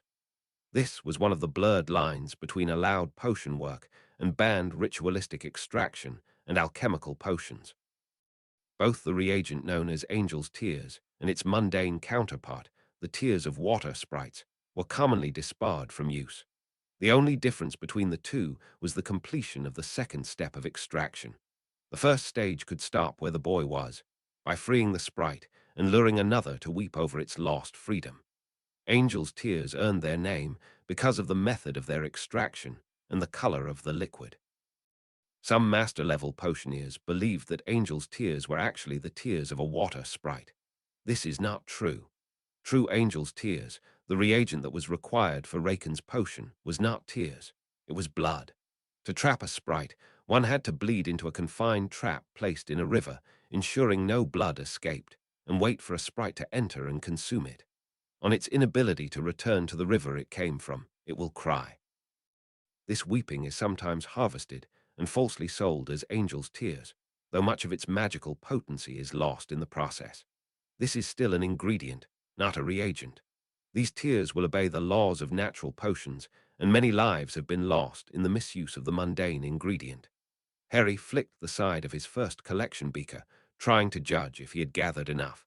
It wasn't the amount the French textbook said, but Raken said it was far more than what was required. Trusting his master, Harry raised the beaker to his lips and drank a mouthful of the sprite's tears. When Harry was done, due to a complex magical balance, neither he nor Raken or the author of the textbook knew. The water sprite stopped moving and became perfectly silent, hovering in a singular point in space. He opened the French textbook and began to translate aloud, speaking clearly in English. "Pain of mine, blood of mine you have ingested. Pain of yours, tears of yours I have ingested." Harry quickly swapped the first collection beaker for a smaller, empty one. He would reuse the collected tears later. The water sprite, still completely immobile, the sprite, still perfectly motionless, began to fragment before his eyes. This was all according to plan. Tit's ethereal body would collapse into fine particles, collecting as a solid in the beaker, before slowly liquefying over the next few hours. The true angel's tears.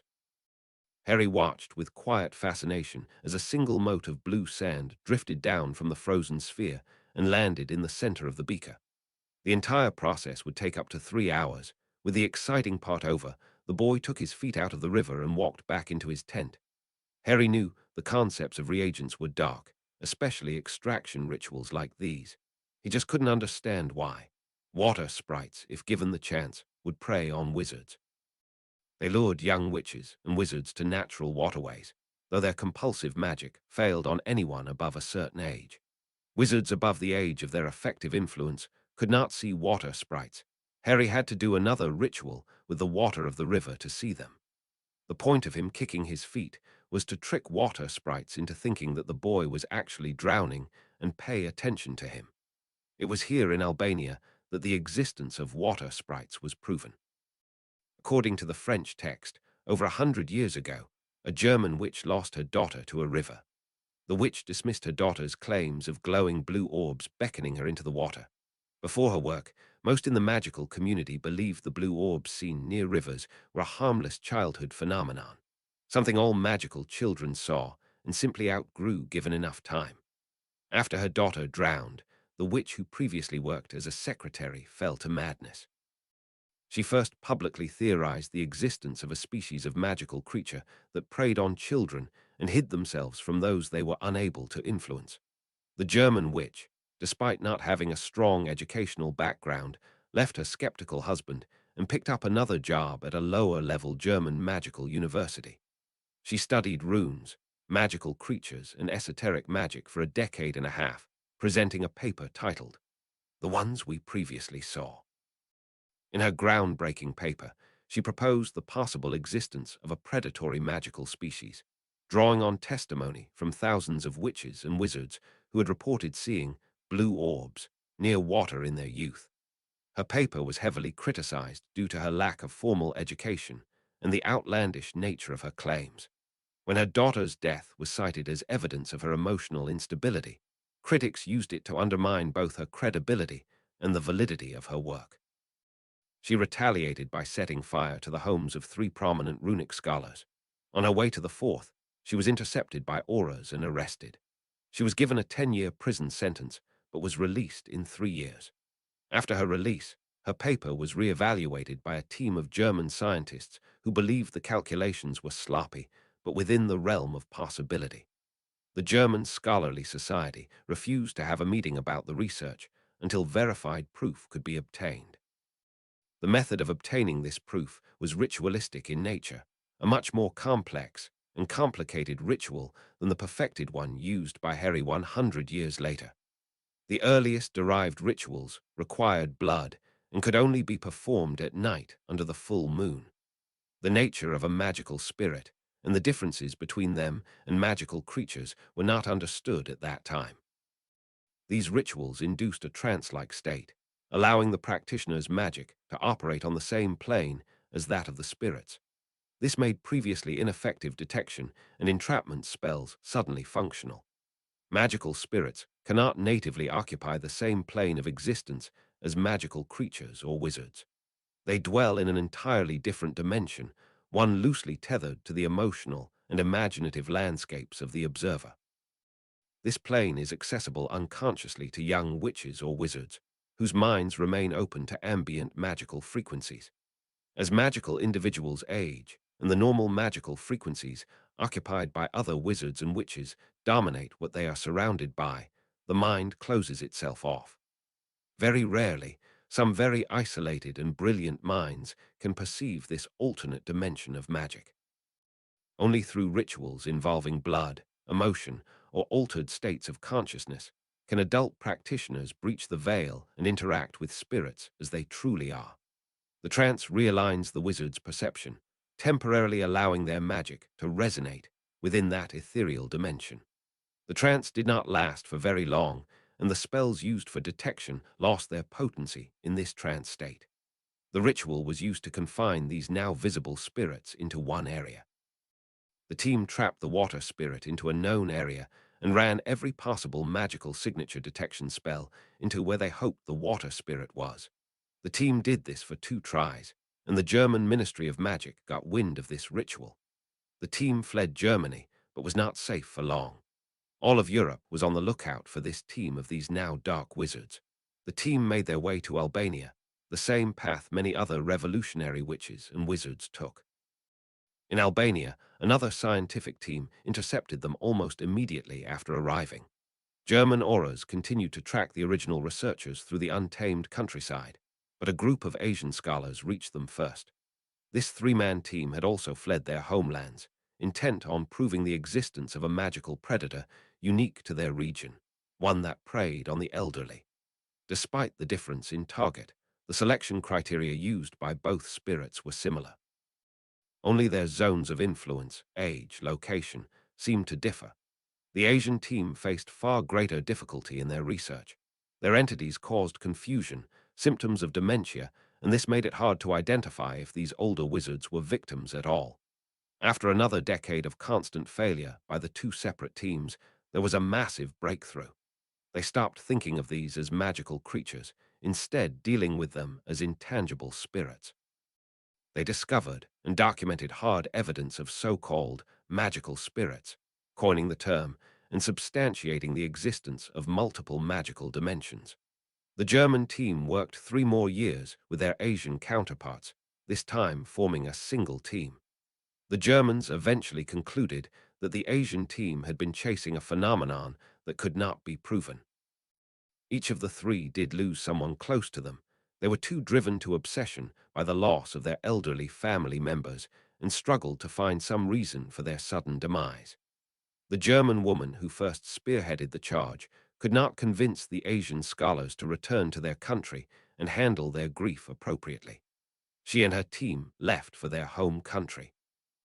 The Asian scholars continued their research into old age, ultimately attempting a final, desperate series of rituals in pursuit of their elusive spirits. They too believed to be the victims of the spirits they were chasing. None of them survived their second round of experimentation. On her return to Germany, she was struck down and killed by her former husband. Her conclusion that these children drowned by spirits became spirits themselves enraged him. The daughter and mother were buried together, united after decades. Chapter 18. Unrecognizable Intent. Chapter text. The operative took the stairs down, stepped 3 paces into the apothecary's storage room, and noticed a cloaked wizard lurking in the corner. The wizard almost groaned in disgust, but caught himself. At first glance, he looked like Brumor, but this wizard was too tall, too slim. He absolutely despised Brumor, the potions dealer, who ranked near the top of his least favorite colleagues in the guild. The very top of that list wandered past, absently taking notes in a journal. His heart sank. He knew there was no way in hell Raken was making a medicinal potion. The operative turned to the nearest packed and warded case of ingredients. Warning: this package contains the ingredient fated ashes. Exposure to air will result in the contamination of.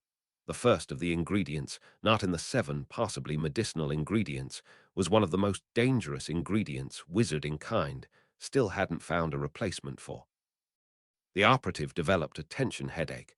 The first ingredient he laid eyes on was an ingredient too dangerous to be in the presence of air. He hoped Raken had a vacuum cauldron in Albania. There was no way the wizard would take the easy way out. There were several ingredients that magically dispelled air when exposed to magic. These vacuum ingredients were highly regulated. A vacuum cauldron was a safer but complex alternative. He hoped the wizard hired a team to install the apparatus instead of cheating his way through. He turned to the second closest packed and warded case of an ingredient. Warning: this package contains the ingredient Tears of the Void. Exposure to sunlight. Why? Of course he would. The arrogant fools always did. The operative was looking at far more than 7 ingredients. The rumors of the guild being ignorant of black market or illegal ingredient sales turned out to be true. Ironically, the 7 ingredients were the only ingredients that could be considered medicinal in nature. He took his own writing utensils out and catalogued the ingredients and their quantities. The amounts and the ingredients confused him. The operative was out of his depth in the storeroom. Like Raken, his expertise did not lie in this branch of potion lore. This isn't to say the operative was unfamiliar with the ingredients. The storeroom was packed with materials most brewers would never even lay eyes on. Any skilled potioneer could identify the ingredients by name and recall their general properties on their own. However, what could be the point of a potion that uses ingredients such as these? Crystallized wormspit gel, fellbach spores, shadowmoth ink. 3 different active ingredients sourced from 3 different continents. Raken waved his wand and took notes while the shopkeeper and his 2 brothers appraised the goods. The shopkeeper, the eldest of the 3, held Newt-level credentials in potions and was currently studying for the Potioneers Guild entrance exams. The ingredients acquired were expensive. His younger brothers warned him that the strange buyer was likely bad news. If the buyer backed out after they had sourced and paid for shipping, it would spell financial ruin for the brothers and a humiliating return to their father's apothecary. In France, before their trip to Albania, Raken started the process of ordering the ingredients. He had to push through several layers of resistance. He made several down payments, signed several legally dense contracts, and spent hours waiting for international mail owls to send correspondence from Albania. The potion's master presented his guild stamp as proof of good standing and swore on his membership. Their father, a guild member himself, personally verified the stamp. They were, in fact, dealing with the infamous Raken, once the youngest potions master in history, a former lecturer at Durmstrang, and now a suspected culprit in the deaths of 5 auras in London. With the contract finalized, the brothers began arranging the purchase and delivery of the goods to Albania. The operative could not make a single guess about the research potential for these ingredients. As a healer, someone who selflessly put others first, his mind searched for the possible benefits such an ingredient combination might offer. There was no poison that couldn't be brewed in a much cheaper way, no ailment that could be cured with the excess ingredients. The Guild intercepted the official transcripts for 7 ingredients and estimated a possible 12 in transit. There were over 20 ingredients in this storeroom, and the potential uses were staggering. It was time to question the motives of the infamous wizard himself.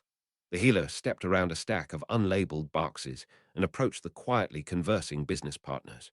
He wanted this to go well. He knew his temper could flare, and he was determined to make this interaction with Raken more productive than those with his colleagues.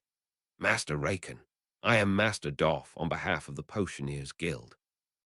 Doff's deep voice rang out with authority, the kind forged in battlefields and triage tents. Raken froze, his magically enhanced memory already pulling pieces together. The tone, the squared shoulders, the signature trimmed beard, it was him. Doff, the healer. Over 2 decades of fieldwork, 10 years with Healers Without Borders, the name etched into guild records and potion journals alike. Dual membership in both the most extraordinary society of potioneers and the Potioneers Guild. Very impressive resume, but he was just a healer, so Raken addressed him as such. Healer Doff, I thought I recognized you. I suppose you've seen all you needed to. Raken's voice oozed confidence, layered with an arrogance Harry had never heard from him before. This deliberate use of the title healer underscored the insult. The attitude towards potion masters who went into healing followed Doff throughout his entire career. He ignored the slight and returned. I have indeed. I must say, you've assembled quite an impressive collection of ingredients from all over the world. The Asian markets have not been kind to our trades lately. Sublimated netherroot sap, in this economy, transported from Doff raised a glowing red, vacuum-sealed jar to eye level with exaggerated care. Japan. Surely there were less volatile alternatives for whatever it is you're brewing. The thought had crossed his mind. Sublimated netherroot sap was incredibly toxic to work with. A single point of failure in the enchantment that made the jar unbreakable would kill everyone in the room slowly. The resulting breach would contaminate any land downwind, causing genetic and magical abnormalities for generations. That wasn't the worst thing in here. It wasn't even top 3 if Raken had to guess. The Asian markets have been fair to agreeable wizards who trade with them often. Raken took the jar, firmly but carefully, placing it in the spot it came from. Both potion masters thought the shade of red changed for a millisecond, and they both simultaneously resolved to not touch it again. On a healer's salary, I'm sure the Asian markets would seem unkind. Doff heard the immature wizard stress the word healer again, wielding it against him like some sort of slur. He chuckled. It was funny how hard the wizard tried to bring people down to his level. Raken guessed exactly what crossed the healer's mind and frowned in response, not getting the reaction he expected from the pompous healer types. I'm surprised you're picking up this kind of merchandise. What kind of potion are you brewing? There are no potions that require these many complex ingredients. What are you researching? Raken recognized the familiar attempt to identify the class of potion for the record keepers in the Potioneers Guild. He did need help with this potion, but not from a healer, from someone who studied and immersed themselves in the craft. He tried to draw the potion master out from his professional shell. He wanted to talk shop with an inferior potion master, but a master all the same. Well, Master Doff, I have a new client. Raken gestured toward the hooded wizard standing silently in the corner. The figure gave a single nod. Doff turned his head to the wizard he thought was Brumore and nodded in return. He has a need for a highly complex potion. It's frankly outside my normal area of expertise, but the price is right. Raken shrugged at the end of his sentence, clearly hoping to draw Doff into further conversation about the potion. The healer processed this and debated to himself. Technically, asking about its type was all the guild required of him. He didn't need to talk about what the potion did specifically. Raken could refuse to say anything, and the report would just contain his best guess at what the possible field of research could be. The man must be desperate, he realized. Raken used a better title of master. His actual title should be Grandmaster, considering his dual membership in two of the highest potion societies, but he never used it around inferior wizards. It was strange, seeing someone as arrogant as Raken so eager to talk about a potion. That alone ruled out toxins or antidotes. It supported the idea that the potion was genuinely beyond Raken's expertise. Doff had no real reason to investigate further, but he chose to anyway. He decided to do it anyway out of boredom. He was going to take a crack at figuring out what Raken was up to first, however. The healer recalled each ingredient he saw today, identifying the most magically potent and active ones. In a process that separated potions masters from NEWT-level potioneers, he visualized how each would react with each other within a magical being. Another potion seemed to match his mental model. It used far more common ingredients, but the reactions were the same. The ingredients were too rare, too valuable to be used for the potion he thought of. He still couldn't figure out what the research application was for these ingredients, but he could relate it to something that currently existed. What's the potion type? The ingredients, I can tell it uses the same magical activation steps as some kind of magic strengthening potion. A far stronger version than the type we use in hospitals. Are you trying to avoid magical burnout? Raken could almost kiss the healer for his observation. Raken's knowledge of medicinal potions was limited to his time in school. He was unaware of the magical activation steps in magical strengthening potions. These potions helped recover from magical fatigue. Raken quietly admired how the healer simply looked at what functions the rare ingredients performed in solution and extrapolated it to the more common versions he would be used to using in his facility. He knew some potions masters had a strong affinity for these kinds of quick ingredient substitutions, but he never had the talent for it. The healer's observation could change everything. It grounded Raken's research to a field he could more easily learn from. By simply looking at the same family of potions, he could predict possible reactions within the body. Maybe, if the healer could tell him more, he could make substitutions. He nervously eyed a heavily enchanted crate near the corner of the room. Similar to it, the potion helps. Raken had to find a good way to hide the exact details of the potion without mentioning modifying the soul of an unwilling wizard. He already had the English DMLE after him. He did not need one of the many ancient secret societies trying to kill him for daring to change the balance of magic. Think of it as a potion that boosts the magical throughput of a squib. Allowing a squib to harness magic they could not typically harness. Naturally, a squib who is not used to handling excessive amounts of magic would experience magical fatigue and potential burnout. This potion helps prevent that. Well, that's a rather generous concern. Magical output from squibs. Doff kept his voice measured with the faintest trace of scarcism. Quite philanthropic of you. Raken jumped in before the word could settle.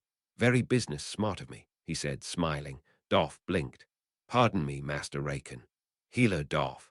The reversion in title landed like a slap.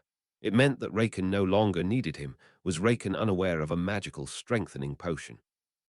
It was possible Raken's knowledge in medical potions was lacking. Was Raken really that inexperienced in whatever field of knowledge this potion came from? Raken went on, his grin sharpening. The use of healer visibly bothered the man. It is very business smart of me. What squib wouldn't pay their entire paycheck for a better role in magical society? A potion like this. I can charge a percentage of their income every month until that rat Jarin steals from me again. Doff remained still, hands behind his back. He scanned the ingredients once more. He had no concrete reason to press further. The wizard was not writing medical research on the report no matter what lies Raken spun. The man may still need more information about his potion, and he wasn't confident in the accuracy of his report. In all honesty, Healer Doff did not care about the report anymore. He wanted to talk shop, to get into the nitty-gritty, ingredient by ingredient. If it had to happen off the record, so be it. Potioneers like him didn't walk past a setup like this without asking questions. He was a healer and a guild member second, potioneer first. Master Raken, will you vow on your guild membership that the words we speak will stay here between us? I agree. Raken kept his face neutral and bored, internally celebrating. He was sure he did it just as casually as his young apprentice did it, but he was wrong. Doff saw the signs of elation from the man. A silent magical contract became forged between the pair. This conversation could not be used legally in any court for any reason from now till the death of both wizards. Healer Doff gushed in an excited way. I assume you're using reagents for this. There's absolutely no way you're crazy enough to brew this potion with fated ashes without something like angel's tears as a solvent, right? I don't see a way to brew this without using reagents to bind everything together. Only with a vow would any talk of the elusive reagents and their use in alchemical potions actually be done. Raken knew this would be his first question as soon as he proposed the vow. Raken calmed himself down, trying to control his excitement. I don't want to use angel's tears as the solvent, but any alternative would require me to take a trip to Africa, over to Eritrea to extract Hulwag's blood. At this, Hilo Doff nodded and looked at the ceiling, saying, right, quietly under his breath as Raken spoke. Hulwag's blood could help me much more than angel's tears, as you can tell. I don't care about the pH balance with these specific ingredients. You're right, you wouldn't care. I do think you have some sort of negative interaction between tears of the void, pixie venom, and liston at cold temperature, and at a low pH boo. Yeah, you're right, but I've got some mundane ingredients to keep my pH stable. They kept their tones measured, leaning on practiced detachment, but both wizards were clearly pacing the room and babbling in excitement with the restrained energy of schoolboys, pretending not to care about the newest broomstick on the market. Raken tapped the rim of a frost-etched vial as if he were bored, though he kept glancing at the base, no doubt checking for signs of volatility. Doff adjusted his sleeves unnecessarily, then casually pointed out the stabilized nightglass flakes, his voice flat, but his eyes betraying his admiration. They took turns naming properties, each pretending they weren't thrilled to be standing among ingredients most potioneers only saw in textbooks. Both wizards believed the other to be inferior. Both wizards believed the other to be wasting their talents. Neither of them shot any barbs or insults at each other. They were completely open with each other. Doff, you're completely right. I could have substituted it. Why didn't you? You're telling me that if you were given an unlimited ingredient budget clause in a contract, you wouldn't go crazy with the ingredients. Raken leaned in really close to the taller wizard and whispered to him. Hilo Doff's eyes went wide. He glanced over his shoulder to the motionless client in the background. You did not, he whispered back. He didn't care about the cost. He wanted to resurrect his lord without delay. Raken whispered back. The novelty and the excitement died down over time. The pair went back to a more professional tone. The healer became slowly resentful about the quality of ingredients Raken had access to. The excitement died down. By mutual agreement, the two wizards went back to the record. The vow was dispelled. The taste of magic left both of their mouths, and Raken went back to being secretive, while Doff went back to his professional manner. Raken learned much from the healer. His general insight in the development and brewing of medicinal potions helped more than he expected. The knowledge base required to understand the potion's contents were ritualistic in nature, and he supposed the healer would be a natural in that realm. Master Raken, back on the record, you claim to be making a potion to help squibs. I never said that, Healer Doff. I merely offered a scenario where your insight might actually be useful. Doff cursed himself for getting more involved with the potion. The wizard immediately went back to his arrogant self the moment they were no longer talking privately. So will you not tell me what your plans are for these ingredients? No research papers the guild should be looking out for. You wanted someone to talk to about the potion. Why not tell me more about it? No, if I wanted you or the guild involved in my business, I would contact them. Of course, Master Raken. I'm sure the guild will be eager to study your innovation.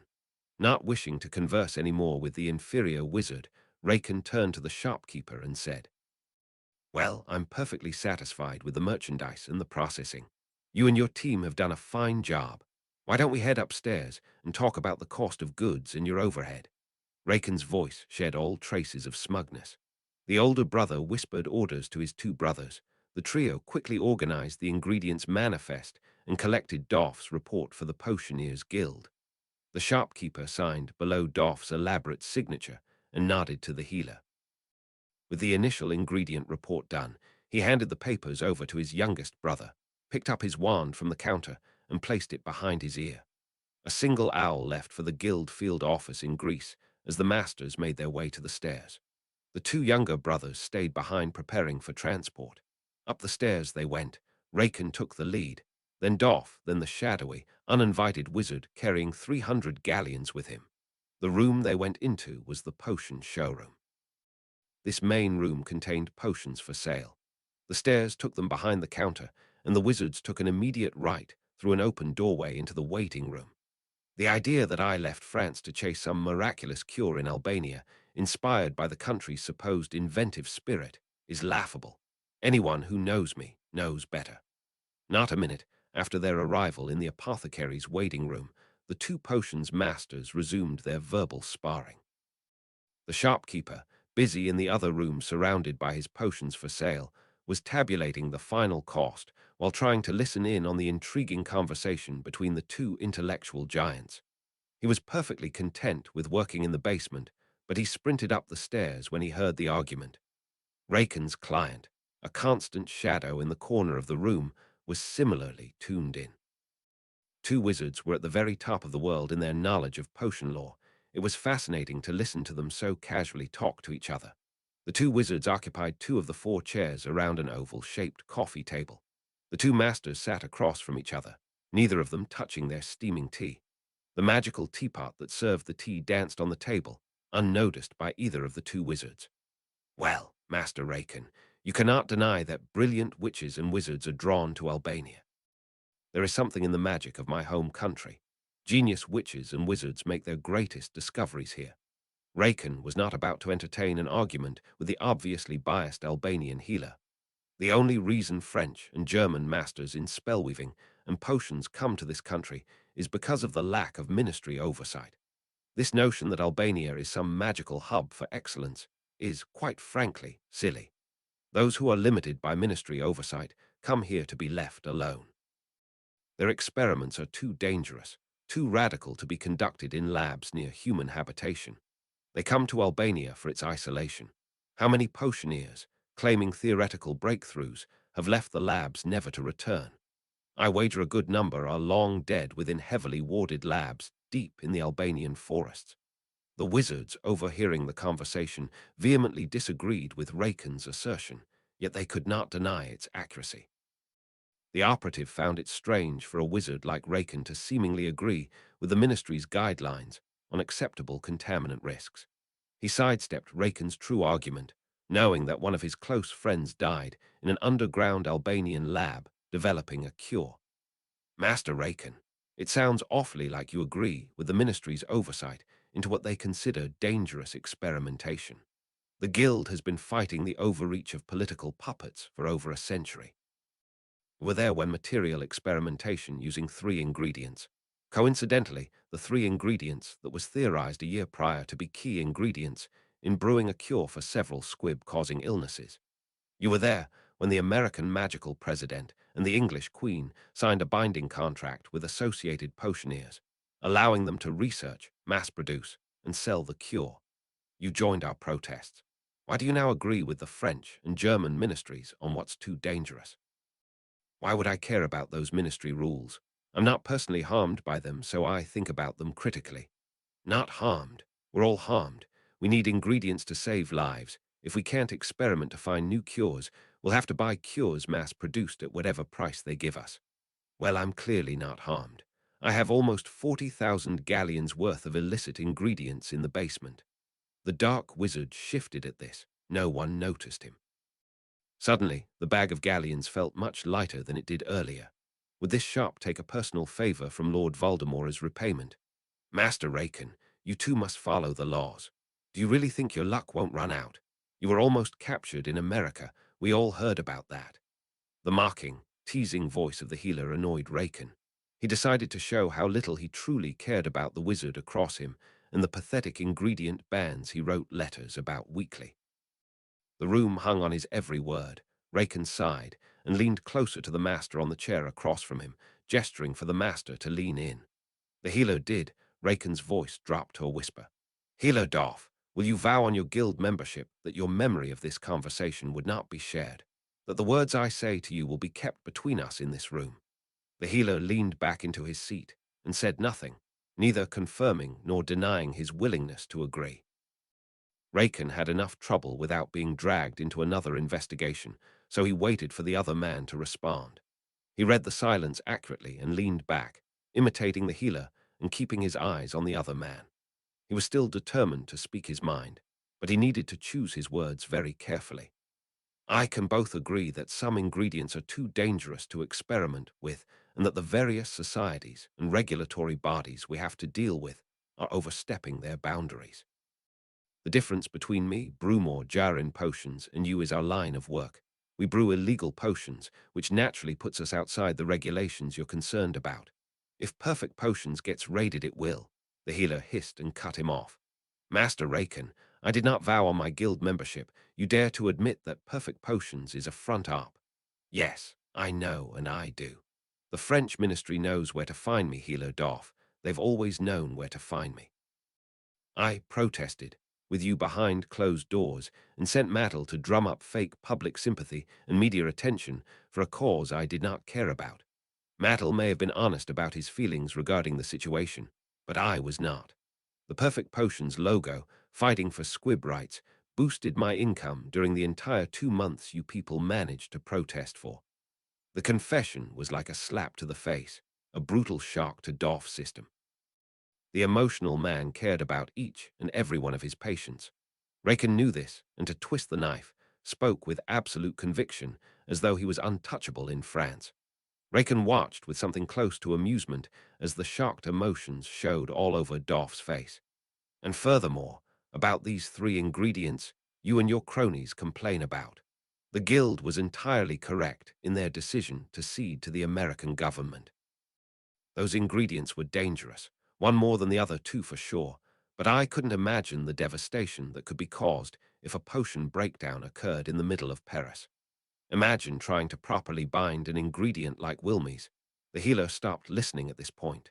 He knew the guild was filled with morally grey and ethically loose characters, but Raken's candid lack of decency revolted him. He knew about Raken's pending investigation. Guild members secretly hoped radicals like Raken and Brumor would lose their guild protections.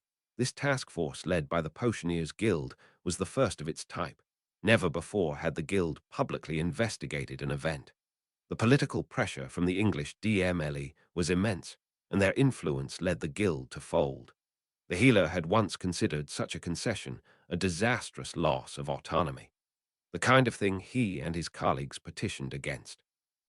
But hearing Raken speak so openly, fearlessly, shielded by his position in the guild and his deep ties to the French ministry, made the healer feel, for the first time, grateful for English interference.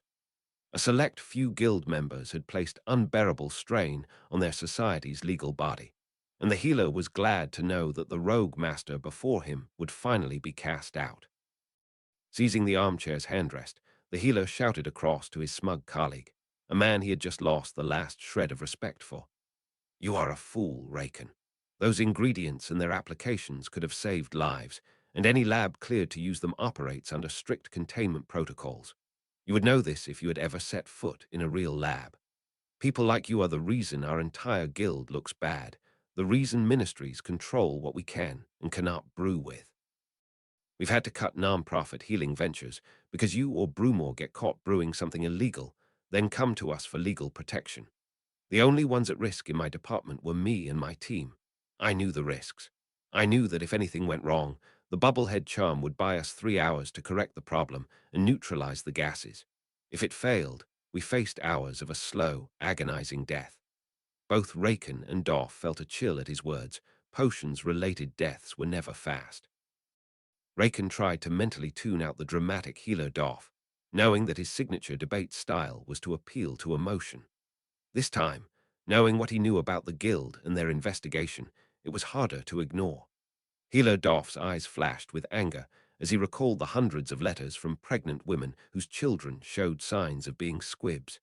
He thought of the countless hours he'd spent working late into the night, brewing and planning after his long hospital shifts, trying to help them.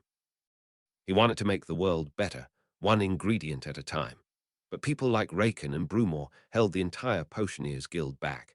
The guild protected all Newt-level Potioneers, regardless of their profession, and these bad apples were the most commonly cited reasons for ingredient bans. I knew that if our containment wards failed, even slightly, it would be months before our remains could be safe to recover. What do you know about too dangerous? You worked with aconite and bloodroot. What if those breached containment in some forest shack near Muggles, with no proper wards at all? Raken couldn't defend himself. Any response to the healer's accusations would implicate him in the deaths of 5 English auras. No matter how many times he brewed poisons for French royalty, politicians, and French aristocrats, he would never escape the legal backlash for the attack.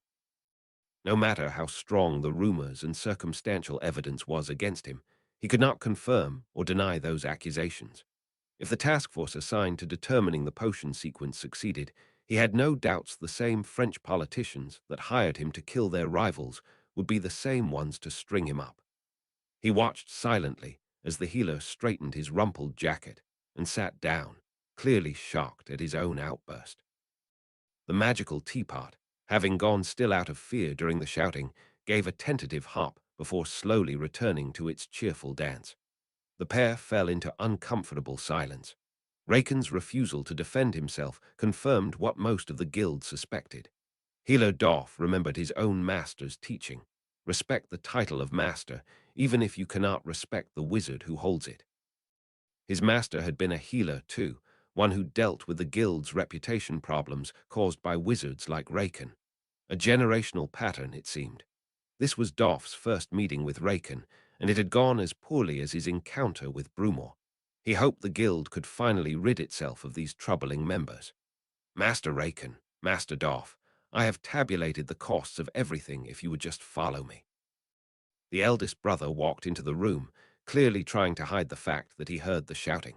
Their mutual discomfort was noticeable in the way they eyed each other like two naughty school children.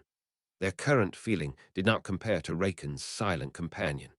He heard Raken mention the price of the ingredients, and while he knew the potion was complex, that was plenty of gold for some ingredients. He followed them into the potion display room.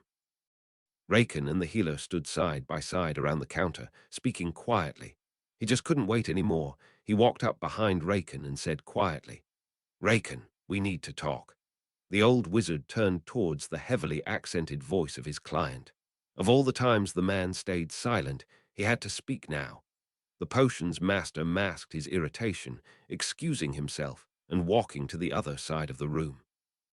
The master looked back at the two wizards looking at them, smiling and nodding his head before focusing on his taller, previously silent client. "Yes, what's wrong? Raken, how expensive are these ingredients?" "Good quality," Raken said shortly. "Falls within my estimated cost of goods." He's about to give me the final tally. He glanced pointedly toward the shopkeeper, but the dark wizard ignored his tone, focused instead on his own rising worry. What was the estimate? Raken eyed him. 30,000 galleons. Conservative. That excludes cauldrons and workspaces. The potion's master noticed the hesitation and spoke again, in a very patient and overly friendly tone of voice. "You did bring a Gringotts banknote with you, yes?" Raken's voice edged slightly. This is not what he needed during his investigation. He did not need to financially cripple one of the most well-stocked apothecaries in Albania, one which dozens of guild members relied on.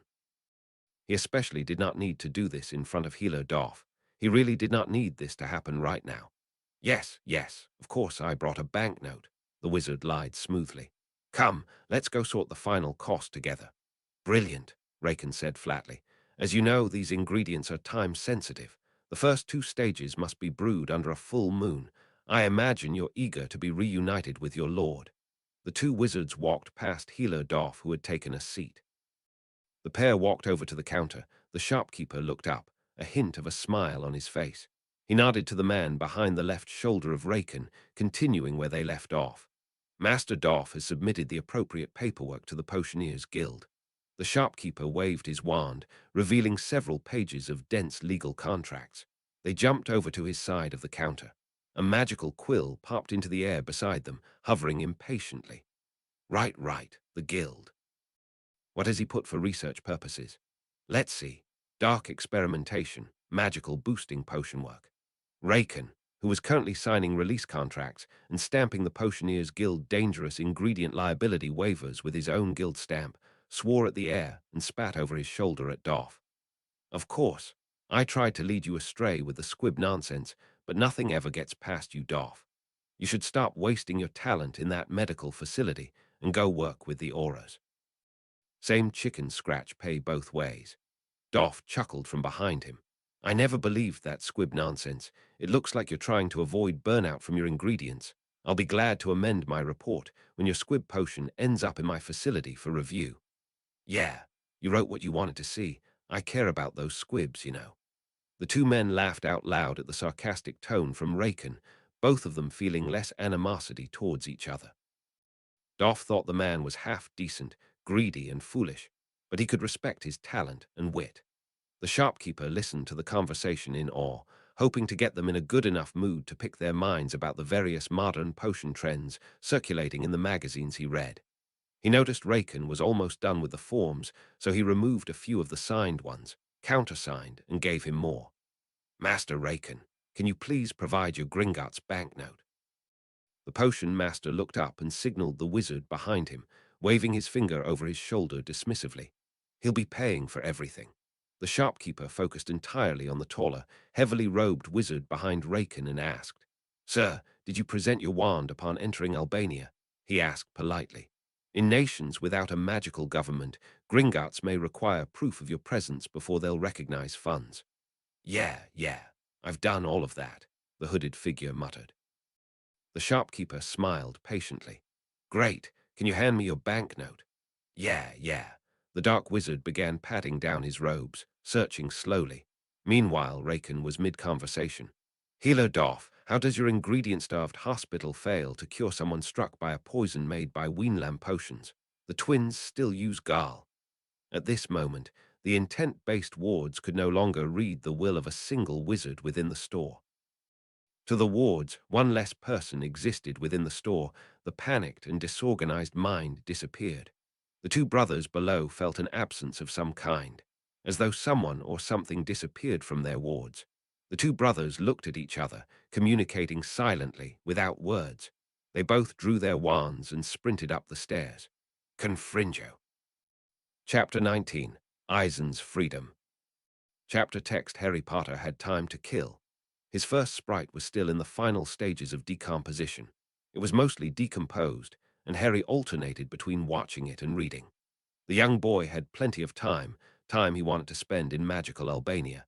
He had decided in France that, when he grew up, he was going to travel. When he told Raken about this, Raken spoke of his own experience as the youngest potion master, traveling the world and giving speeches. Harry was unsure about his future, but he was certain of one thing. He would spend some of his downtime in magical Albania. He could only handle one water sprite at a time, and each took hours to complete. He had plenty of time to explore. Changing out of his casual clothing, Harry carefully removed the vial of water and placed it in the river. He took a twig from a nearby tree and forced it into the soft river mud, anchoring the vial to the stick. The boy thought it was a genius way to keep the ritual going. The water within the vial would feed on the ambient magic of the river, replacing the need for his own magic. It was clever and showed his strong understanding of runes and magical theory, but the problem was his anchor. Not minutes after Harry turned away from his stick and vial contraption, the stick came loose from the mud, and both it and the vial floated along. The yellow magical tent produced a red mist, only visible to Harry, that showed the shortest path towards his destination. The tent had a range, and luckily for Harry, that range took him within civilization and out of the forest. The mist's visibility decreased with distance from the tent, though this wasn't immediately noticeable. The cool air and the shade made the walk quite pleasant, with the gentle rustle of leaves and the soft chirping of birds filling the air. As he walked, the scenery shifted from dense forest to more open landscapes, and Harry couldn't help but appreciate the beauty of Albania. The tense mist took him past a beautiful view of the river further downstream. He looked at the river and thought he saw a familiar golden chain. It was caught up in some reeds, and it looped around a vial, a very familiar vial. Harry ran back the way he came, following the mist back to the tent, then sprinting full tilt over to the vial. With the vial safe in the tent, Harry rejoined the mist-guided path and continued on his way. Soon, he found himself passing the same river view where he had spotted the vial. Harry wore a very thick black robe with a matching hood to hide his face, and particularly his hair. The boy preferred to hide his appearance, and it turned out to be a wise decision. Many wizards in Albania wore concealing clothing, unwilling to reveal their appearances. This trend came from the dozens of rogue scholars who needed to hide from undercover auras, but it eventually spread to the entire magical society. It was particularly lucky for Harry because of his hair. The young wizard had some interesting hair. Harry's potion was much stronger in effect than Raken's. His hair was no longer the bright blonde, but took on an unnatural, almost magical shine. It gleamed now, unnaturally bright, truly and inexplicably golden. The transformation was slow. His hair was the same shade as Raken's for a very long time. It was his time in the Albanian inn, after his shower, that he first noticed how reflective the blonde hair was. In France, he was paid compliments for his hair, but so was Raken. The potion Raken brewed to change Harry's appearance overreacted with the magic within Harry. Like most potions designed to be activated within the body, this potion used the magic of a wizard to reach reaction energy thresholds. The knowledge of reagents and ritual sacrifices was rare, and the knowledge that reagents could be used to replace ingredients was even more rare, making potions brewed by these techniques extremely rare and requiring a great deal of skill. Raken knew he was basically a squib, and believed that as a child, Harry would also be just as magically weak. It wasn't until Mattel and the Perfect Potions team taught Harry some household charms that Raken changed his opinion on Harry. It was too late to change the potion in France, so Raken just told Harry to look on the bright side. Raken's bright side was that Harry's hair looked unique. Harry didn't see this as a bright side. He wanted to avoid being easily recognizable in public. The mist became more faint. He was getting to his destination. Harry stepped through the last curtain of trees. The forest released him into a quiet, rural stretch. Harry put his hood on, using the recently discovered cobblestone walkway, walking past small houses with fenced-in livestock. Harry's journey to the rural outskirts of the capital was surprisingly swift. The mist gave out, and the heavily cloaked wizards and witches paid him no mind as they walked past. The buildings and streets were far less colorful than he expected from a magical community. It looked more like London, greys and muted colors everywhere. Walking down the street from Perfect Potions, you would see several stores with multicolored walls. There were very little differences between Muggle Albania and his current location. It was strange. If it wasn't for the similarly dressed wizards and the lack of cars, he would have been unable to tell the difference. Magical Albania wasn't what Harry expected. There were no strangely dressed wizards. Every witch or wizard he saw wore the exact same dark robes he did. There were also far less street vendors and much less magical advertisements on the storefronts. The wizards strolled through the magical city, noticing the more direct advertisement strategies employed by the businesses. There were hardly any stores for entertainment, even less stores for dining. Most stores were of a scholarly nature. There was absolutely nothing drawing him towards a particular direction. Harry spied a wand shop and immediately made a beeline for that direction, eager to get a hold on his first wand. Harry walked into the wand shop. The design was modern, red armchairs off to one side of the storefront. The red and white striped walls were covered with all kinds of dueling-related paraphernalia. A display case showing off various holsters and wand grips, several posters of famous wizards and wizards above each brand. These duelists each took aggressive stances and flashed the logos of their capes and holsters towards Harry, hovering above their own brand section. There was a magazine section, off to the side of the store. Each of the brightly colored magazines promised to make him better at dueling. The boy stared at the various posters, completely ignoring the young witch behind the counter. "Can I help you, young man?"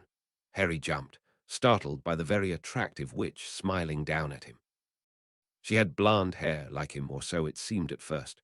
But no, not really, not his kind of blonde. Hers was pale and soft, very ordinary compared to his. Harry took his hood off out of respect and responded, "Yes, I'm looking to buy a wand." The witch nodded and pointed over to the poster of a dark-skinned witch casting impressive-looking magic, before saying, "Here at Albanian Premier Duelists, we are currently offering a deal on Imric holsters. With any purchase of a wand, we throw in a free holster from Imric's new amateur duelists line. I'll throw in a free copy of Europe's Young Duelists if you purchase right now. You won't get any better deals from any other wand store on this street, young man." The animated poster above her head displayed the logo of the store and pointed to the Imric section of the store as she spoke. The dark-skinned witch shot sparks out of her wand, out of her poster, all over the young boy after the shopkeeper finished her pitch. Harry sneezed. The sparks tickled his nose. It was a lot of information for the young wizard to take in at once, especially in the strange Albanian dialect the woman spoke in. It seemed as though closer to the Greek border, the words were slightly different. It wasn't too hard to understand the eager witch, but he was sure she mentioned another wand store on the same street. He was fairly certain in London there was only a single legal way to get a wand, and that was through Ollivander. "Sure, can I see the wands?" The witch laughed before responding. "First, we find the ingredients that match the wizard. Our wands are custom-made for the best duelist experience. Are you competing in any school leagues?" Harry shook his head. No, no. I'm just trying to get my first wand." "Well, that's all right then. Since you don't have a preference for wand types yet, we can magically identify your perfect wand match. How does that sound?" "That all sounds very expensive. I only have 124 galleons right now." The witch laughed once again. Harry was starting to get annoyed by all the laughter. He didn't see what was so funny. "That's more than enough to buy 3 of our top-of-the-line wands. You're not a duelist, so you can get away with a base model and your free Imric holster. Come this way." Harry followed the witch behind the counter, sitting in the seat she picked out for him. Behind the counter, it was considerably more messy, with discarded duelist magazines everywhere. The witch pulled her wand out of her own holster, waving it in front of his eyes in small up and down gestures. She was face to face with the wizard, looking at the strange readings that came out from her wand. After shifting her wand from her face to above his head, she murmured to the young boy, "You have nice hair. Does your mom make you use Madame Mortal's hair supplement? Makes your scalp itch, doesn't it?" "No, my hair always looks like this. I only ask because we detect all manner of appearance-changing techniques here. After you made it past the first wards, I half expected you to drop dead when the more vigorous testing was done. I threatened to quit unless he made me exempt." The witch frowned. Some people just had all the luck. Harry just nodded, unsure of what to say. He just learned that he could have been struck down if Raken made even the slightest mistake with the potion. After a moment, the witch stood straight and levitated a scarlet-red box with golden trim over to her. The box bore the store's logo on the front. She tapped the box twice, and the small words from her wand went over to the box. He opened the box, and Harry saw a small twig surrounded by enchanted yellow foam with bubbles. The twig had a faint pink hue mixed with its pure white color. Before Harry could ask if that was his wand, it grew. The wand grew before his eyes. It grew until it reached the edges of the foam. The witch looked at the progress of the wand, and after it was done, said to the boy, "You're a really powerful little boy, and your wand core is a bit unusual, but sometimes you find that with exceptionally gifted duelists. Your perfect match would be a cherry wand with a dragon heartstring and horned serpent horn. If or when you decide to enter the duelist's arena, you can return here, and our wand specialists can resize or reshape your wand to fit your preferred grip. For now, your wand is the standard 10 inches in length. You can pick it up. It won't hurt you." The wizard's hands tingled as he touched the enchanted foam. The moment Harry wrapped his fingers around the wand, a surge of wild, unfiltered magic rode through him from the wand. The magic within him sang, the magic outside of him screamed out into the world. Harry Potter's first taste of pure magic was euphoric. "It's brilliant. The wand feels amazing." Harry laughed in excitement. The posters in the front of the store reacted to the torrent of magic, each of them stopping their own spell casting and logo flashing to look towards the counter. The witch had her back turned to the store and could not see this. Harry was still seated, unable to peer over the counter and past the witch. The witch and the posters felt the undeveloped and young wizard's natural affinity for magic. Her father taught her how to pick up on subtle hints of power from her clients, and this boy was a genuine prodigy. She expected to see him burn down the Albanian arena one day. No sparks flew out of the end of the wand, no visible signs of the wand bonding to the wizard, but everyone in the store felt it. She watched him cautiously turn the wand over in his hands, looking at the wand from every side. The boy hurriedly took the holster, and after some quick instruction on how to use it, he paid and left after thanking the shopkeeper. He decided to check out what else Albania had to offer. He was excited to find a library. A library that would teach him more about wand lore, about magic, about using his new wand. It wasn't long until Harry saw a pet store. It was the first store that seemed to appeal more to children in its branding. Harry went in, immediately being stared at by an extremely haughty-looking owl. The boy, once again, took off his hood and stared back at the animal before noticing the price tag on the cage. The extremely intelligent owl watched the boy's eye movements and his wince. She cursed the shopkeeper's name under her breath, resentment burning within her chest. Sensing the boy's latent power and noting the expensive robes that adorned his frame, this boy could afford her. But the owl's pride wouldn't allow her to fawn over Harry like the other, less intelligent creatures in the store. With a flick of her tail feathers, the owl watched as Harry walked away, her eyes narrowing slightly as it contemplated the potential buyer. Harry kept moving, looking at the various magical and non-magical pets and their associated price tags. The store was completely empty. The shopkeeper wasn't in view. Harry was considering leaving when he heard someone behind him. The sound was faint. He turned quickly and saw more cages of well-behaved animals. He heard it again, and it almost sounded like his friends from the zoo. Harry followed the sounds to a small cage in the very back of the store. In the shadowy rear corner of the shop, beneath a softly glowing warming lamp, sat a small green snake speckled with black. A name plate below the cage declared it 4 months old, bred in captivity. Harry stepped closer. He stared at the snake. "Can you hear me, snake?" The snake turned around in the cage, facing the boy for the first time. The snake slithered to the bars of the cage, flicking its tongue out, tasting the air. Harry sat on the floor and brought his face to the bars of the cage. "You are the first human who can speak to me. Do you like it here? I can buy you if you like. I can set you free, or you can come live with me. I want to live with you, only you can speak to me. I want you to become my master." Harry nodded and carried the cage the snake was in, taking them towards the front counter. Still, there was no sign of the shopkeeper, but he rang the bell. The owl heard, but was unable to understand Harry's conversation with the snake. She could not see or hear the snake's side of the conversation. She could only hear the boy speaking snake, tongue to the snake, hidden in the far corner, far away from the more important animals such as herself. Watching the powerful boy leaving with what felt to be a non-magical, mundane snake enraged the owl. The boy had more than enough money to purchase both the owl and the unimportant snake.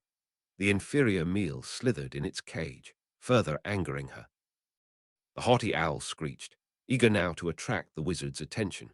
Her own screeches were drowned out by the mindless screeches of the owls near her. The boy never looked up, never heard her over the sounds of the other owls. She inspected her own heavily warded cage and glared down at the sleepy older shopkeeper, vowing to break free and replace the snake. The boy would know the difference between a magical, superior owl and an inferior animal, only fit to be eaten.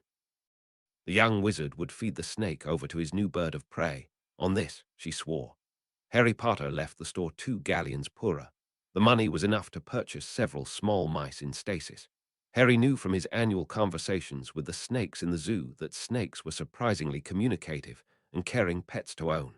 The cage Harry carried with him rattled as the snake happily slithered around, looking at wizards walking past them on the Albanian roads. "Master, master, you have freed me. You get to see my tent now. What is your name?" "I have no name. I have never spoken to a human before, and snakes do not identify each other through names. I think your name should be Eisen." That's the name of another snake from TV. I love it, master, thank you. Harry Potter and Eisen walked back to the tent, following the red mist. It was an action-packed day. The time was nearly 3:00 p.m. Harry freed Eisen when they arrived at the cobblestone path. The small snake slithered on Harry's arm. The pair kept each other company. Harry spoke about potions, while the young snake asked Harry to rate every potion he drank by taste. The young snake absorbed information and was quite interested in learning about the extraction process. Soon, they made it back to Harry's tent. Harry let Eisen watch him attract another water sprite, and the young snake excitedly hissed every time a single mote of dust fell from the unnaturally bound water sprite.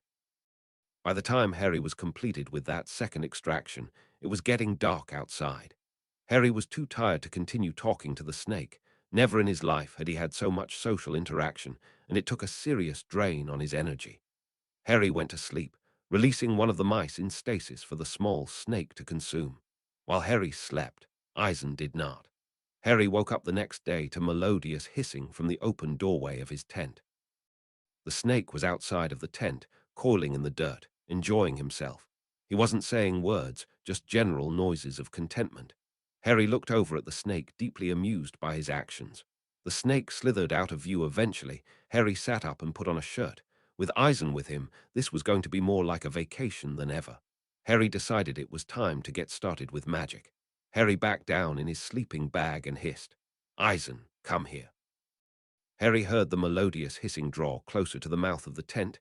Eisen came into view, and Harry got a good look at him. Eisen was about the size of a long ruler from his maths class. Harry guessed that made him about 27 centimeters long. Neither Eisen nor the shopkeeper knew what species Eisen belonged to. The snake hadn't been bred in captivity, despite the shopkeeper's insistence. That had been a total lie. "Yes, master, Eisen is here." Eisen struck a pose, briefly holding himself up before flopping back down, sticking his tongue out and scenting the air. Harry drew his wand and focused on saying the spell correctly. The snake rose suddenly and scraped on the top of the tent. Discordant and overlapping hisses pelted out of the small snake, and Harry laughed. Again, these weren't words. The melodious and sweet-sounding sounds Harry took as pleasure, these rough and coarse hissing sounds. Harry understood to mean shock, pain, or fear. Harry let him down slowly and said, "Sorry, little snake, just wanted to try something." "I was just surprised, master. I wasn't sure how I was floating. It's magic. I can do magic. Have you seen many wizards?" "No, master. I am quite young, and I spent most of my time in a cage."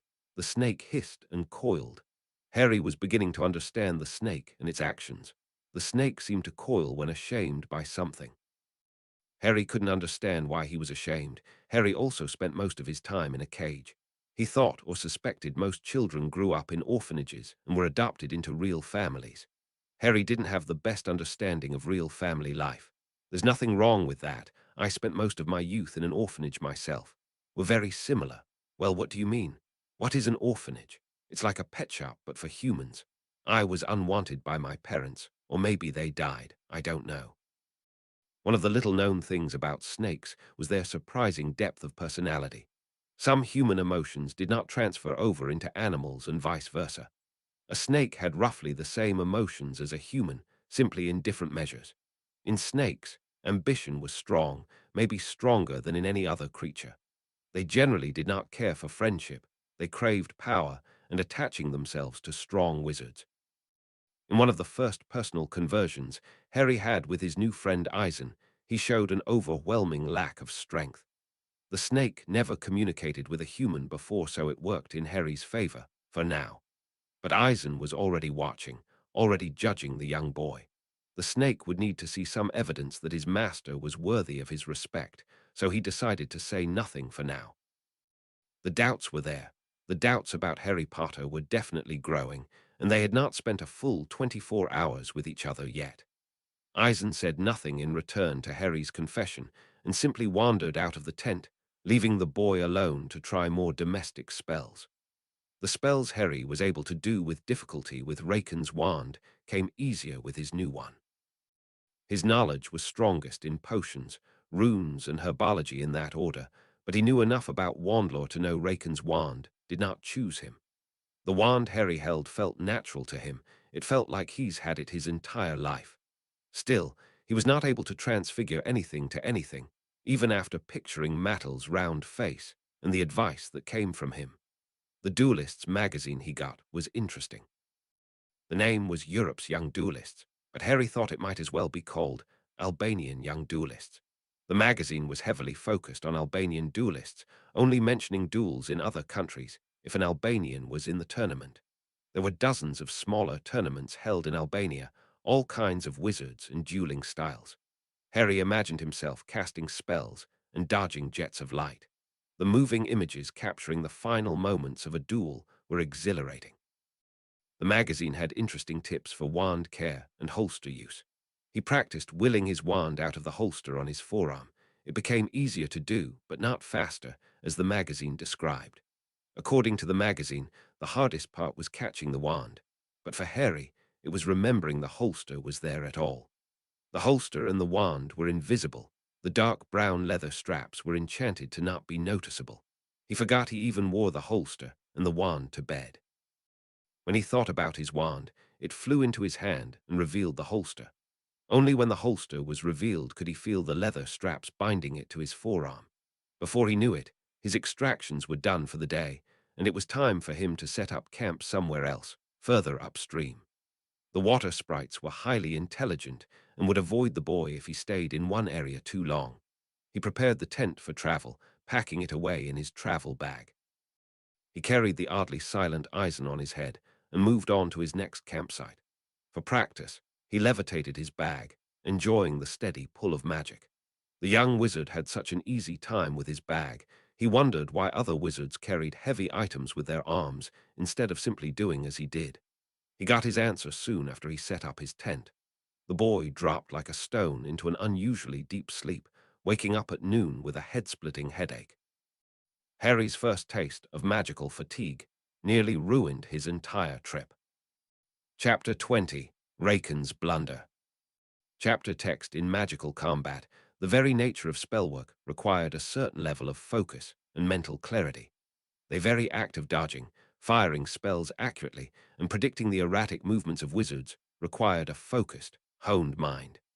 This duel, currently being waged within the demolished potions display room, was a strange one. It was a duel where all three wizards participating were in unnatural states of mind. Two wizards slung spells, not caring about what they destroyed or what they hit. They fought to avenge their eldest brother. The lone duelist, the heavily cloaked and robed figure, was gardening at home, shirtless on a bright summer's day, relaxing. Sometimes he was exploring a cave system with his wife of 3 years. The ward system had a very hard time identifying what he was doing. Each memory, both false and real, put him in a different place and time in a dizzying haze. The dark wizard was seemingly being born and being initiated into his cult at the same time. The dark wizard was doing absolutely everything except trying to murder everyone that wasn't Raken. The intent-based wards had an easy time with Raken. The highly advanced and nearly sentient wrote off the struggling potions master as a threat the minute he walked in for the first time. They evaluated his mind as unnatural, modified by the use of alchemical potions, but utterly harmless. His intentions were pure, his magic was weak, and he used alchemical potions to implement mental barriers. While somewhat effective against humans, they did nothing to the wards, and the ward scheme spent very little magical energy identifying the helpless, soaked potions master's motives, and instead focused on the temporarily shifting wizard in the middle of the room. Raken, the helpless and soaked potions master in question, lay sprawled on the floor, dazed, unable to process the chaos around him. He was flat on his back, numb and motionless, drenched in potions, water, and various ingredients. He lay in a stupor, aware vaguely of a massive shelf of potions, falling down on him. The fall happened in slow motion. Surely he would be crushed. Each potion a different dull color, nothing like the enchanted display potions in his own store. Raken remembered his time in France with Harry, finding a happy memory of him and Harry with the perfect potions team. He accepted his fate, unable to find the strength to flee. The shelf sure took a long time to fall. Raken waited for the inevitable collapse, bracing for impact. Against his better judgment, he cracked one eye open. The shelf hovered mid-collapse, almost as though it was being held. His mind, sluggish and overwhelmed, wondered absently if there was still time to crawl away. He saw the shelf begin to tip, finally deciding to once again obey gravity's pull. With a quiet breath and a strange calm, Raken shut his eyes again, heart thudding against ribs sticky with spilled mixtures, ready once more for the end. The potion's master felt an ungodly squeeze on the sides of his body. He opened his eyes with a wheeze. The breath was forced out of him. He felt like a cleaning sponge, a very intelligent magic sponge his dazed brain decided to add. Magic surged around him, thick and urgent, enveloping his limbs in an invisible grip. It yanked him backwards. He was dragged along the floor unceremoniously under a large wooden table. The excessive force on the older wizard ceased, and his overstimulated mind admired the craftsmanship of the desk. Raken could not believe his luck. In the middle of the room, there were no shelves that could crush him anymore. He thought that was nice. A man was under the tables next to him, writhing in pain, clutching his wand. The man had just been a bystander, in the wrong place at the wrong time. He could not remember the name of the man. He looked familiar, but Raken's mind had a hard time focusing on anything. The potion's master was a little out of it since his point-blank exposure to the explosion. He saw the jets of colored light, blue, green, red, purple, dark, light gray, and just could not find it within himself to worry. He looked at the back of the lone duelist, slashing the air and deflecting colorful beams of light away from himself. The former Death Eater was facing off against two men. It seemed like hours ago the Death Eater blew half the storeroom away. It seemed like hours ago Raken witnessed the Death Eater deflect a spell into the chest of the healer Dolph. Raken looked down at the cursed healer. He recognized the arrogant healer now. The air pressure changed. Heat surged from a deflected curse. Raken put his hands to his ears. A large explosion rang out once more. Raken crawled over the weakening man, pleading for forgiveness. The healer cried silently, slowly dying, holding Raken close to him. Raken cried as well, the pair loudly sobbing under their shared table. Healer Dolph let out a series of pig-like groans Raken could barely interpret as speech. "I saved your life. I stopped that bookshelf from crushing you, Raken," the healer said with a bloody, crooked smile on his face. "You can do so much good. Go legit, Raken. Keep perfect potions alive, but stop dealing poisons. You do not have to be a healer, but work against Brumor and Jarin. Heal the people you have hurt." Raken could not hear the words, not over the sounds of shattering glass or the roar of spellfire. He felt them. They left a mark on him, somewhere deeper on a magical level. He didn't know what spell had hit Dolph. Maybe no one ever would, but he knew Dolph. He was one of the most respected healers in the current, greatest generation of healers. A true grandmaster, mastering both potion lore and healing. He knew Dolph had sacrificed his own chances of survival for a fellow potions master. Dolph could put himself into extended stasis to buy himself years. If he survived this, if he managed to make it out in one piece, Raken would change. He would turn himself around. He had to live the life Dolph wanted him to live. The hooded Death Eater glanced behind him at the sobbing form of Raken in disgust. The Death Eater remembered Raken from his days in Durmstrang. He'd never expected the professor to be so pathetic, however. The man cried over the rapidly cooling body of the healer. It was disgraceful. Twice now, twice had he had to save the potion's master's life. The Death Eater expected Raken to react to the powerful surge of magic and shield himself from the explosion. The potion's master somehow reacted slower than the two wizards downstairs did. The dark wizard had to shield Raken from the worst of the explosion. The explosion still flung him to the corner of the room, but he survived intact. Then, while still employing occlumency and dueling two aggressive young duelists, he had to magically shield himself and pull Raken out from under the potion display case that would have surely crushed him. Of course, the academic repaid him by crying over the man who planned on ruining his career. It was hard to duel when you were looking out for someone else. The Death Eater kept taking glances over at the crying mess of a potions master while trying to hide the fact that he was directly worried about the continued existence of Raken. He looked back, covertly towards the last known position of Raken. Only the corpse of Dolph remained. Raken was mysteriously gone. The cultist suddenly had one less thing holding him back in his duel. Like everyone in Albania, Wizards were either scholars or duelists, sometimes both. He unfortunately killed the only scholar in the trio of brothers. Malik, the taller, broad-shouldered man, held his wand tightly. He was forcing spells out of his wand. He was far more powerful than both his younger and older brother. His strangely colored hair flew wildly as he waved his wand with gusto. His eyes were bulging. His breathing was labored. Malik held his ground, unmoving, unyielding. The spells he cast were noticeably dark.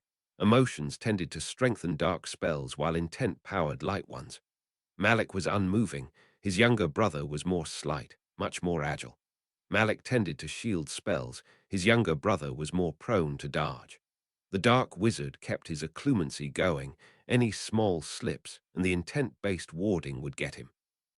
The slightest breakdown in what he visualized and what was happening would end the duel immediately. The dark wizard's occlumency had to be airtight, a seamless mental shield that prevented even the slightest glimmer of his true intentions from seeping through. He was cold, unfeeling.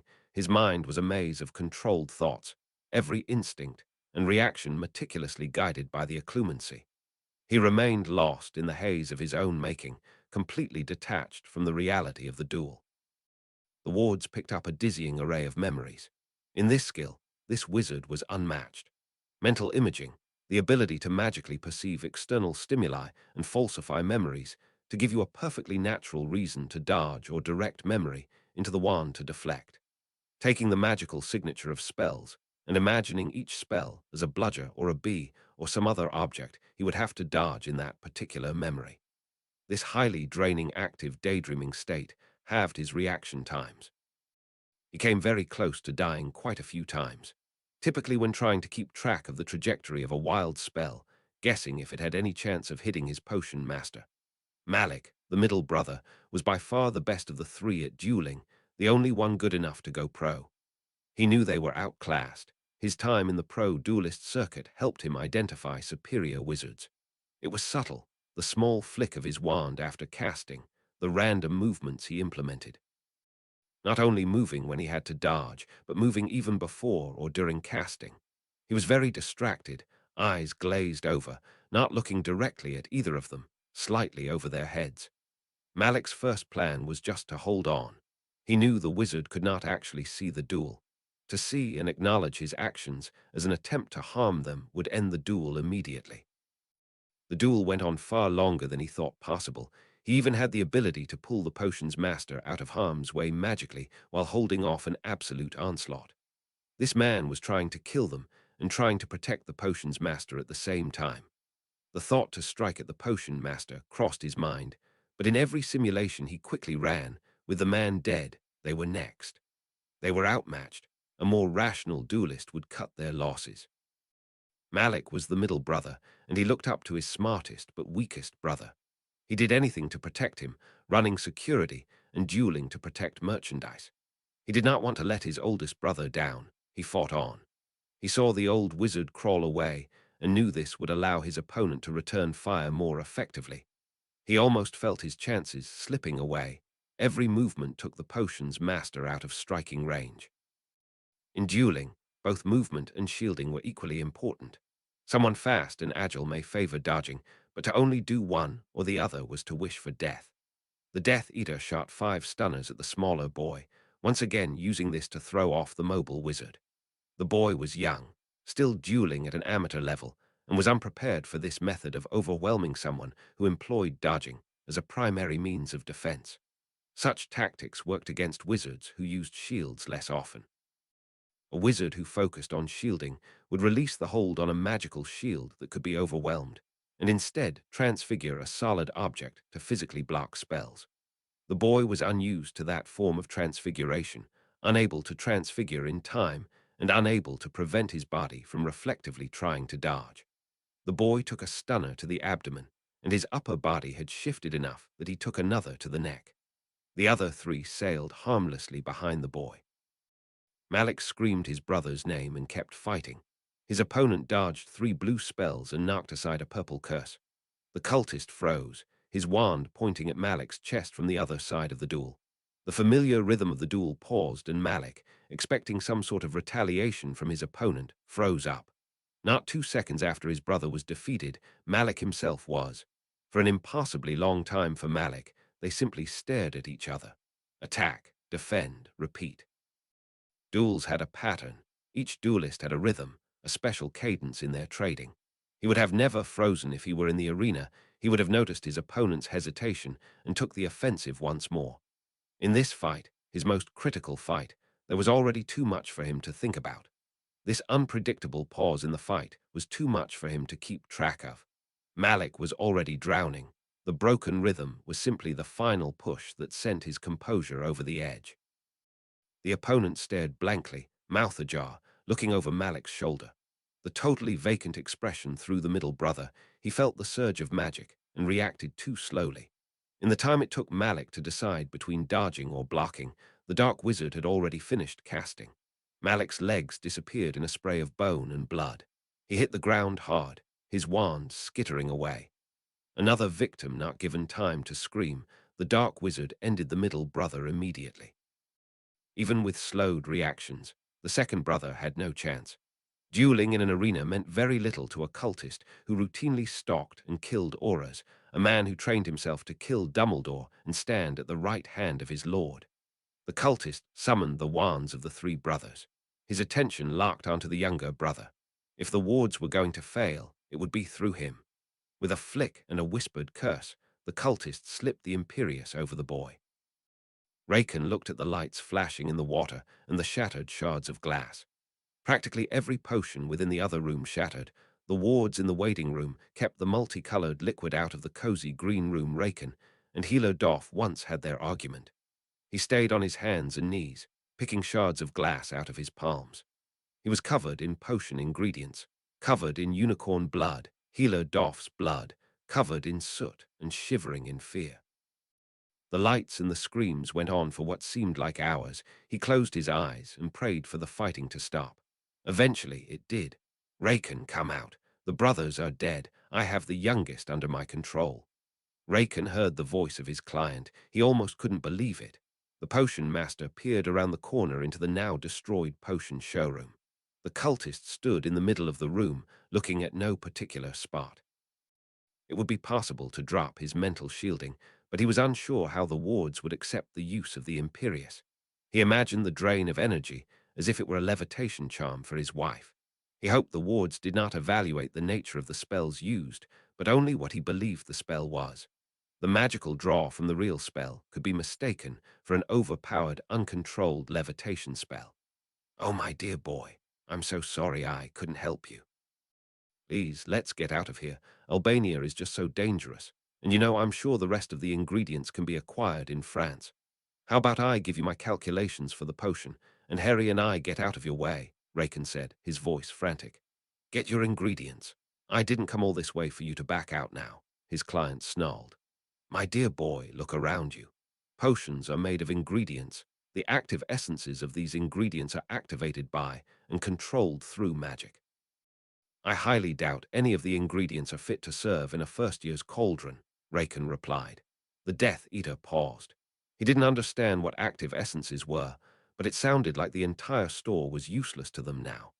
He vaguely remembered Raken speaking about active ingredients and active participants in potion ingredients, and he slowly pieced together the meaning of his words.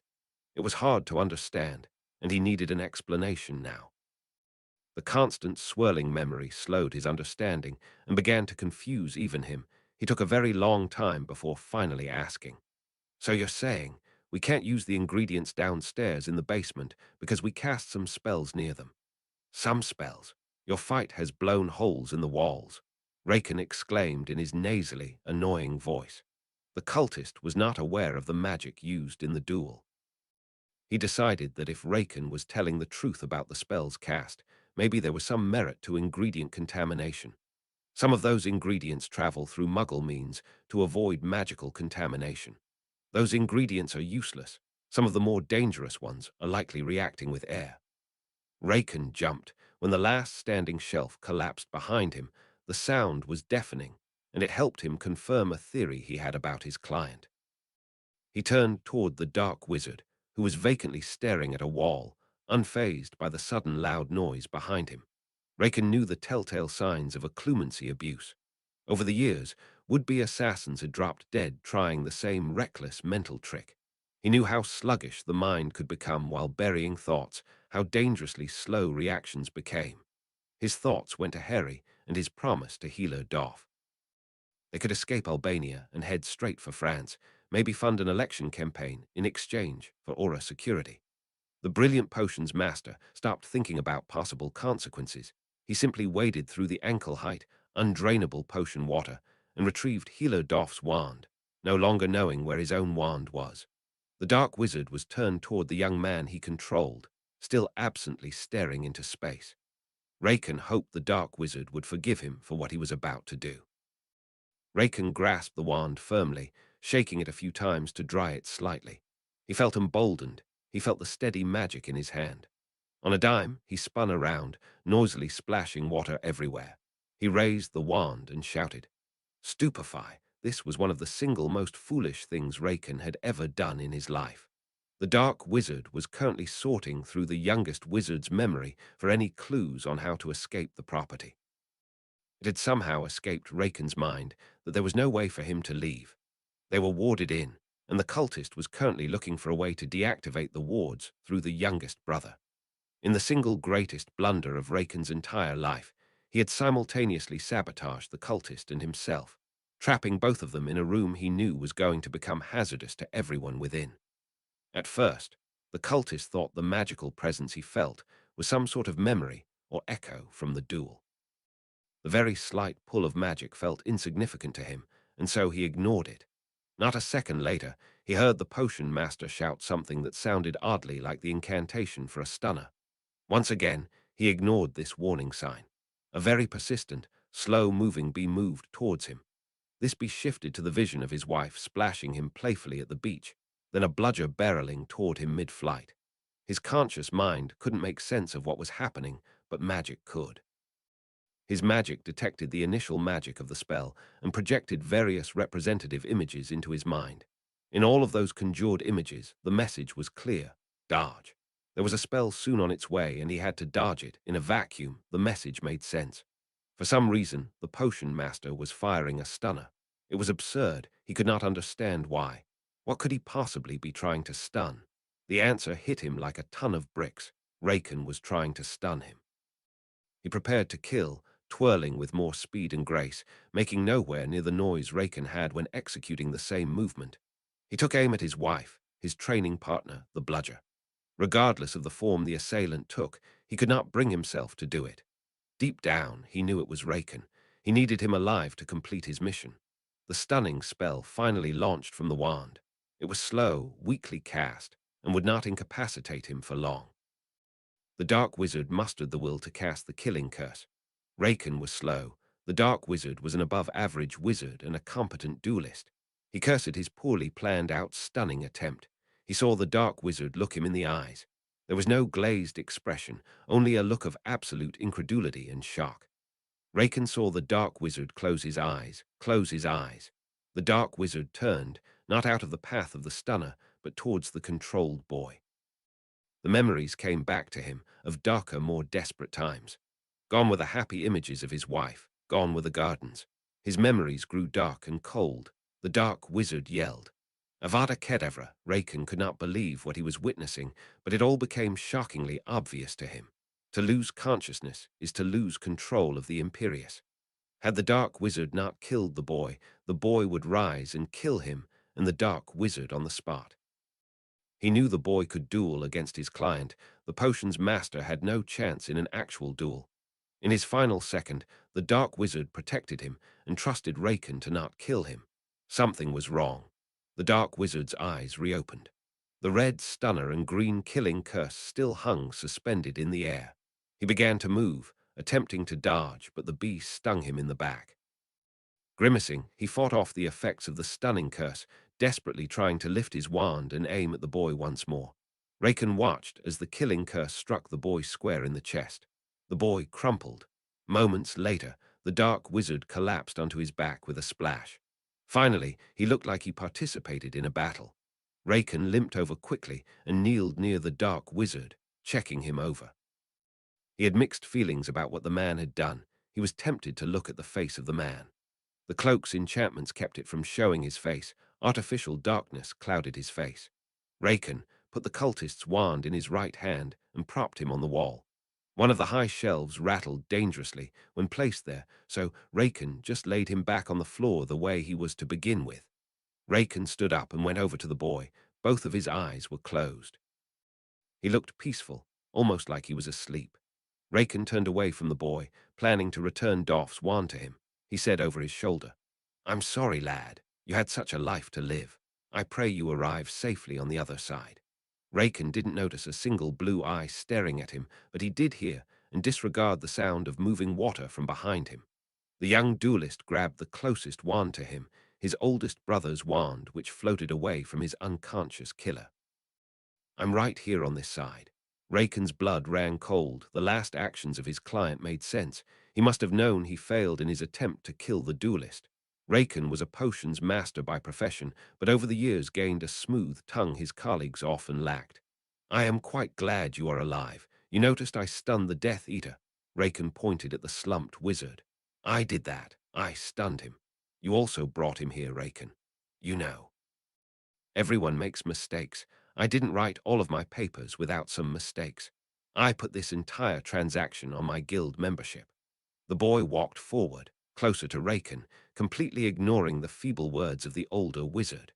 Raken ignored the clearly aggressive movements, only concerned about his own legal woes. The boy promised to make the potions master pay for his lack of remorse. "I would never do anything to lose membership. I have too many upcoming legal problems to lose their comprehensive legal prot." Raken was cut off by a fist to the jaw. His wand, which was loosely held by his side, skittered free from his hand. Raken stumbled back. His hands were up, not guarding his face, but instead covering his struck cheek with both of his palms.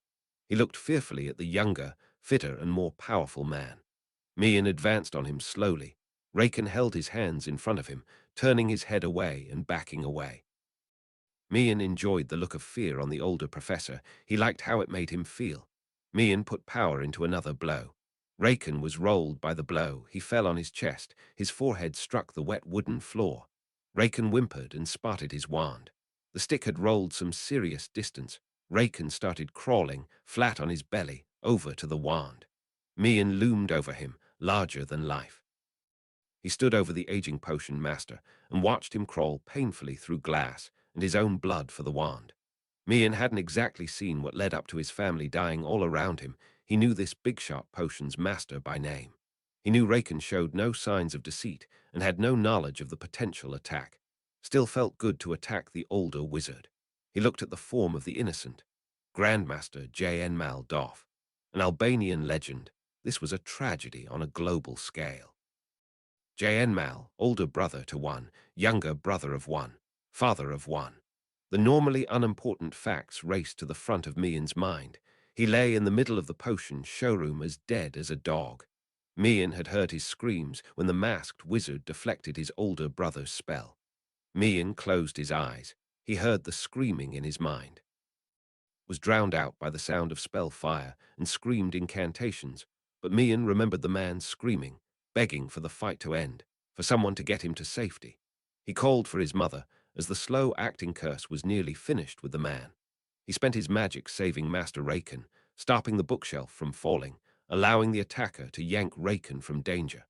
Mian looked at the gory mess in the corner. How could that legless sack of flesh be his brother, his strong and brave brother? Mian would throw away all of his potion books and certifications to be as charismatic and powerful as his older brother, as fearless, as selfless. He wasn't the smartest, but he was a caring father and husband. Mian looked over the half-blasted away counter. He saw the slumped and peaceful form of his eldest brother. This one hurt the most. The man would never, and had never hurt a fly. The eldest inherited the store and had a talent with potions and ingredients. This deal would have boosted his standing as a reliable supplier. It would have been a new expansion outside of Albania. Mian dropped his wand entirely to the floor. He held his brother's teal coat and cried into it. Long, heaving sobs, Mian forgot about the potion's master and the potentially dangerous dark wizard. He recalled dueling in the Albanian streets with his older brother. recovering stolen ingredients, or protecting their eldest brother in some other way. The memories hurt, and he lost track of time. Stupefy, a weakly red spell shot from the end Raken's wand. Even in Raken's condition, it was pathetic. It moved lazily across the room and shattered another ingredient jar directly over the left shoulder of Mian. Raken took aim again, laying on his back, using his arm to prop him up. Raken had missed a still target who was not looking at him. His years of scorning wand wavers came back to bite him. Mian turned slowly. He had wanted to take his rage out on someone. Crucio. For the first time in decades, the professor stopped thinking entirely. Every nerve alight with a torment so pure it was beyond description. Mian stopped the draw of magic and stunned the potion's master. He was going to call his father. When his father came to Albania, there would be hell to pay. Chapter 21. The Albanian Incident. Chapter text today was the day Raken was meant to collect his young student. This day brought chance, and all eyes were on Albania. Some of those eyes were more concerned about the scary scenes happening in Albania. Others were more concerned about what those scenes meant for them in particular. Mattel, keeping a close eye on the entire situation, silently rejoiced. The Perfect Potions team reduced the sale from a whopping 50% to a measly 5%. His magical contract mandated that, in the event of Raken's disappearance, he would own Perfect Potions. Now that his potential profits were in question, the sale was far too much. The previously idealistic wizard hid and denied his corruption from Raken and his team, but he could not deny his newfound love of money. He took out several ads, advertising special anti-contamination potions. These were barely magical wellness potions. He changed the enchantments controlling the colors, made them sparkle, marked them up by 70%, and then offered a 10% flash sale. The shrewd businessman popped a bottle with his team, celebrating the pending arrest of Raken. The contract claimed Raken had 3 months to step foot in Perfect Potions after his confinement or death. Mattel was not sure if Raken was simply hiding or actually fulfilled the terms of the contract, but the thought of potentially owning the massive store made him giddy. Mattel was possibly the only one happy about the situation in Albania. Potion masters Matthias K. Brumore, Jarin, and Lysandra Clearbrew all received their official summons on the same day. Bright and early, 10 in the morning, exactly 5 days after the disappearance of Grandmaster Doff and the near-cataclysmic ingredient meltdown within the storeroom of the apothecary. The initial report, the only one sent by Doff, implicated Raken in the purchase of the ingredients. The report provided a full list of the ingredients, their quantities, and their relative purities. The Guild dispatched an emergency task force of potioneers to assist with the containment and transportation of the ingredients to Raken's lab. The Guild just wanted to avoid any minor accidents with the transport of goods. A simple Greek intervention unit, just to make sure Master Raken had it all under control. The Guild's prudent action was critical. If this task force was not dispatched immediately after Doff's report reached the Greek field office, they would have been too late. The 5-person task force arrived at a ravaged apothecary. No bodies were found, but the use of spellfire was obvious. The battle was brutal. An aura contingent was requested. Upon a full inspection of the property, the ingredients were discovered. Several were magically contaminated, prompting the task force to call for immediate intervention. The Potioneers Guild forwarded the request for assistance to several major potion societies and European ministries. 5 hours after Raken's blunder and abduction, over 40 highly trained potioneers and several teams of healers evacuated nearby magical and Muggle districts of the Albanian capital with the assistance of the Muggle authorities. The politics of jurisdiction ended when the container of fated ashes showed the initial signs of magical activity. Grandmasters Mew and Alva took control of the entire operation, from the removal of the currently stable but still hazardous ingredients to the actual de-escalation of the reacting ingredients. Raken's rivals in France absorbed every rumor and story emerging from Albania. News from within the guild itself was practically non-existent. The entire operation was being managed at the highest levels. The poison creators looked on, unconcerned but very interested in the ingredients. They actively searched for clues as to who had ordered the ingredients, but very little surfaced during the first 2 days. On either side of the veil, different stories circulated. Wizard kind interacted closely with Muggle society in Albania, so the Muggle government proved to be quite cooperative. The Potioneers Guild worked with various potion societies to maintain consistency in the narratives shared with the magical population. They wanted to heavily downplay, the involvement of their guild member. However, the agreement not to name any specific wizards dissolved after a near breakdown on the second day of attempted containment. The other societies could not allow the guild to simply evade responsibility by permitting yet another rogue member to go unpunished under their protection. The news broke, but the full story had yet to emerge. Even the most scathing articles were still unable to name a specific wizard. The Potioneers Guild is facing mounting criticism, as it is revealed that the potioneer responsible for the developing situation in Albania is a guild member under the direct oversight of the organization. Despite enjoying unprecedented freedom in research, experimentation, and commercial ventures, many guild members have begun pushing for even less oversight. Ironically, this incident comes at a time when the Guild has deliberately scaled back its supervisory role in order to foster innovation and trust. There are many who believe the Guild's leniency is being exploited rather than appreciated. A Guild spokesperson has declined to name the wizard involved. The Guild swiftly imposed a lockdown, forbidding any member from disclosing the identity of the wizard mentioned in Doff's report. The punishment for this was immediate expulsion from the Guild. Even the wizards within the guild who did not read Doff's report had a few good guesses at who would be responsible. From an outsider's perspective, Raken seemed like an obvious choice. Not to the guild members, very few guild members guessed that Raken would be responsible. After all, it would mean 2 major incidents tied to the same man in a single year, an utterly ridiculous accomplishment. Some of the members in the Potioneers Guild had their varying degrees of legal scrapes over their long careers, but no one was stupid enough to jump into the fire twice within the same year. 4 different potions masters, all Potioneers Guild upper management, publicly revealed the name of the wizard involved. The next day, a grainy picture of the wizard named Raken hit every paper, both Muggle and magical. The Muggle paper had a simple, "Have you seen this man?" But the magical papers went over Raken's storied past and revealed the new laws international courts were drafting for him. When Jarin read the paper that morning, he fainted in the middle of the French cafe, right in the middle of magical France. There was no defending Raken anymore.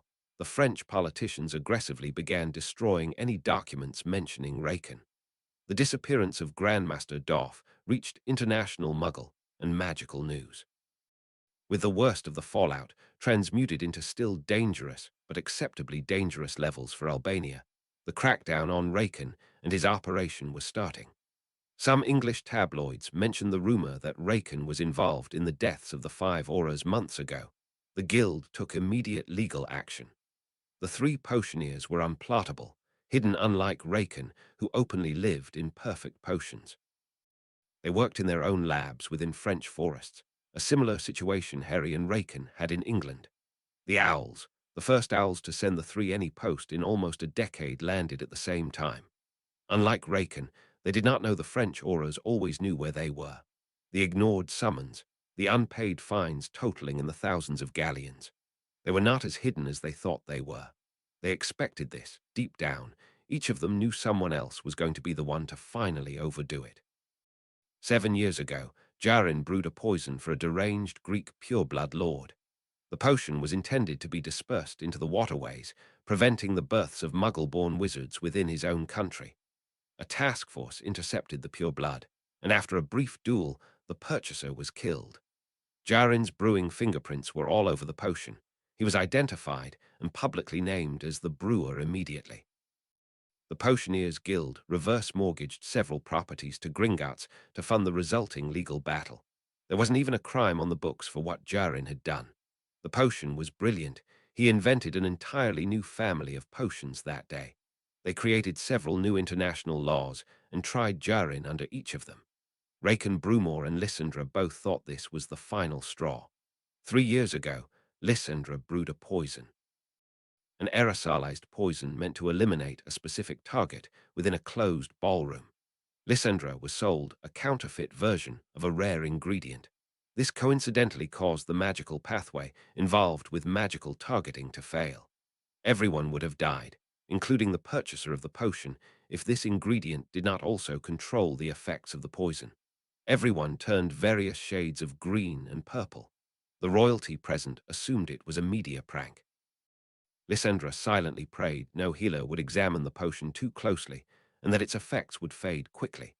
But according to both her and Brumore's calculations, that was unlikely.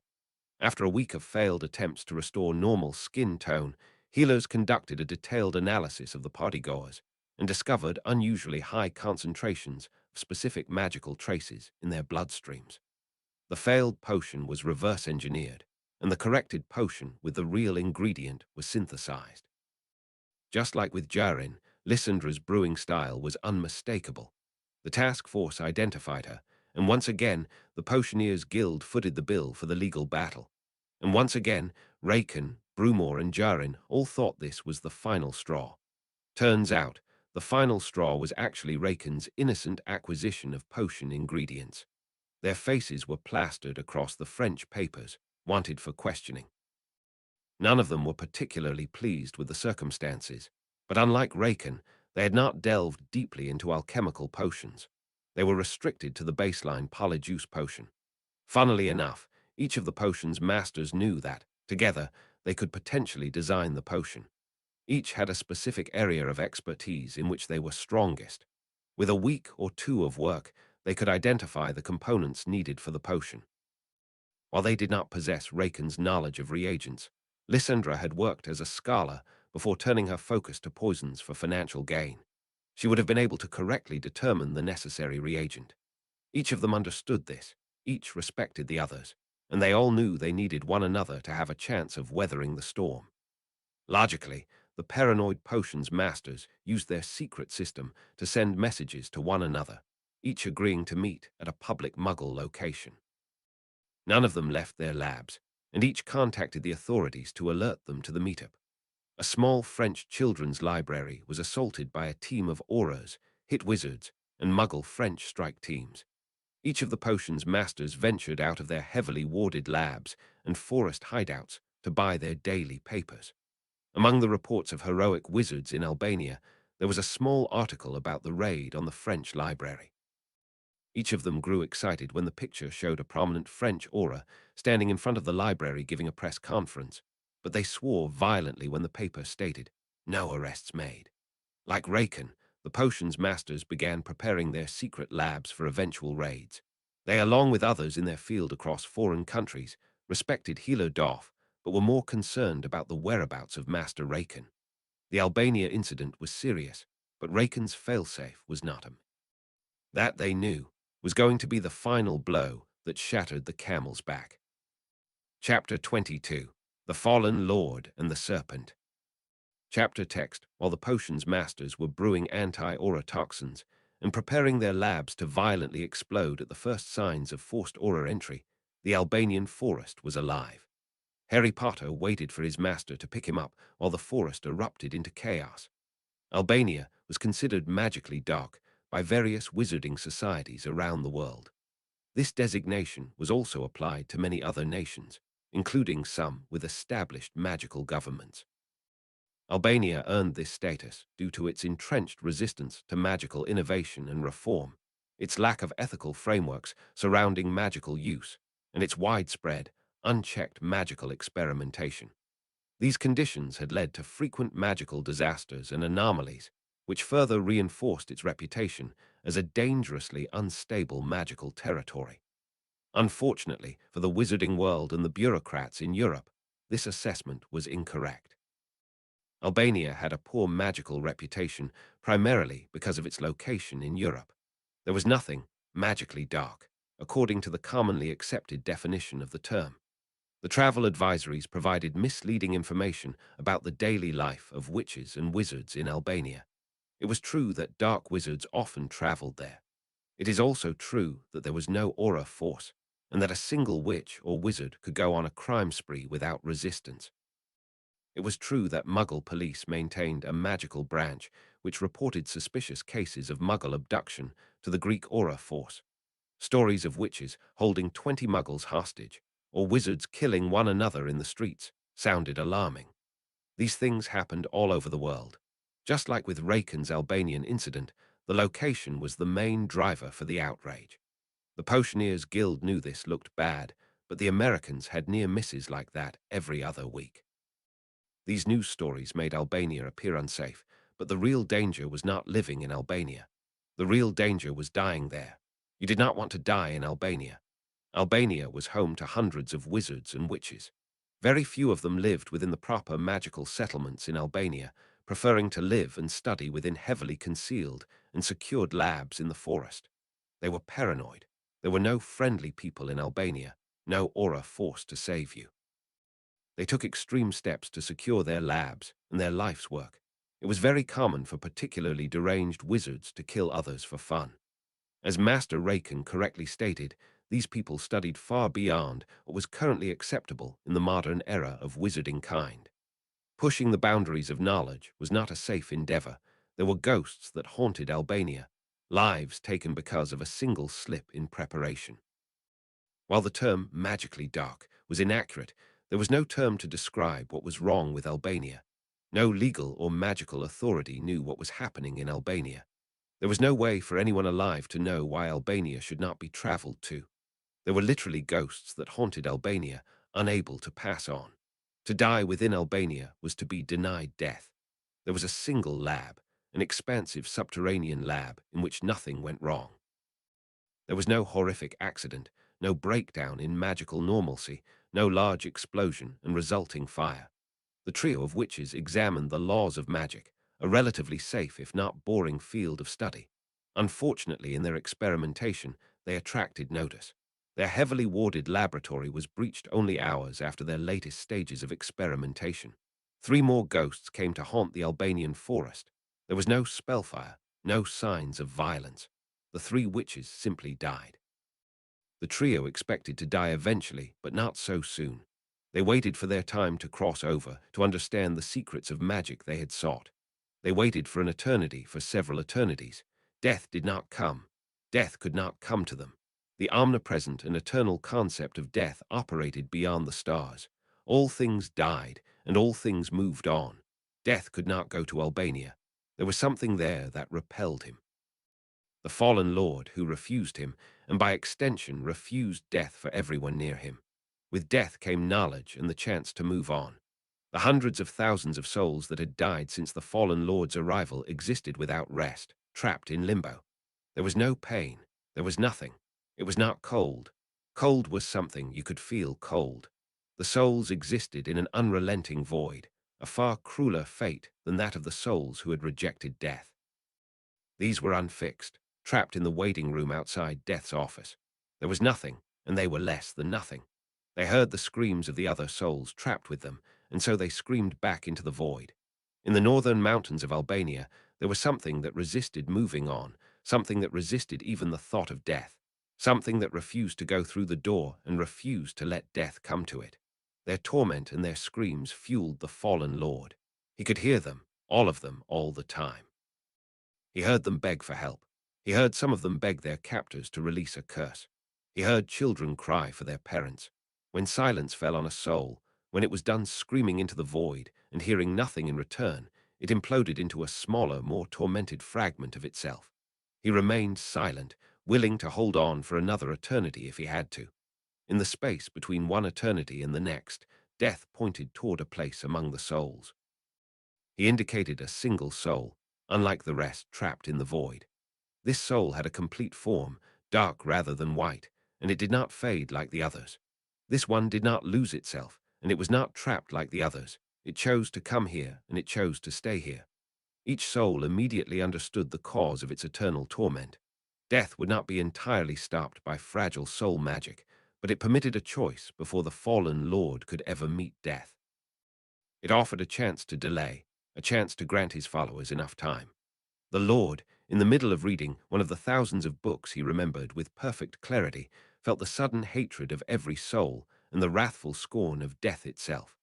The souls saw the defiance emanating from the silent and therefore invisible soul, a soul unlike themselves. Death illuminated each soul according to its capacity for understanding. Every individual, whether muggle or otherwise, received a personal explanation of their current state. Every soul that entered this limbo, regardless of the time or manner of their death, would understand at their own level why they were here. The muggles raged at the Lord, many believing him to be a kind of obstruction, like a truck blocking both lanes and preventing them from passing. The magical scholars, upon learning the exact method of their entrapment, did not rage or shout. They wept. Those who had reached this conclusion in past eternities had ceased screaming and shut down after getting confirmation, hoping that the void would eventually consume them.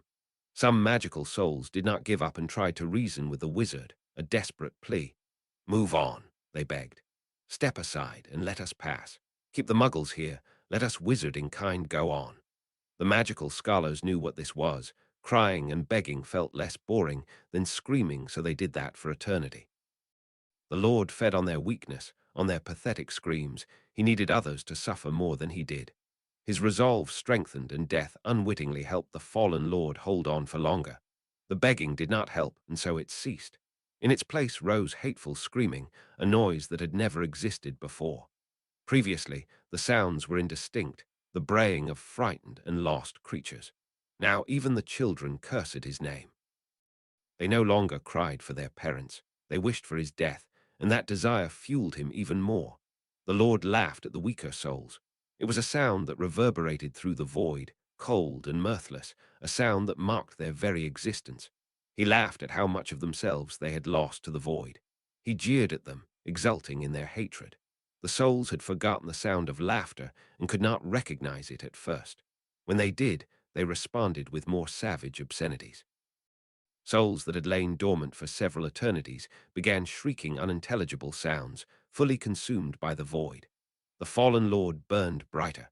The void grew more severe, and the screams became louder. The fallen Lord was powerful. He was visible as a spirit, a dark fog of shifting vapor that settled and moved at random. He was unable to interact with magic, however. He was still a magical spirit and subject to its laws. He did not kill the trio or anyone else. There was an opposing force, a counterpart to the fallen Lord. This counterpart was a serpent, a being that existed entirely in the world of the living, a being with no knowledge of the spiritual realm or the eternal torment that awaited all humans. This opposing force was one of many within the now abandoned subterranean complex. It had been 5 years since the serpent found and eradicated the researchers. The air was stale and rank. The smell of death and decay filled the space. Ancient tomes and scientific journals were scattered like fallen leaves, their contents lost to time. The new occupants did not care for the field of study, and the one who struck them down abhorred wizarding, kind for their constant need to stretch and bend the limits of magic. In the center of the room, a congregation of snakes gathered for worship. Their scales gleamed in the dim light, hues of emerald, brown, and copper glinting as they writhed. Towering above them was their goddess. The smaller snakes encircled her in reverence, their movements synchronized and controlled by the serpent. In the corner, the half-rotten bodies of deceased snakes. Discarded and forgotten, the bodies of the most reverent who reproduced simply to provide their children with the chance to be near the serpent. The laboratory served as a throne room for this serpentine matriarch, one of many laboratories where the occupants got too close to the true nature of magic. The matriarch's domain was a place of dark reverence, where snakes came to worship and ultimately give their lives in service. Yet, whispers of a different snake had begun to circulate even within this throne room. A snake with power unmatched for his age, possessing pure magic untainted by the imperfections which stained all magical creatures. This snake traveled through the forest, loudly announcing his presence. This snake called himself Eisen, and from him all snakes fled. Eisen ventured through the forest for 3 days, returning to Harry for food and to visit the different campsites. He was desperate, searching for answers from his own kind. His foolishness was mistaken for bravery. Snakes were known to eat other snakes. Eisen was young, an easy meal. The snake was not aware of this, having lived in an isolated cage away from his kind. As he stalked and followed other snakes by scent, larger and more dangerous snakes added to his reputation as a powerful adversary. Each mundane species, there are magical variations. These variations are shaped either by the ambient flow of magic in certain, geographically significant places of power and evolution, or through wizarding experimentation. Among wizard kind, the differences between the variations have not been widely studied, leaving entire species undocumented. In reality, the rarely used term magical species would apply. Eisen slithered through the Albanian landscape, and the mundane snakes near him knew he was special. They could not see the magic, but they could hear it. Unlike humans, who might only feel uneasy around a powerful magical source like Dumbledore, animals possessed a primal understanding of magic. They could hear magic, and Eisen positively sang. The snakes of Albania were particularly sensitive to Eisen's presence. Without the common occurrence of magical creatures in their nation, they developed a keen radar for the unfamiliar. Eisen and his magic was unfamiliar, and their instincts warned them about him. Their fear was misplaced. He was a completely non-magical, mundane grass snake, an utterly worthless and unimportant animal, completely forgettable to anyone other than Harry Potter and the owl in the pet shop. The wizard trusted and loved Eisen from their first conversation, but his trust was not repaid. Harry's magic, the closeness the snake had to a true speaker, and the limited bond they shared confused the primitive instincts of the snakes. Harry's ability was magical in nature, allowing him to speak to Eisen and converse in their shared language. It all worked in Eisen's favor. The non-magical nature of the snake meant he could provide nothing in return to Harry. Eisen owed Harry his freedom and his life, and he provided absolutely nothing in return. He is not magical. A snake was not a serpent, not really. No snake or serpent would consider themselves to be one of the other groups. The serpent was not mistaken for even the first second. Light bent unnaturally around an immense obsidian figure, a large serpent in the middle of a den of snakes.